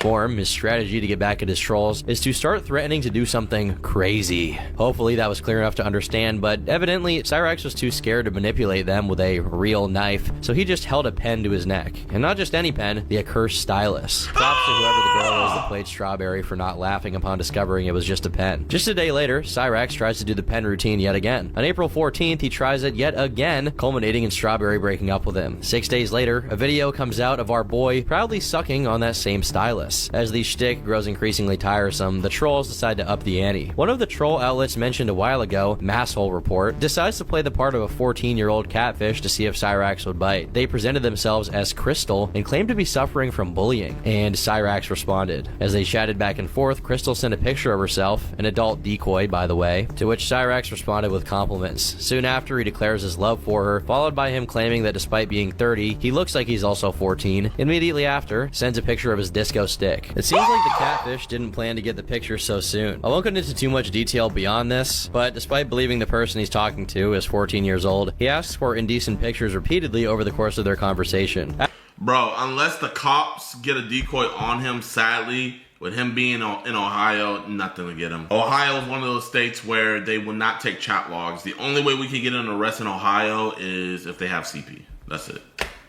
After some time, probably after he told Sally what he was up to and she told him how it could get him into trouble, he expresses regret and ghosts Crystal. It's likely that Cyrax sussed out that this was going to make its way into Marty's hands, so his tactics became much more frantic and desperate. This was no fluke either, as during her investigation, Kate, the person running this operation, discovered that Cyrax had done the same thing in 2014 when he would have been 24. In another instance, which was eventually revealed, he was briefly together with a 15-year-old named Chloe. In a cameo he made in one of Marty's streams soon after the Crystal incident, knowing that YouTube forbade any kind of nudity, he proceeded to flash the camera in an attempt to get Marty's account shut down. This is a tactic he came to employ multiple times after. After a few police reports about Cyrax's online dealings with fake 14-year-olds, Sally called the cops over a fake picture of someone holding a firearm outside their house. To make everything even more cursed, Cyrax's dad, now free from prison, discovers that his son is a horror cow and appears on one of Marty's streams. It seems going to jail didn't fix him, since by searching his new name, Oangus Ravenwood, a Pinterest shows up with categories like feminized soccer boys are easy to convince and boys in dresses, containing multiple images of young boys in drag. When asked about it by Marty and Schmeckel, he claimed it was for trans kid awareness. Meanwhile, after years of being on the dark side, Cyrax turns to Christianity to fix his situation, while posting a few spoken word poems playing the victim. I suppose, due to loyalty to people of his same proclivities, he goes back to being friends with Chuck Stiegel and defends him from the accusations. Around this time, we can see that Cyrax has begun to frequently scratch his head, which we eventually learn is due to the bed bugs biting him. In exchange for the return of his PayPal account, Marty strikes a deal with Cyrax that the two would meet up in real life in order to square their differences, and upon showing up to Cyrax's house, Cyrax once again hides in the attic. After revealing during a spat with the troll that over the course of his entire career, he's made a total of just under $6 from his music, we get this.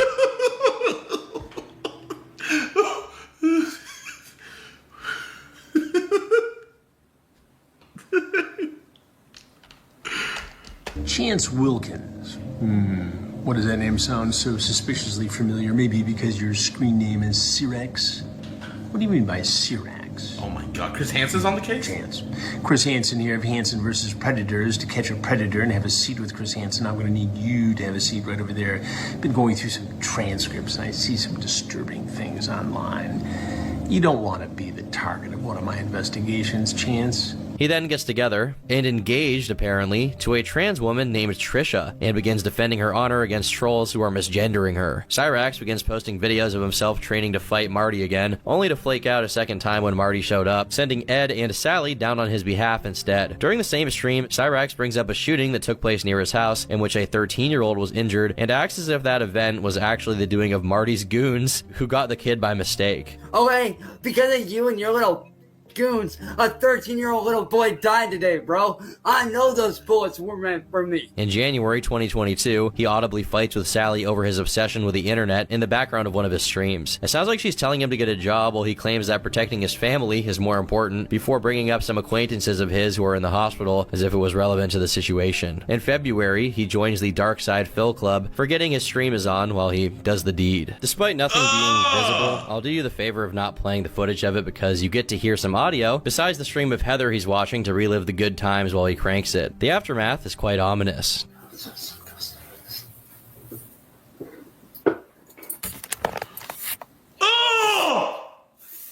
Due to another attempt from Cyrax to stay away from the internet, Marty successfully draws him back out by pretending that Cyrax has passed away and has been replaced by an AI, namely AI-Rax. Around the same time, another fake girlfriend by the name of Gothy becomes active, telling Cyrax that he's losing money because of Marty and saying PBS would do a documentary on him. During mid to late April, Cyrax's house is raided by police and he greatly embellished it to make it seem like he was in way more danger than he actually was. But little to our surprise did we know that there would be 10 cops outside with guns pointed at me.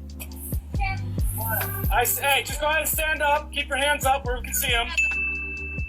In actuality, they just pointed a flashlight at him and asked him some questions. It wasn't a real raid. A month later, he audibly poops himself on stream.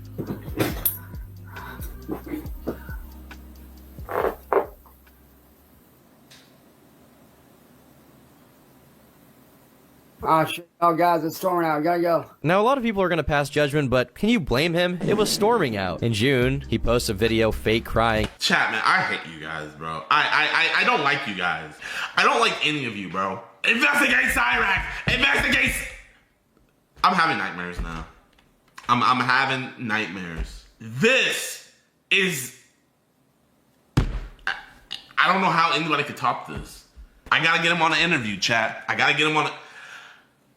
Bro, I'm gonna have my hand quick on the draw since they're talking about he whacked, bro. Chat, man, let me know the people who know him so I can get him on an interview. In playing victim, and in the same breath, he threatens to hurt people and potentially police officers as well. So help me God, if you cops don't do something about this, I will. And trust me when I say, the end result isn't gonna be pretty. People Bro, and then every time Marty came outside, you hit. People going to his house are people he has time and time again invited over so that he could beat their ass. In October, Cyrex is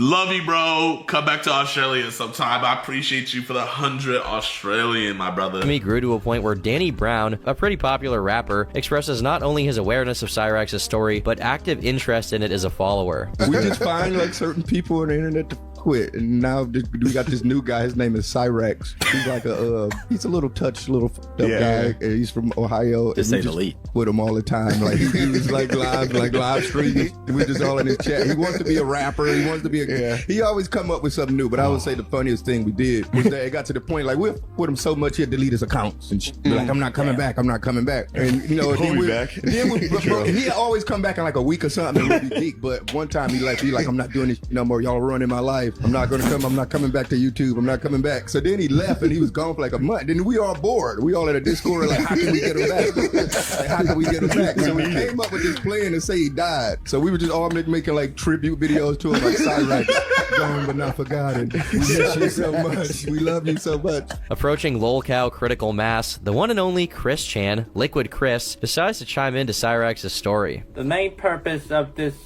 video is to call out a certain troll who is trying to impersonate me. His name is Cyrex, and I have gotten good word from my special gal pals that this imposter has been doing this for quite some time now. I even have a screenshot of a video someone made on him. He's correct in defending his image and reputation because, indeed, Cyrex is copying Chris Chan. Eventually, Chance's Facebook gets hacked, for real this time, and a video is uncovered in which he's seen licking his, I think we know. In December, Cyrex seems to have gotten physical with Ed once again, and a little while later, claims he's developed stress-related eczema that caused his feet to swell up and eventually become a full-on leg infection. In early 2023, Cyrex gets tricked into breaking his Xbox by inserting a contaminated USB stick into it, and then Marty convinces him to do a little dance in order to get his Xbox working again. Things start to look grim for Cyrex, who is now under threat of lawsuit from Danny Brown after accusing Danny multiple times of being a pedo. Perhaps sensing he has very little to lose at this point, he goads Marty into coming to Akron to fight him, and lo and behold, the fight does take place. Whoa!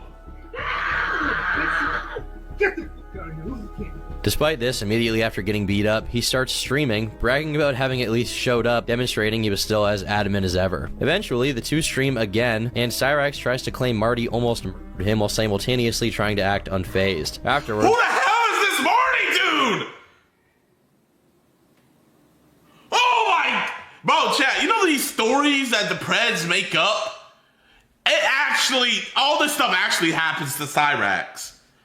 he tries to compete against Marty in a more familiar territory, racing. Him and Marty go for 2 matches, with each winning one. However, it's discovered that Cyrex was using auto race during his victory, but as a 3rd match was being set up to finally settle the score, Cyrex goes missing in action. As 2023 progresses, Cyrex begins dating and breaks up with another girl, Jasmine. Upon their separation, she talks to Marty and reveals that Cyrex likes to pop bed bugs and sniff them, allows mice to live in his room, and lets roaches crawl on his plate as he eats. Months later, Cyrex reveals the Wilkinses are potentially faced with eviction and need money in order to keep their house. Then a troll visits Cyrex and proceeds to get assaulted by him with a bat. He gets arrested for it, but is soon bonded out, and that pretty much brings us to the present. How the tale of Cyrex will unfold next is truly unknowable, but it's hard to believe it'll get— Chat, this was 2 years ago.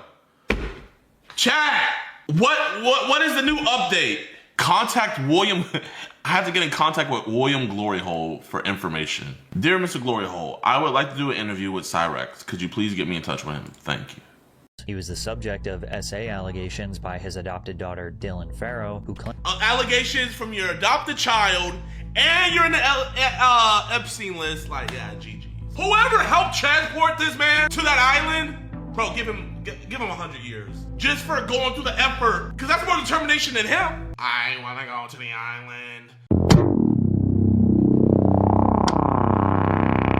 Alright, y'all. So we're gonna react to this video, man. Huge shout out to Patrick CC. Let's get it. A monster like Jeffrey Epstein did not operate alone. His illegal trafficking enterprise was built around celebrities who never thought they'd be exposed. Okay, he showed a lot of people, man. I rock with Leonardo DiCaprio. I rock heavy with Tony Hawk, man. When the race wars pop off, you know, I might let Tony Hawk slide. But anyway, so I am very hesitant when I call out, you know, celebrities being on the Epstein list or whatnot. You know what I mean, man? Because the worst thing you could call somebody is a PDF, in my opinion. Like, in my opinion, I think being a PDF is even worse than being called a rapist, you know? So, you can't, like, people just throw around, oh, blah, blah, blah is on the Epstein list. Oh, blah, blah, blah is a PDF. You know, all of these things. And people might be right. But if you don't know fully, you can't be saying that stuff, man. You can't be saying that stuff. So I'm very, very... Yo, Matt, thank you for the gifted, man. I appreciate that. I'm very hesitant when I say who's on the Epstein list. Like, unless I'm seeing in the email files where they're saying this cryptic coding and stuff, then yeah, they're most likely a PDF. But, you know, we'll have to see. Thought they'd be exposed, and after 3.5 million documents were publicized revealing the inner workings of the most disturbing criminal operation in modern history, celebrities are praying they won't be mentioned in this video. But nobody's safe. While names like Elon Musk, Bill Clinton, and President Donald Trump were expected to be in the files, there were a ton of shocking names that nobody expected. So in this video, I want to focus on the celebs that were connected to Jeffrey Epstein that nobody seems to be talking about. I'm not saying Mick Jagger is in it, but I wouldn't be shocked. Now, the one I was most shocked with was Chris Tucker, man. Like, bro, I love Friday. I love Rush Hour. It's like, bro, what you doing on that island, man? From the ones that claimed they did nothing more than take a picture, to others that were deeply entangled in his secret network. The first is not a politician, not a CEO, but a magician, David Copperfield. Perhaps he wasn't your first guess, but David Copperfield certainly isn't a stranger to controversy. I've heard his name, but I've never seen him In 2007, before. he made headlines after being accused of essaying a woman named Lacey L. Carroll. She claimed that Copperfield had lured her to his private Caribbean island under the false pretense of helping her jumpstart a modeling career and then assaulted her. A federal investigation was conducted for 2 years until early 2010 when the case was dropped by the courts. Copperfield not only proclaimed that the allegations were false, but that he was actually the victim. Finally, things, you know, come to light. Unfortunately, in the press, what happens is people remember the charge, they don't remember the exoneration. Exactly. Not only Dang.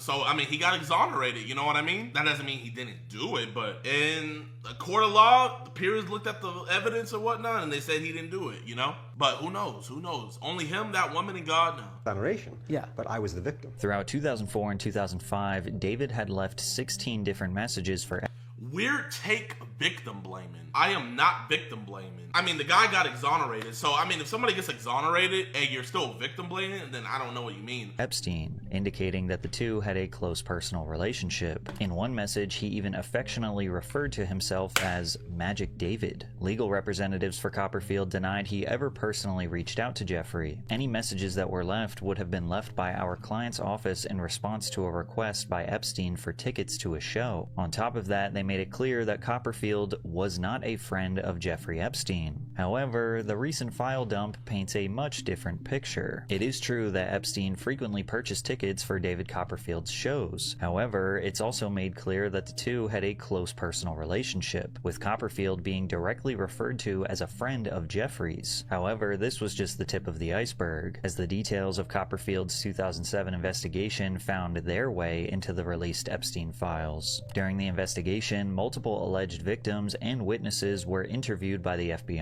After Jeffrey Epstein's name was mentioned, the FBI wanted to see if the two had a criminal relationship. It reads, "A review of the evidence seized from search warrants executed on Copperfield's residence, warehouse, and at the MGM Grand Hollywood Theater where he performs show a number of other occasions when he provided complimentary tickets to Epstein and his guests. Epstein's name and information is contained within Copperfield's personal telephone list." From even the short time I was in LA, man, you would hear stuff, like, especially like in the LA world, you don't even gotta be famous to know stuff about actors and actresses. If you're just like around the club scene or just out and about, you'll know more things about Leonardo DiCaprio than some freaking internet blogs and stuff like that, because word travels. So you can't tell me word's not traveling about this guy Jeffrey Epstein having little girls on his island, and you're still giving him shows, tickets to your shows. You're still calling him friends and wanting to hang out with him and stuff. It's one thing if you hear something from one person, but if I'm hearing like from a bunch of different people the same type stuff that you're on, not everybody can be lying, especially if all these people don't know each other and they're coming to the same conclusion. So it's like, bro, if you, even if you're not doing weird stuff with this person, you just associating with this person is in of itself weird, man, and wrong. A clear connection between Copperfield and Epstein exists that requires further investigation to determine if they both shared a predilection for minors. In addition, the investigation needs to determine if they engage in referring possible victims to each other. Shortly after his name was revealed to be in the files, The Guardian published an article revealing that 16 different women had accused him of SA over the span of nearly 4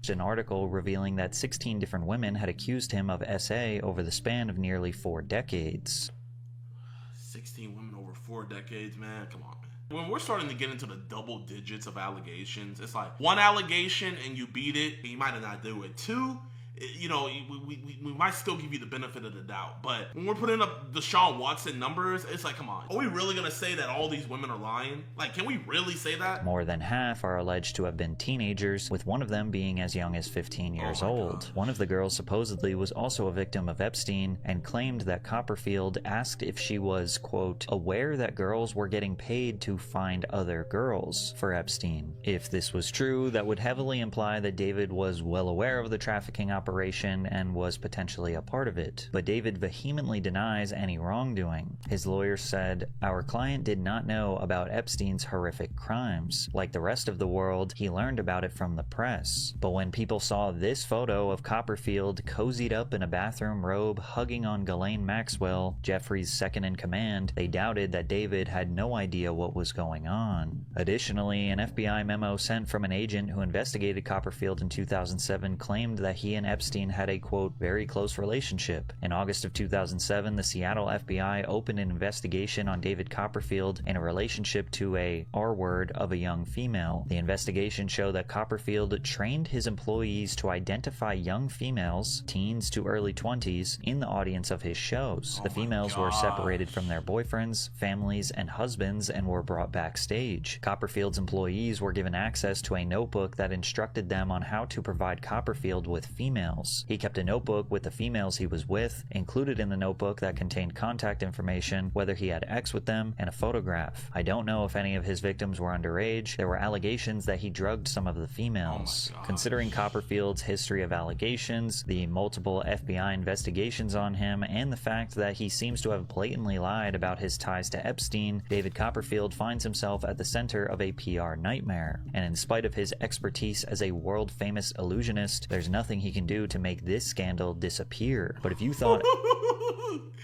Hey, Patrick, I know you were proud of that one. That was a bar, man. That was a bar. What a bar, exactly. Epstein rubbing shoulders with magicians was weird, you'll be suspicious of his relationship with NASCAR driver Brian Vickers. But before we dive deeper, at this point in my life, the most important... Nope. No. Hey, man, get your bag, man. Get your bag. But we want to know who's on this list, man. Man, the thing I don't get, if you're at that upper echelon, like, bro, I mean, I'm not gonna sit up here and say, oh man, you know, I was like them. No, man, I was nowhere near these dudes with the amount of influence and pull they probably had. But bro, when you have that much influence and pull, man, you can get any girl you want without having to do something horrible to them, man. And like, what it comes down to is it's the same thing with these predators that we catch, man. It's power. It's like what's his face, Jeffrey Dahmer.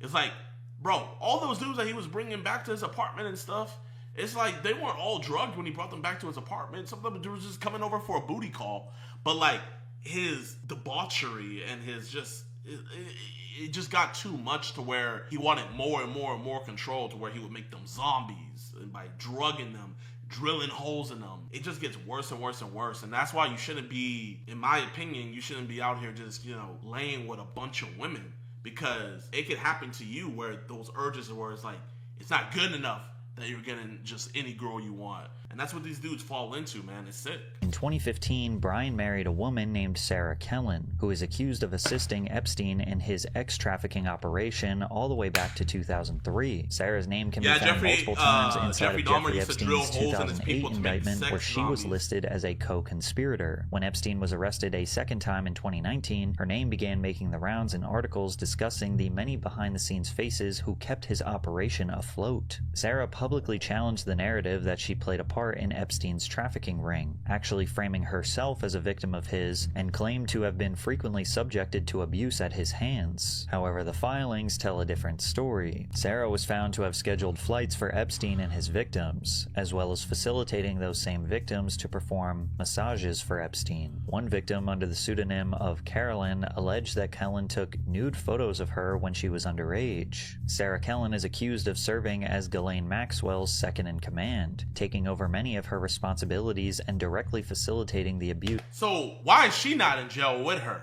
Like, you know, we got Cash Patel coming up here every day looking like he just snorted 5 lines saying, you know, if I would have found anybody that was implicated in this, don't you think we would have arrested them? Well, obviously, why do we have all these internet detectives with the files you at least released that were unredacted? Why are we finding so many people that are helping this stuff? Because, bro, you know, a pimp can't do everything by himself, man. Like, a pimp, he'll have multiple girls helping him arrange everything, getting them to meet Johns, making sure they're out on the streets and stuff like that. Once a pimp catalog gets over like 3 girls, he starts getting more people to help, man. And it's like the pyramid scheme. You're trying to say that Epstein ran the island, ran the transportation, ran the meetups, ran all of this stuff with just Gazelle, and there was nobody else helping. And then you're gonna say also he's doing all these things, but there's no people to be charged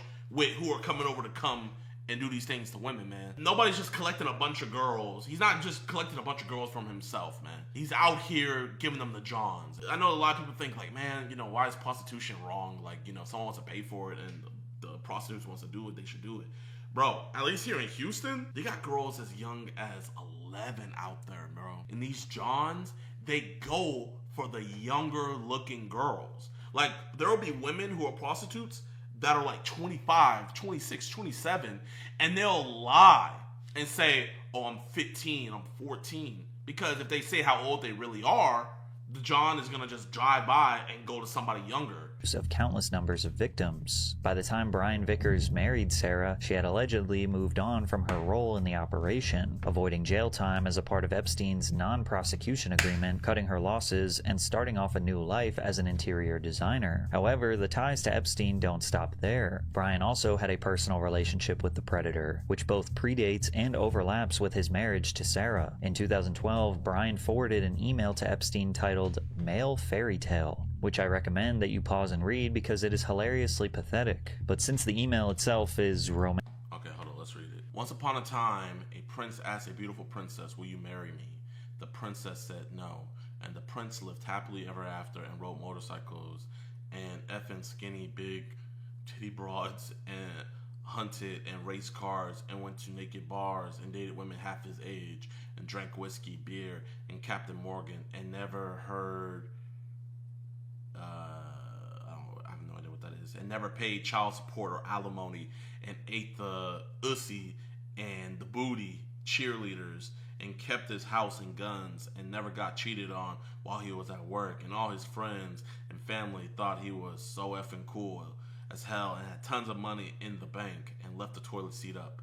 The end. Is this what like old geezers are like emailing each other like oh my gosh, so cringe. Men that you pause and read because it is hilariously pathetic. But since the email itself is romantically graphic, it indicates that Brian and Epstein were close enough to discuss these explicit subjects. The recent file dump also shows a prenuptial agreement for Brian Vickers and an unnamed spouse. We can assume the spouse is likely Sarah Kellen because Epstein also sent an email to a Sarah K that says, "Is you prenup not finished? Anything you want me to do?" Brian's name shows up in various other places in the files. In one email, Brian inquires about potentially meeting up to go bowling together, and others show mortgage loans taken out in his name. However, one of the most troubling emails comes from as recently as 2019, when Brian sent Jeffrey Epstein a video for Valentine's Day. It reads, "Thought you would like this. Happy Valentine's, buddy. Winky face." It's uncertain what this video is, but considering it was Valentine's Day and the two had actually explicit conversations before, in addition to their friendship and ties spanning nearly 2 decades, people are assuming the worst. The NASCAR driver's personal relationship with Epstein, along with his wife's history as being an integral piece of the ex-trafficking operation, leaves more questions about their marriage than answers. Bro, man. A lot of these women know, man, and a lot of these women are implicit with it. You know, a lot of people think, you know, the cheese pizza stuff is just dudes, man. There's girls out there that are addicted to that stuff, bro. They're just way better at hiding it than the dudes, granted that. But, bro, I've caught women. Alex has caught multiple women. What I don't understand and what I need somebody to try to help explain to me is there's all this evidence in here of these people having relationships with him, hanging out with him, and even showing up on his island. But why is nobody being charged? I think we all know the answer is that, you know, they're trying to, like, protect them. So what I'm wondering is after this administration is gone, because we can't hold this administration accountable, there's not going to be any arrest with this administration. When I vote for the first time ever, whoever can promise that they are going to bring to justice and actually put a competent FBI director and a competent attorney general, bro, they got my vote, man. There's nothing more that sickens me than a predator getting away. It pisses me off so much. And the two notably divorced in 2025. A couple of weeks ago, Brian randomly posted a selfie to Twitter while fans begged him to address his almost enough to make you wish for a nice island vacation, isn't it? What country are you hiding in? We're not gonna forget, buddy.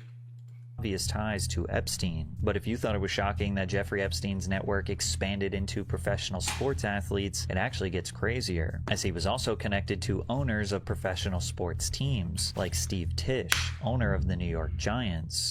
Dang. Oh my gosh. I'm not gonna lie, man. Depending on how bad his emails are, I'm asking for a trade, bro. Like, I don't want your dirty money. I genuinely don't, man. If I'm Malik Neighbors, if I'm Jackson Dart, if I'm Cam Scataboo, I'm like, bro, man, like, trade me out. Like, I don't care if my career nosedives. Trade me to the Jets. Emails reveal Tisch had a close relationship with Epstein, as the two frequently met up for Giants games and even personal meetups at his home. They also had personal discussions about redacted women, such as this email titled Ukrainian Girl. Tisch writes, "Hi Jeffrey, I just had lunch with your assistant's friend, redacted. Very sweet girl. Do you know anything about her? Thanks, Steve." Epstein responds, "No, but I will ask. All confidential. I will get all info. Did you contact the great ass fake tit redacted? She's a character. Short term. Has an older boyfriend going to acting school. A 10 ass. I'm happy to have you as a new, but obviously shared interest friend." Oh my gosh. Steve Tisch then asks if the girl is a professional ex-worker or a regular civilian, to which Epstein... Oh my gosh. Oh my gosh. Kind of what I'm getting from the Epstein files is he would have sex workers and he would have civilians. Civilian is just so that means someone's not even in all of this, man. So that's like people that are really out here being trafficked. But then again, sex workers are being trafficked too. You know, I didn't always look at it like that, but no, like those prostitutes out on the street, sex trafficking isn't what Sound of Freedom, putting them in a cargo crate and shipping them across the world. That's not what sex trafficking is, man. And that's why pimps and stuff like that got away with it for so long. Those women aren't out there just because they want to be out there, man. They're forced to. They got someone to report to, and it's their John. Cryptically responds, "Send me a number." You would think this would be on Telegram. I know, like, why are they? But imagine, now that I think about it, if they're saying all this stuff on email, Imagine what they would have on encrypted things.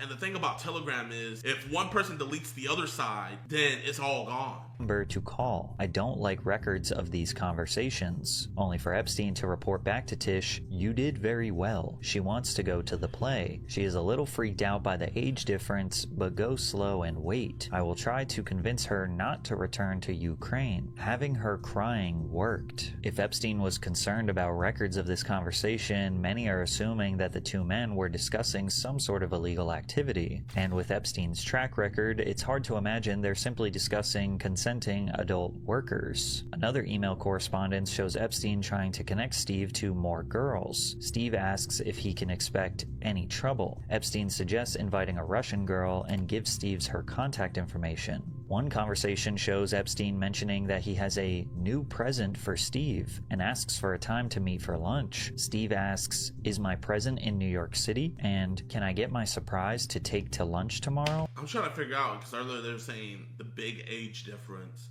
How big is that age difference?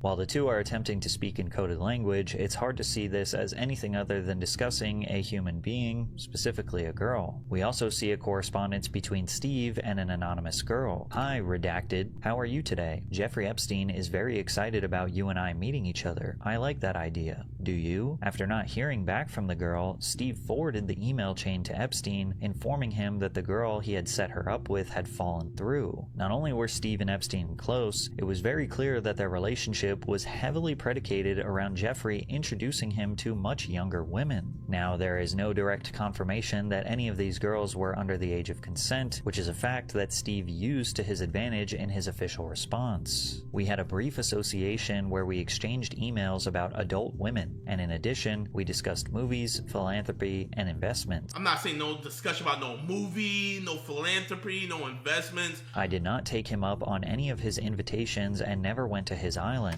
Bro, who cares if you didn't go to his island? Didn't Jeffrey have a ranch? And bro, like, you're over here horn dogged out, bro. Like, you didn't hit me back, man. Like, oh my. As we all know, he was a terrible person and someone I deeply regret associating with. No, you don't deeply regret associating with him because you got your nuts off. You deeply regret now that you're being caught from it. You know, and bro, Roger Goodell, do your job, bro. Most of the women discussed in these emails appear to be college students. As you can see, Epstein writing things like, "Oh, she's still in class." However, the possibility of other individuals being underage is not entirely off the table. Steve claims to not have been aware of the terrible person that Epstein was, yet most of his interactions take place well after Jeffrey was imprisoned in 2008, leaving many to speculate that more sinister behavior lies beneath the surface. Now, I have to mention that not everyone found in the Epstein files is inherently guilty of wrongdoing, and even some found themselves in headlines for what appears to be a complete misunderstanding, such as the legendary professional skateboarder Tony Hawk. Tony Hawk has been a frequent No, when I was scared, man. Like, this is the dude I was like, rooting for. Like, I'm not gonna lie. I would be heartbroken if Tony Hawk was in there. Target of tabloids, as his 3 divorces in 20 years was perfect for gossip and unfounded rumors in the media. After the release of the Epstein files, people were shocked to see his love life has become the subject of media attention once again. An email sent by a threat intake officer at the FBI details an anonymous tip provided by an anonymous victim of Jeffrey Epstein. The girl claims to have been abducted at the age of 5 and was trafficked for 8 years straight, enduring unspeakable crimes at the hands of various powerful men. At age 13, she found herself on Little St. James Island and supposedly witnessed Tony Hawk getting married to one of his wives during her time on Epstein's island. Images of Tony's 2006 wedding ceremony were discovered, visibly taking place on a tropical island with beaches and palm trees. Plus, the photographer credited for capturing the ceremony was a man named Mark Epstein, coincidentally the same name of Jeffrey Epstein's brother. For many, this was all the proof they needed for the allegations to be credible. However, others see this whole thing as a misunderstanding. The wedding from 2006 was actually held in Fiji, thousands of miles away from Little St. James. And the Mark Epstein who photographed the event has no blood relation to the— Bro, I've been thinking about that. Okay, like, it's bad enough if your last name is Epstein. And imagine your name is Jeff Epstein. Is Epstein a Jewish name? Yes, Epstein is a well-known Ashkenazi Jewish surname. Mossad agent. I've been seeing that. I don't know how true that is. If anybody has any videos that can maybe connect some dots to that, because bro, I don't want to get too political, but I just find it weird how Israel has always wanted a president to attack Iran. And, you know, Clinton didn't do it, Bush didn't do it, Obama didn't do it, Trump didn't do it in his first term, Biden didn't do it. But now, the second term, Epstein files out, everything like that. Now we're bombing people. Now we're anti-Semitic. You can't even say anything without being called anti-Semitic. And I'm being called anti-Semitic by Anti-J. Like, bro, man, I am... You know what? Let me just stop where I'm headed.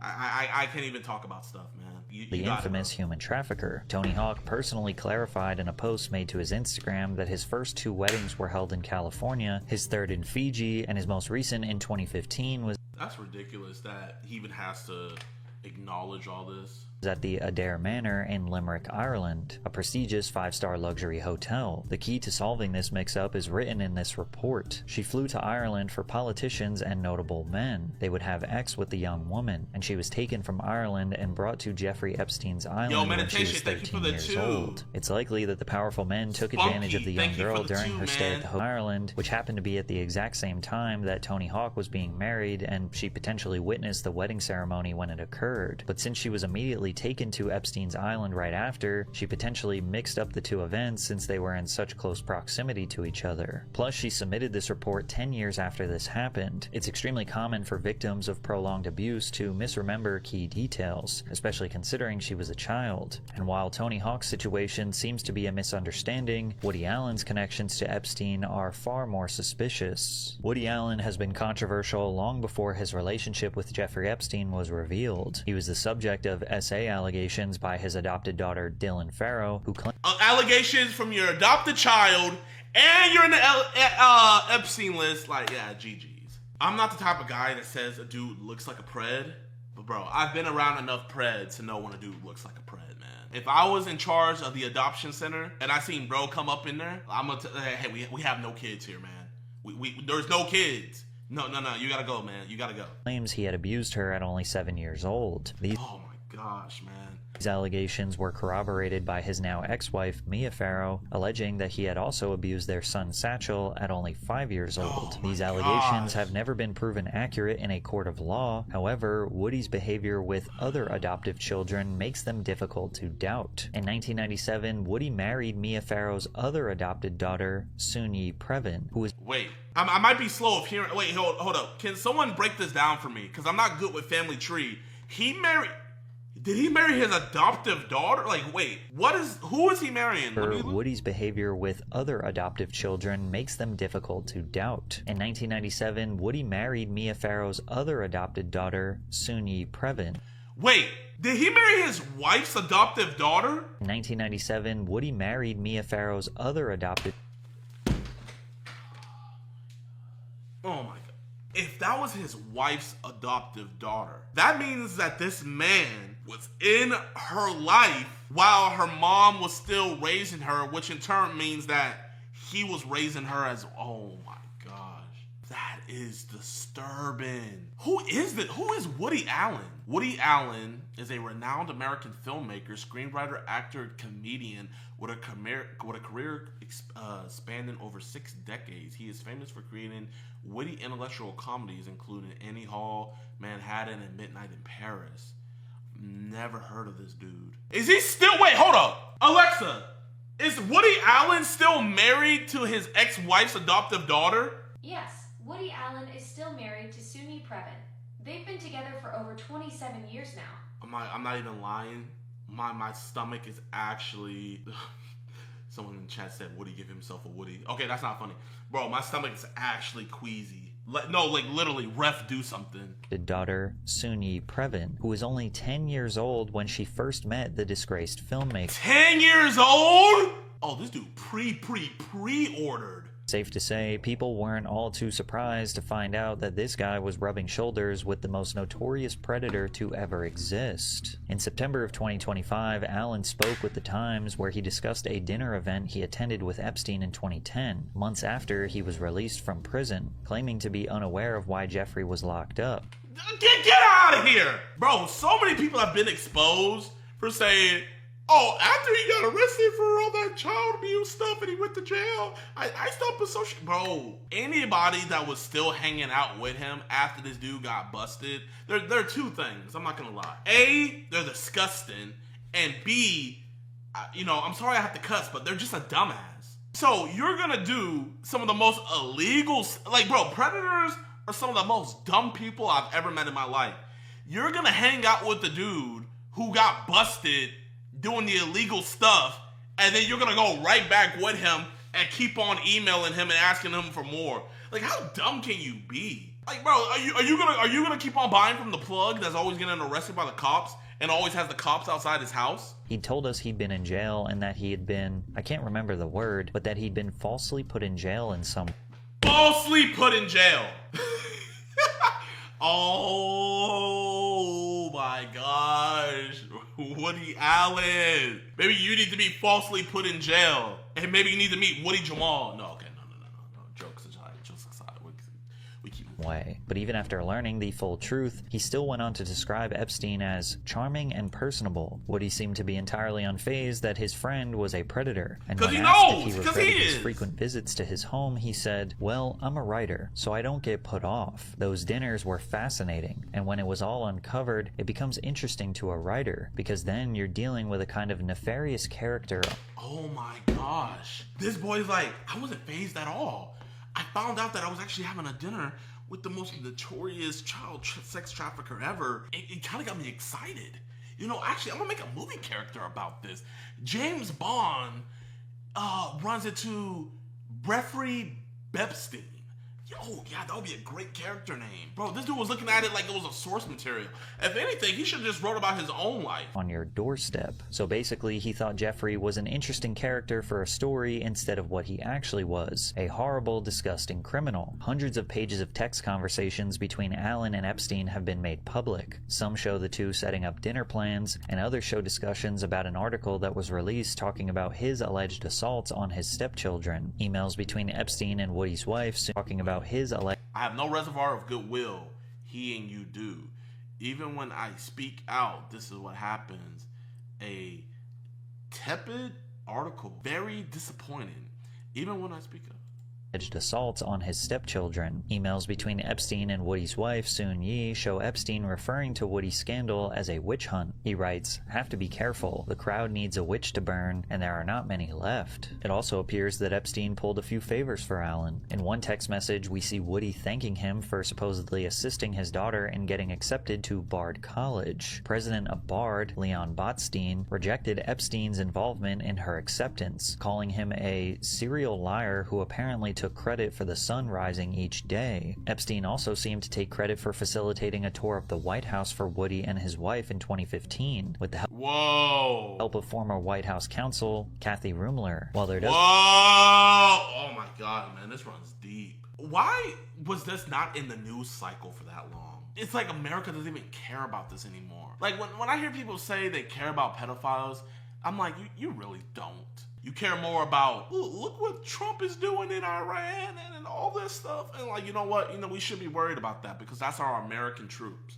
And I want all of our American troops to be safe and live long, prosperous lives and not have to have PTSD. So I get why people are upset with that. But if there's problems inside the country, we got to deal with the domestic problems first before we start worrying about foreign problems. This domestic problem of our country seemingly being ran by a bunch of pedophiles, that's so alarming, bro. That's scary. And none of these pedophiles are being held accountable. The allegations have been put on him about multiple of his children. This man's not in jail. I've seen it from my own. Bro, these judges, we caught a dude dead to right. Dude was saying how much he wanted to do things to his daughter, all this stuff. Dude had CP on his devices, all this. Judge gives this dude probation and lifetime sex registry, bro. It's not a problem until it happens to their kids. Now, if that judge's kid had got touched, or if that judge's kid was being talked to, what do you think would happen? Oh, the book, or probably freaking the electric chair. But, it's some YouTuber's imaginary decoy, even though he really wanted to even do stuff to his own daughter.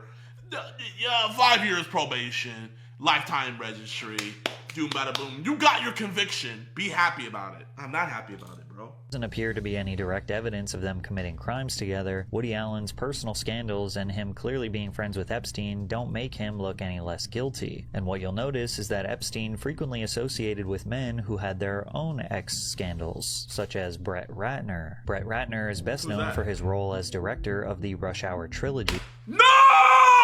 Oh my damn!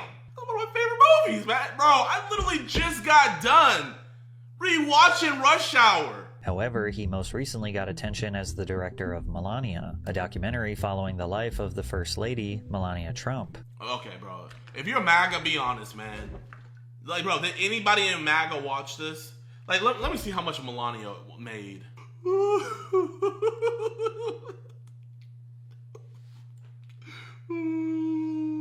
What happened to Hollywood's making all these woke movies? Woke, go broke.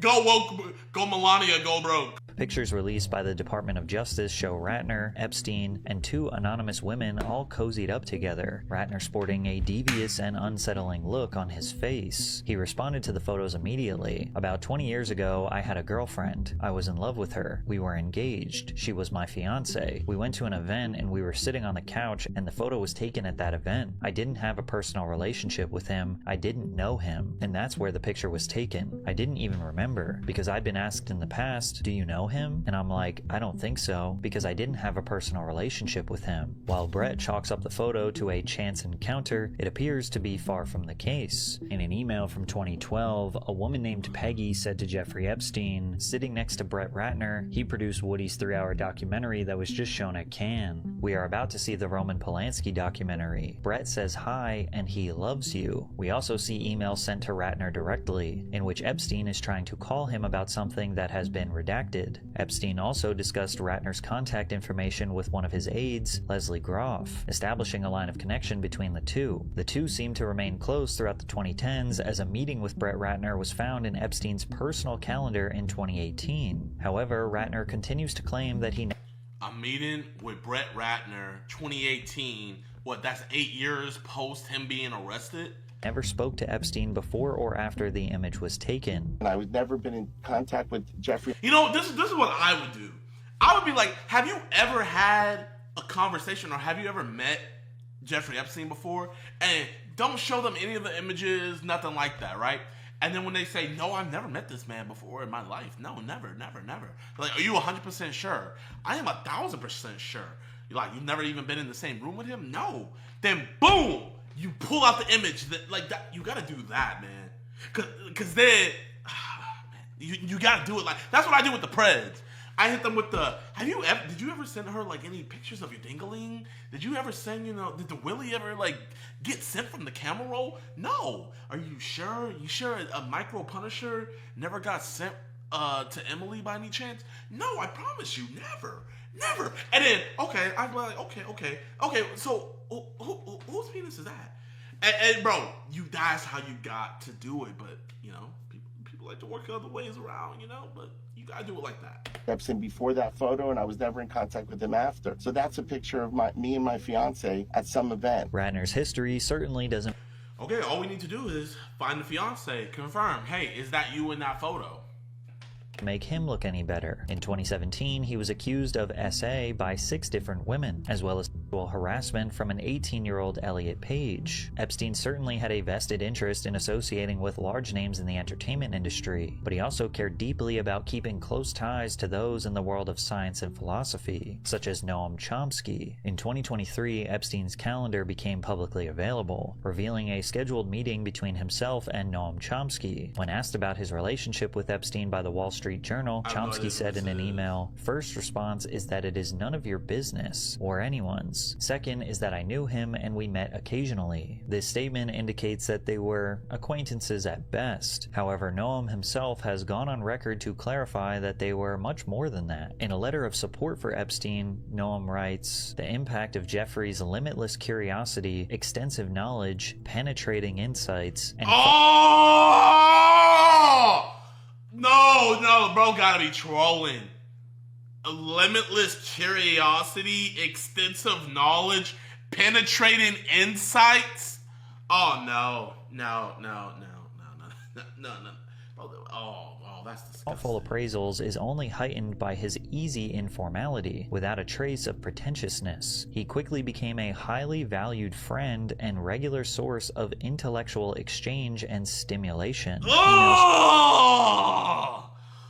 A regular source of intellectual exchange and Show Epstein inviting Noam and his wife to hang out together. Enjoyed today as always. Come to New York or the Caribbean? Noam writes, Valeria's always keen on New York. I'm really fantasizing about the Caribbean island. I have to figure out a way to work clear of endless commitments. His wife, Valeria, also directly communicated with Epstein, apologizing for missing his birthday and promising to have their own personal celebration the next time they meet up. However, Valeria has now publicly come out to defend herself and her husband, who is recovering from a stroke suffered in 2023. Noam and I recognize the gravity of Jeffrey Epstein's crimes and the profound suffering of his victims. Nothing in... Bro, but this is the thing, man. It's like...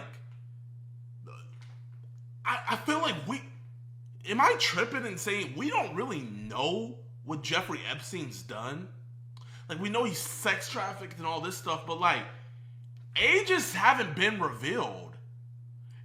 What's in the video, has it been stated that the videos that they seized from his properties have been CP?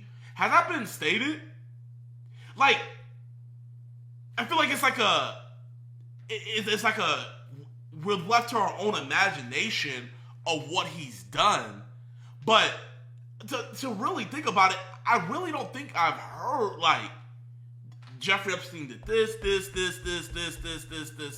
Like, Alexa, what were all of Jeffrey Epstein's charges that got him arrested back in 2019 before he killed himself? In 2019, Jeffrey Epstein was charged with sex trafficking of minors. The indictment alleged he recruited and paid underage girls for sexual acts in New York and Florida. So, okay, chat, okay, Alexa, stop. So I'm looking at that. So, sex trafficking minors. Bro, that charge alone, you can do so many, you could do racketeer. You could have made it a RICO. You could have did so many more things. Like, why just one charge? Were they going to pile on more later? This statement is intended to minimize that suffering, and we express our unrestricted solidarity with the victims. She explains that they were unaware of his previous conviction of soliciting a child for prostitution and were introduced to him as a philanthropist supporting science and a financial expert. Supposedly, Epstein encircled Noam with frequent gifts and opportunities to connect with high-profile individuals for conversations. However, Noam had spoken with Epstein about his poor reputation only months before he was arrested in 2019. I'd love your advice on how I handle my putrid press. It is spiraling out of control. Do I have someone write an op-ed, defend myself, or try to ignore it? Noam responded with, the horrible way you are being treated in the press and public. It's painful to say, but I think the best way to proceed is to ignore it. Bro, that's the thing. Predators protect each other, man. Like, I'm not gonna go into the stories about things other people did, and like the cult following these dudes have. But bro, man, like, they genuinely feel like, I'm telling you right now, these dudes probably felt bad when EDP got exposed, and they feel bad with what we do, man, because they see themselves. They're like, oh my gosh, they're not doing anything wrong. They don't see, like, so I'm telling you right now, like, this right here, the way you respond to someone's conviction about this stuff says a lot about you and probably what you're doing. You know what I mean? I've had plenty of experience, though of course not on this scale. Valeria claims that Noam was manipulated, and Epstein used him to help from the evil. Bro, no evil person sees himself as evil. Jeffrey Epstein didn't see himself as evil. evil. Nobody does. They feel what they're doing is right, and they're being unjustly torn down by everybody else. Oh, these people just don't understand. They're like they don't have our same interest. Like this is how these people think.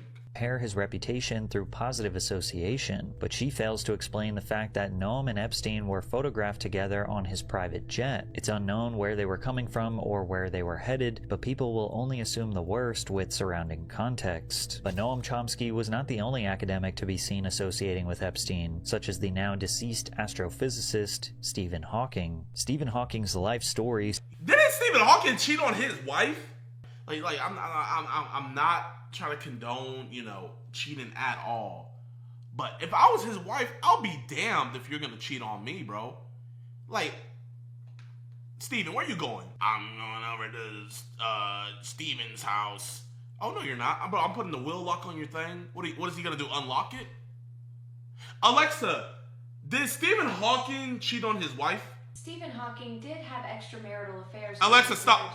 Alexa, did he cheat on his wife when he was a robot? Stephen Hawking did have extramarital affairs during his marriages. His relationships were complex, with mutual Alexa, stop. infidelity. So bro cheated on his wife when he was a robot. I'll be damned, bro. I'm putting the wheel locks. I'm bringing you up the stairs. I'm leaving you in the bed. Like, bro, cheat on me? Cheat on me. Okay. Served as a source of inspiration. He was living proof that physical limitations could never outwork perseverance and dedication. However, his reputation has since been destroyed as his name being associated with Jeffrey Epstein. It was revealed that Hawking visited Epstein's compound in the U.S. Virgin Islands to... Bro, do you know how hard is to transport this to an island to go meet up with some minors, bro? Like, bro, we had a pred come and he was in a wheelchair. And you know how hard it was to get that Uber set up for him and everything? Now we're talking about we gotta get a plane, we gotta get a runway, we gotta get all this. Bro, whoever helped transport this man to that island, bro, give him 100 years. 100 years. Just for going through the effort. Because that's more determination than him. I wanna go to the island. Oh, Steven, man, that's gonna take about a 5-day journey. We gotta get the right plane, and I wanna go now. Oh, you know what? Okay. Like, bro, if someone's helping him do all that, they gotta wanna go too. They have to. attend a conference discussing gravity. It's uncertain if any illicit activity took place during his stay, but there was a connection nonetheless. Yo, Schlep, man, thank you for the 5. Stephen Hawking cheated on his wife with his nurse. The nurse's husband made the software for his voice.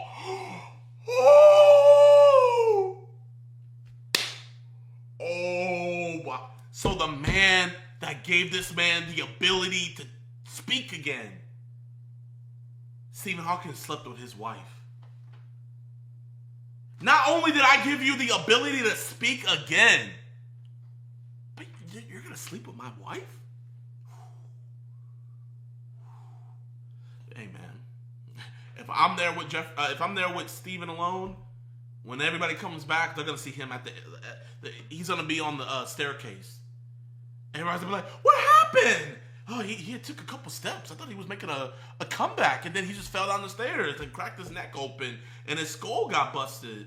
And and then somehow he stood back up, grabbed the 9mm, and shot himself in the head 3 times. I don't know how he did. Like, bro, I swear that's what happened. However, new details were revealed regarding Stephen Hawking in an unsealed email between Ghislaine Maxwell and Epstein from 2015. Hawking was accused by Virginia Giuffre, one of the most prominent victims of Epstein's trafficking operation, of participating in an underage orgy. In the email, Epstein... What is he doing in the orgy?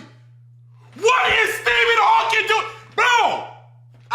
Chad, did I not just say if Stephen Hawking wanted to go to an island, he had to have had a group of people to get him over there.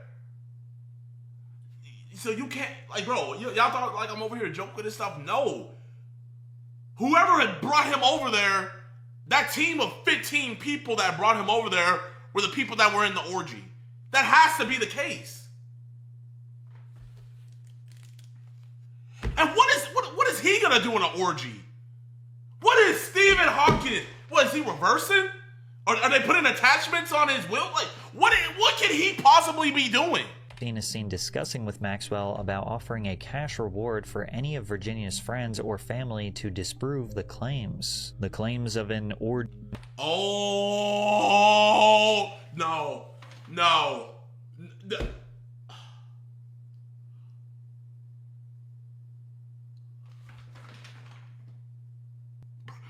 Someone said bro was sitting in the corner. No. You think Steven came all the way out there to just observe? Come on, I was theoretically involved in this, or no.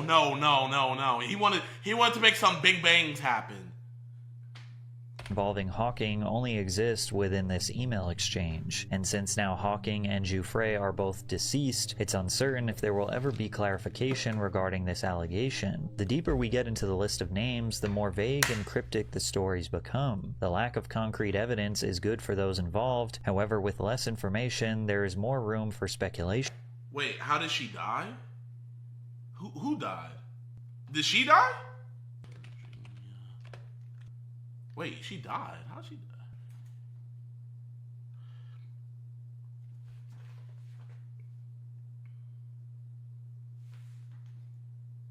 So the most outspoken person.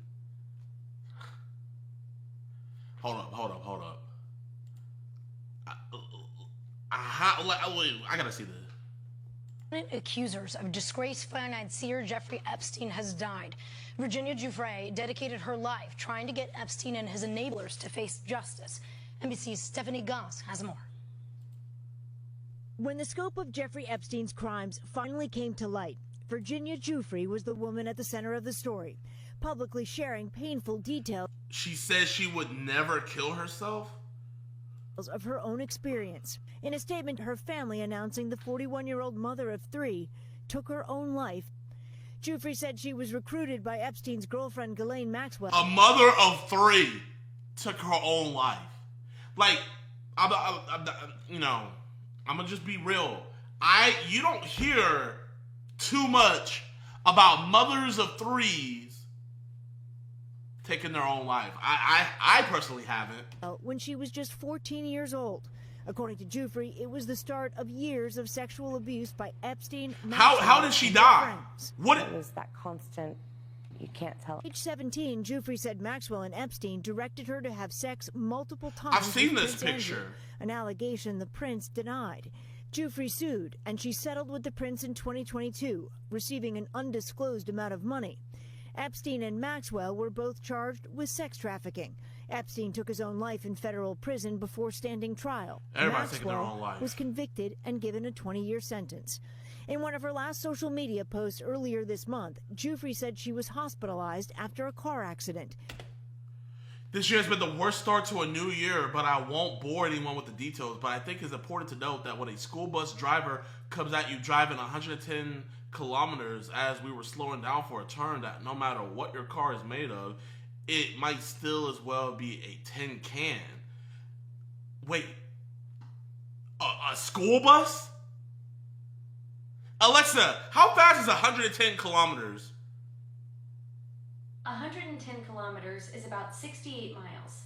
That's a decent distance, but not extreme. Alexa, what is the legal limit that school buses can drive? School bus speed limits vary by state, but typically range from 40 to 60 miles per hour on highways. Alexa, stop. So a school bus can't even go 70 miles an hour, but she gets hit by a school bus.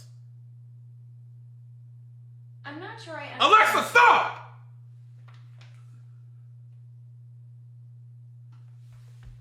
Where do we leave off?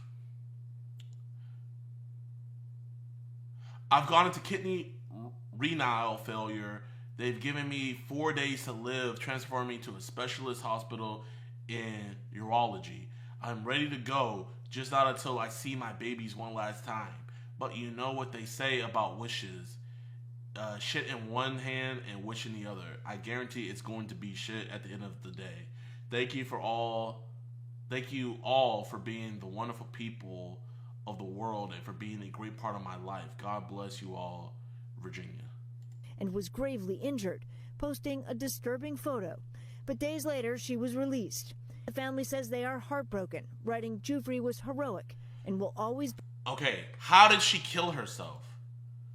How did she... Okay, I see suicide. I want to know how. I want details. According to reports, the statement...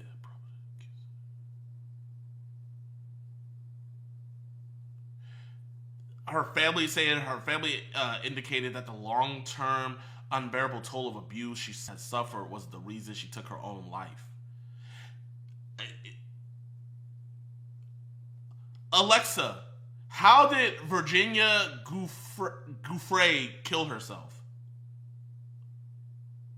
Virginia Giuffre died by suicide on April 25th. Alexa, how? Like, what did she do to kill herself?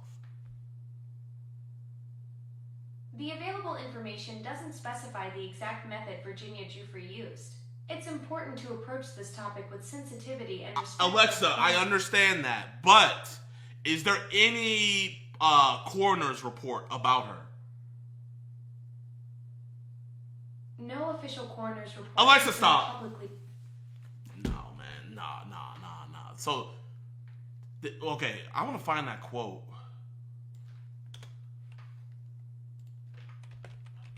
She will never kill herself.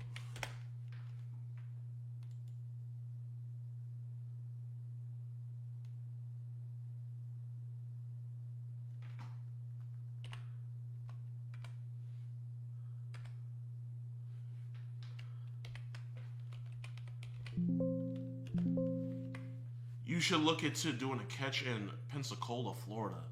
Maybe one day, man.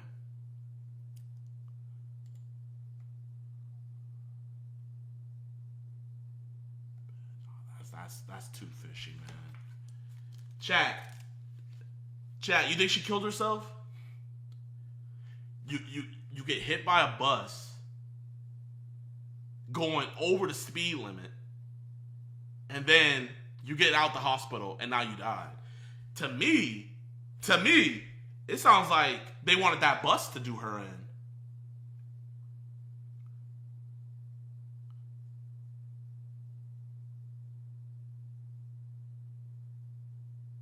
Netflix type of scenario, I agree.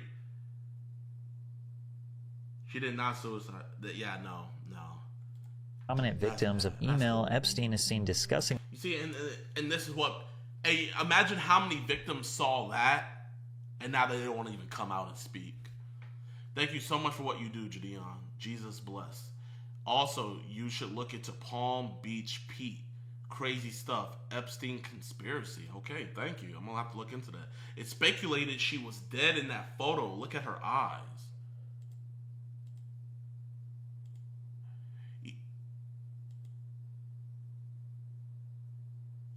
I'm not gonna lie, she does look rough in there.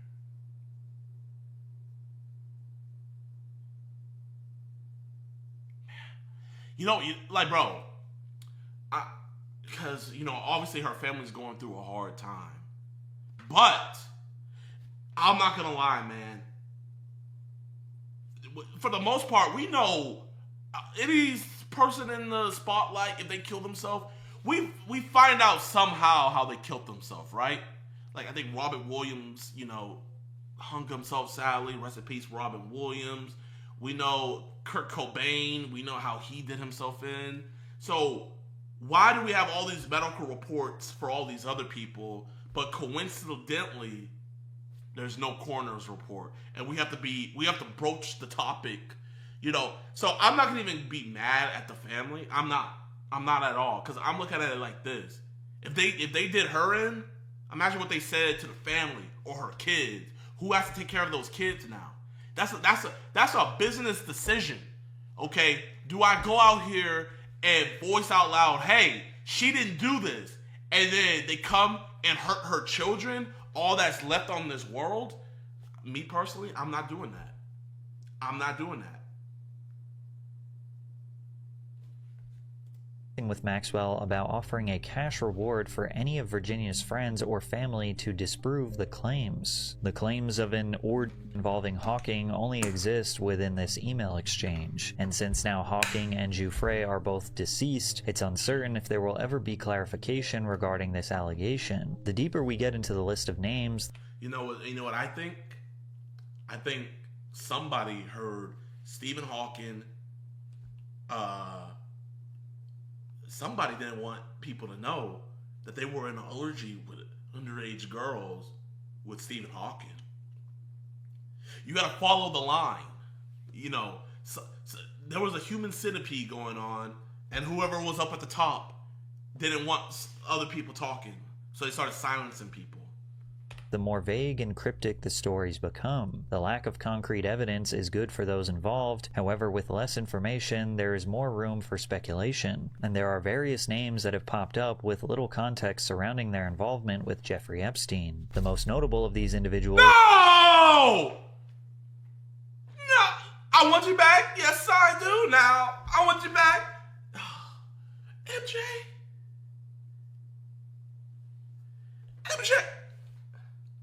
is Michael Jackson, who was photographed with Epstein. Oh, bro, man. Like, come on, bro. That guy, bro. The man is matching with the... Bro, if he didn't have hair, if this man was bald, I would literally think that if he was bald, didn't have red lips, and no glasses, I would think that he's just blended in with the wall, bro. That is not true.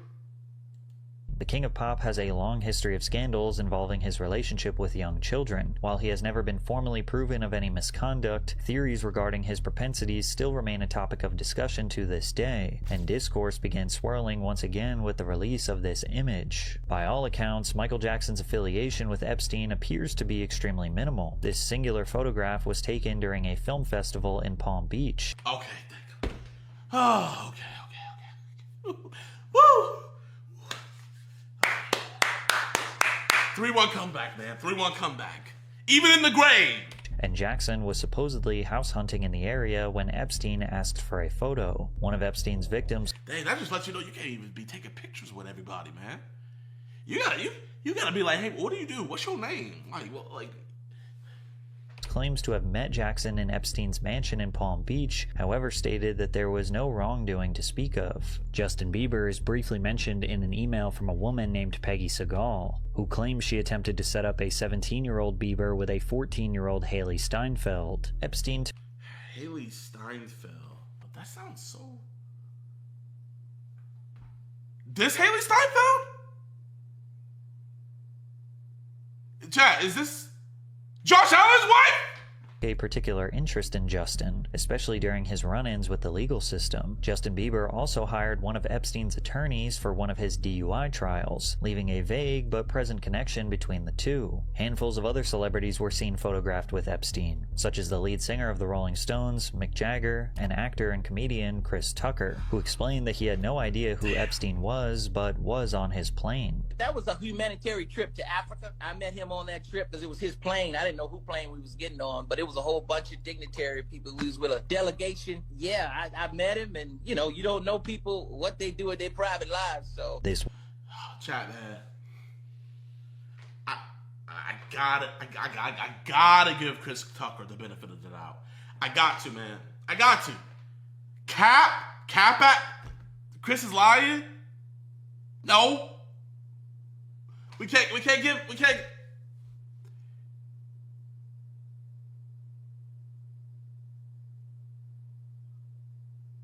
Chris is a sellout, so I don't know. Bro, man. If there was... I don't... Like, bro, like... I'm not no lie detector expert or nothing, but, like, to me, it don't seem like he's lying here, man. And I'm not saying that because I want to see Rush Hour 4. I'm not. yeah, I met him, and you know, you don't know people what they do in their private lives. So This would explain why Chris Tucker was photographed with Ghislaine Maxwell. However, there are some more emails that indicate a potential closer relationship with Epstein. It reads, Chris Tucker will be stopping by to see J.E. sometime before his show tonight. No exact time was given. And Chris Tucker called to say he will be in New York this Monday and wondered if you could do dinner. Chris! Christmas! You doing that Christmas? That's not very Christmas-like Christmas. While his humanitarian trip to Africa took place in 2002, years before Epstein was even convicted, these emails were sent after his 2008 sentencing, meaning the two remained in contact. Oh, no. Here, chat. I gotta keep that same energy, man. I can separate the art from the artist. I love his stand-up. I love his movies. But bro, man, if you're dealing with this dude post his conviction, I gotta keep the same energy. It's GG's. Jackie Chan, hit me up. I can make my voice high. I can do stunts, you know? Like, bro, hit me up. After the fact. Or you know what? Even better, get DC Young Fly. If we need Rush Hour 4, get DC Young Fly, put on some makeup to get rid of all those ugly tattoos, and we good. Other surprising names were found in the files, such as Leonardo DiCaprio, Cameron Diaz, and Bruce Willis. Okay, come on, bro. Patrick CC, man, you are a journalist. You can't just, like, put these people out there without giving the context, man. You can't do that. According to witness testimony, Epstein would frequently brag to his victims about being friends with high-profile celebrities, despite never meeting them personally. Leonardo DiCaprio seemed to attend dinners hosted by Epstein on multiple occasions. In spite of this, DiCaprio denied ever associating with Epstein in 2024. Other names like Cameron Diaz and Bruce Willis are far less certain, as they only appear in witness testimony as names that Epstein would brag about knowing. Heavyweight rappers like Jay-Z and Pusha T found themselves in the files for the same. Okay, I'm gonna be honest. What was Epstein a fan of the Arby's theme song? Arby's, like what business does Pusha T have being in the Epstein's file, bro? Like, bro, I get it. I rock with Pusha T, but bro, let's be real. In the celebrity Hollywood space, Pusha T is C-list maximum. He is maximum C-list, bro. Reason, witness testimony, although they are more directly accused of committing crimes. And what? Pusha?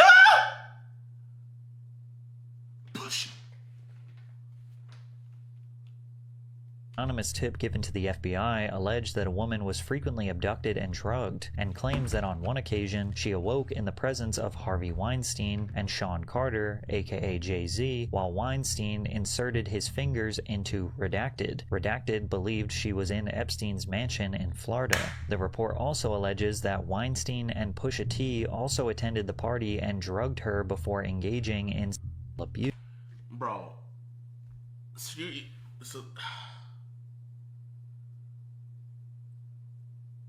okay, I'm gonna be honest.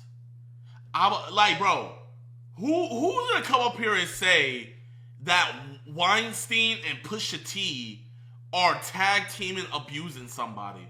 Like, bro, you. Chat, are we believing this witness statement, chat? Yes or no? Yo, Dale, thank you for the gifted. Thank you for the 2 gifted, my brother.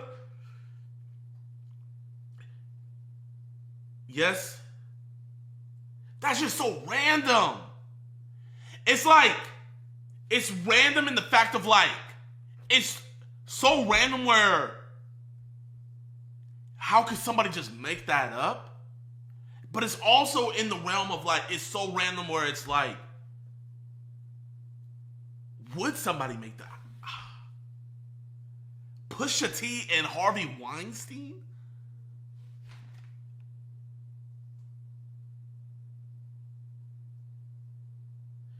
so random that it has to be true.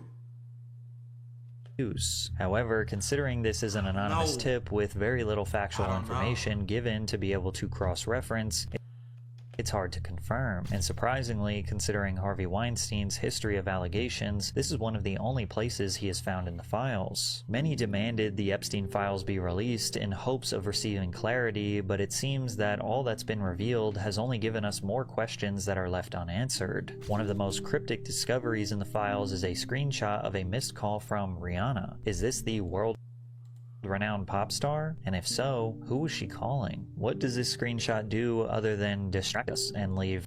That's what I'm trying. Bro, okay. Well, we over here BS said, go look at the number. The FBI should have cross-examined it and been able to see. Alexa, is Rihanna a common name? Rihanna isn't super common.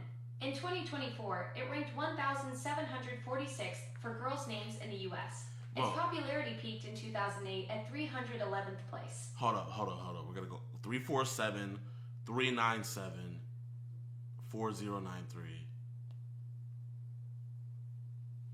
What can I help you with? Use has been restricted or is unavailable. Alexa, stop. Please contact customer care for assistance. Okay, that number's not working. Okay. 229-518-6909.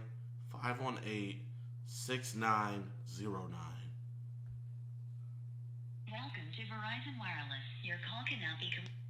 Oh my gosh. 347-433-0537. Oh crap, it's ringing. Please leave your message. Oh my god, bro, I got scared. I'm not gonna lie, I got scared, chat. I got scared. Okay. Hey man, Patrick, this was an amazing video, man. You know. Bro, I want justice. Whoever runs for president in 2028 and can promise that people implicated are going to be thoroughly investigated, that Kash Patel investigated, thoroughly investigated and prosecuted, they got my vote. I'll be a first-time voter in the year 2028.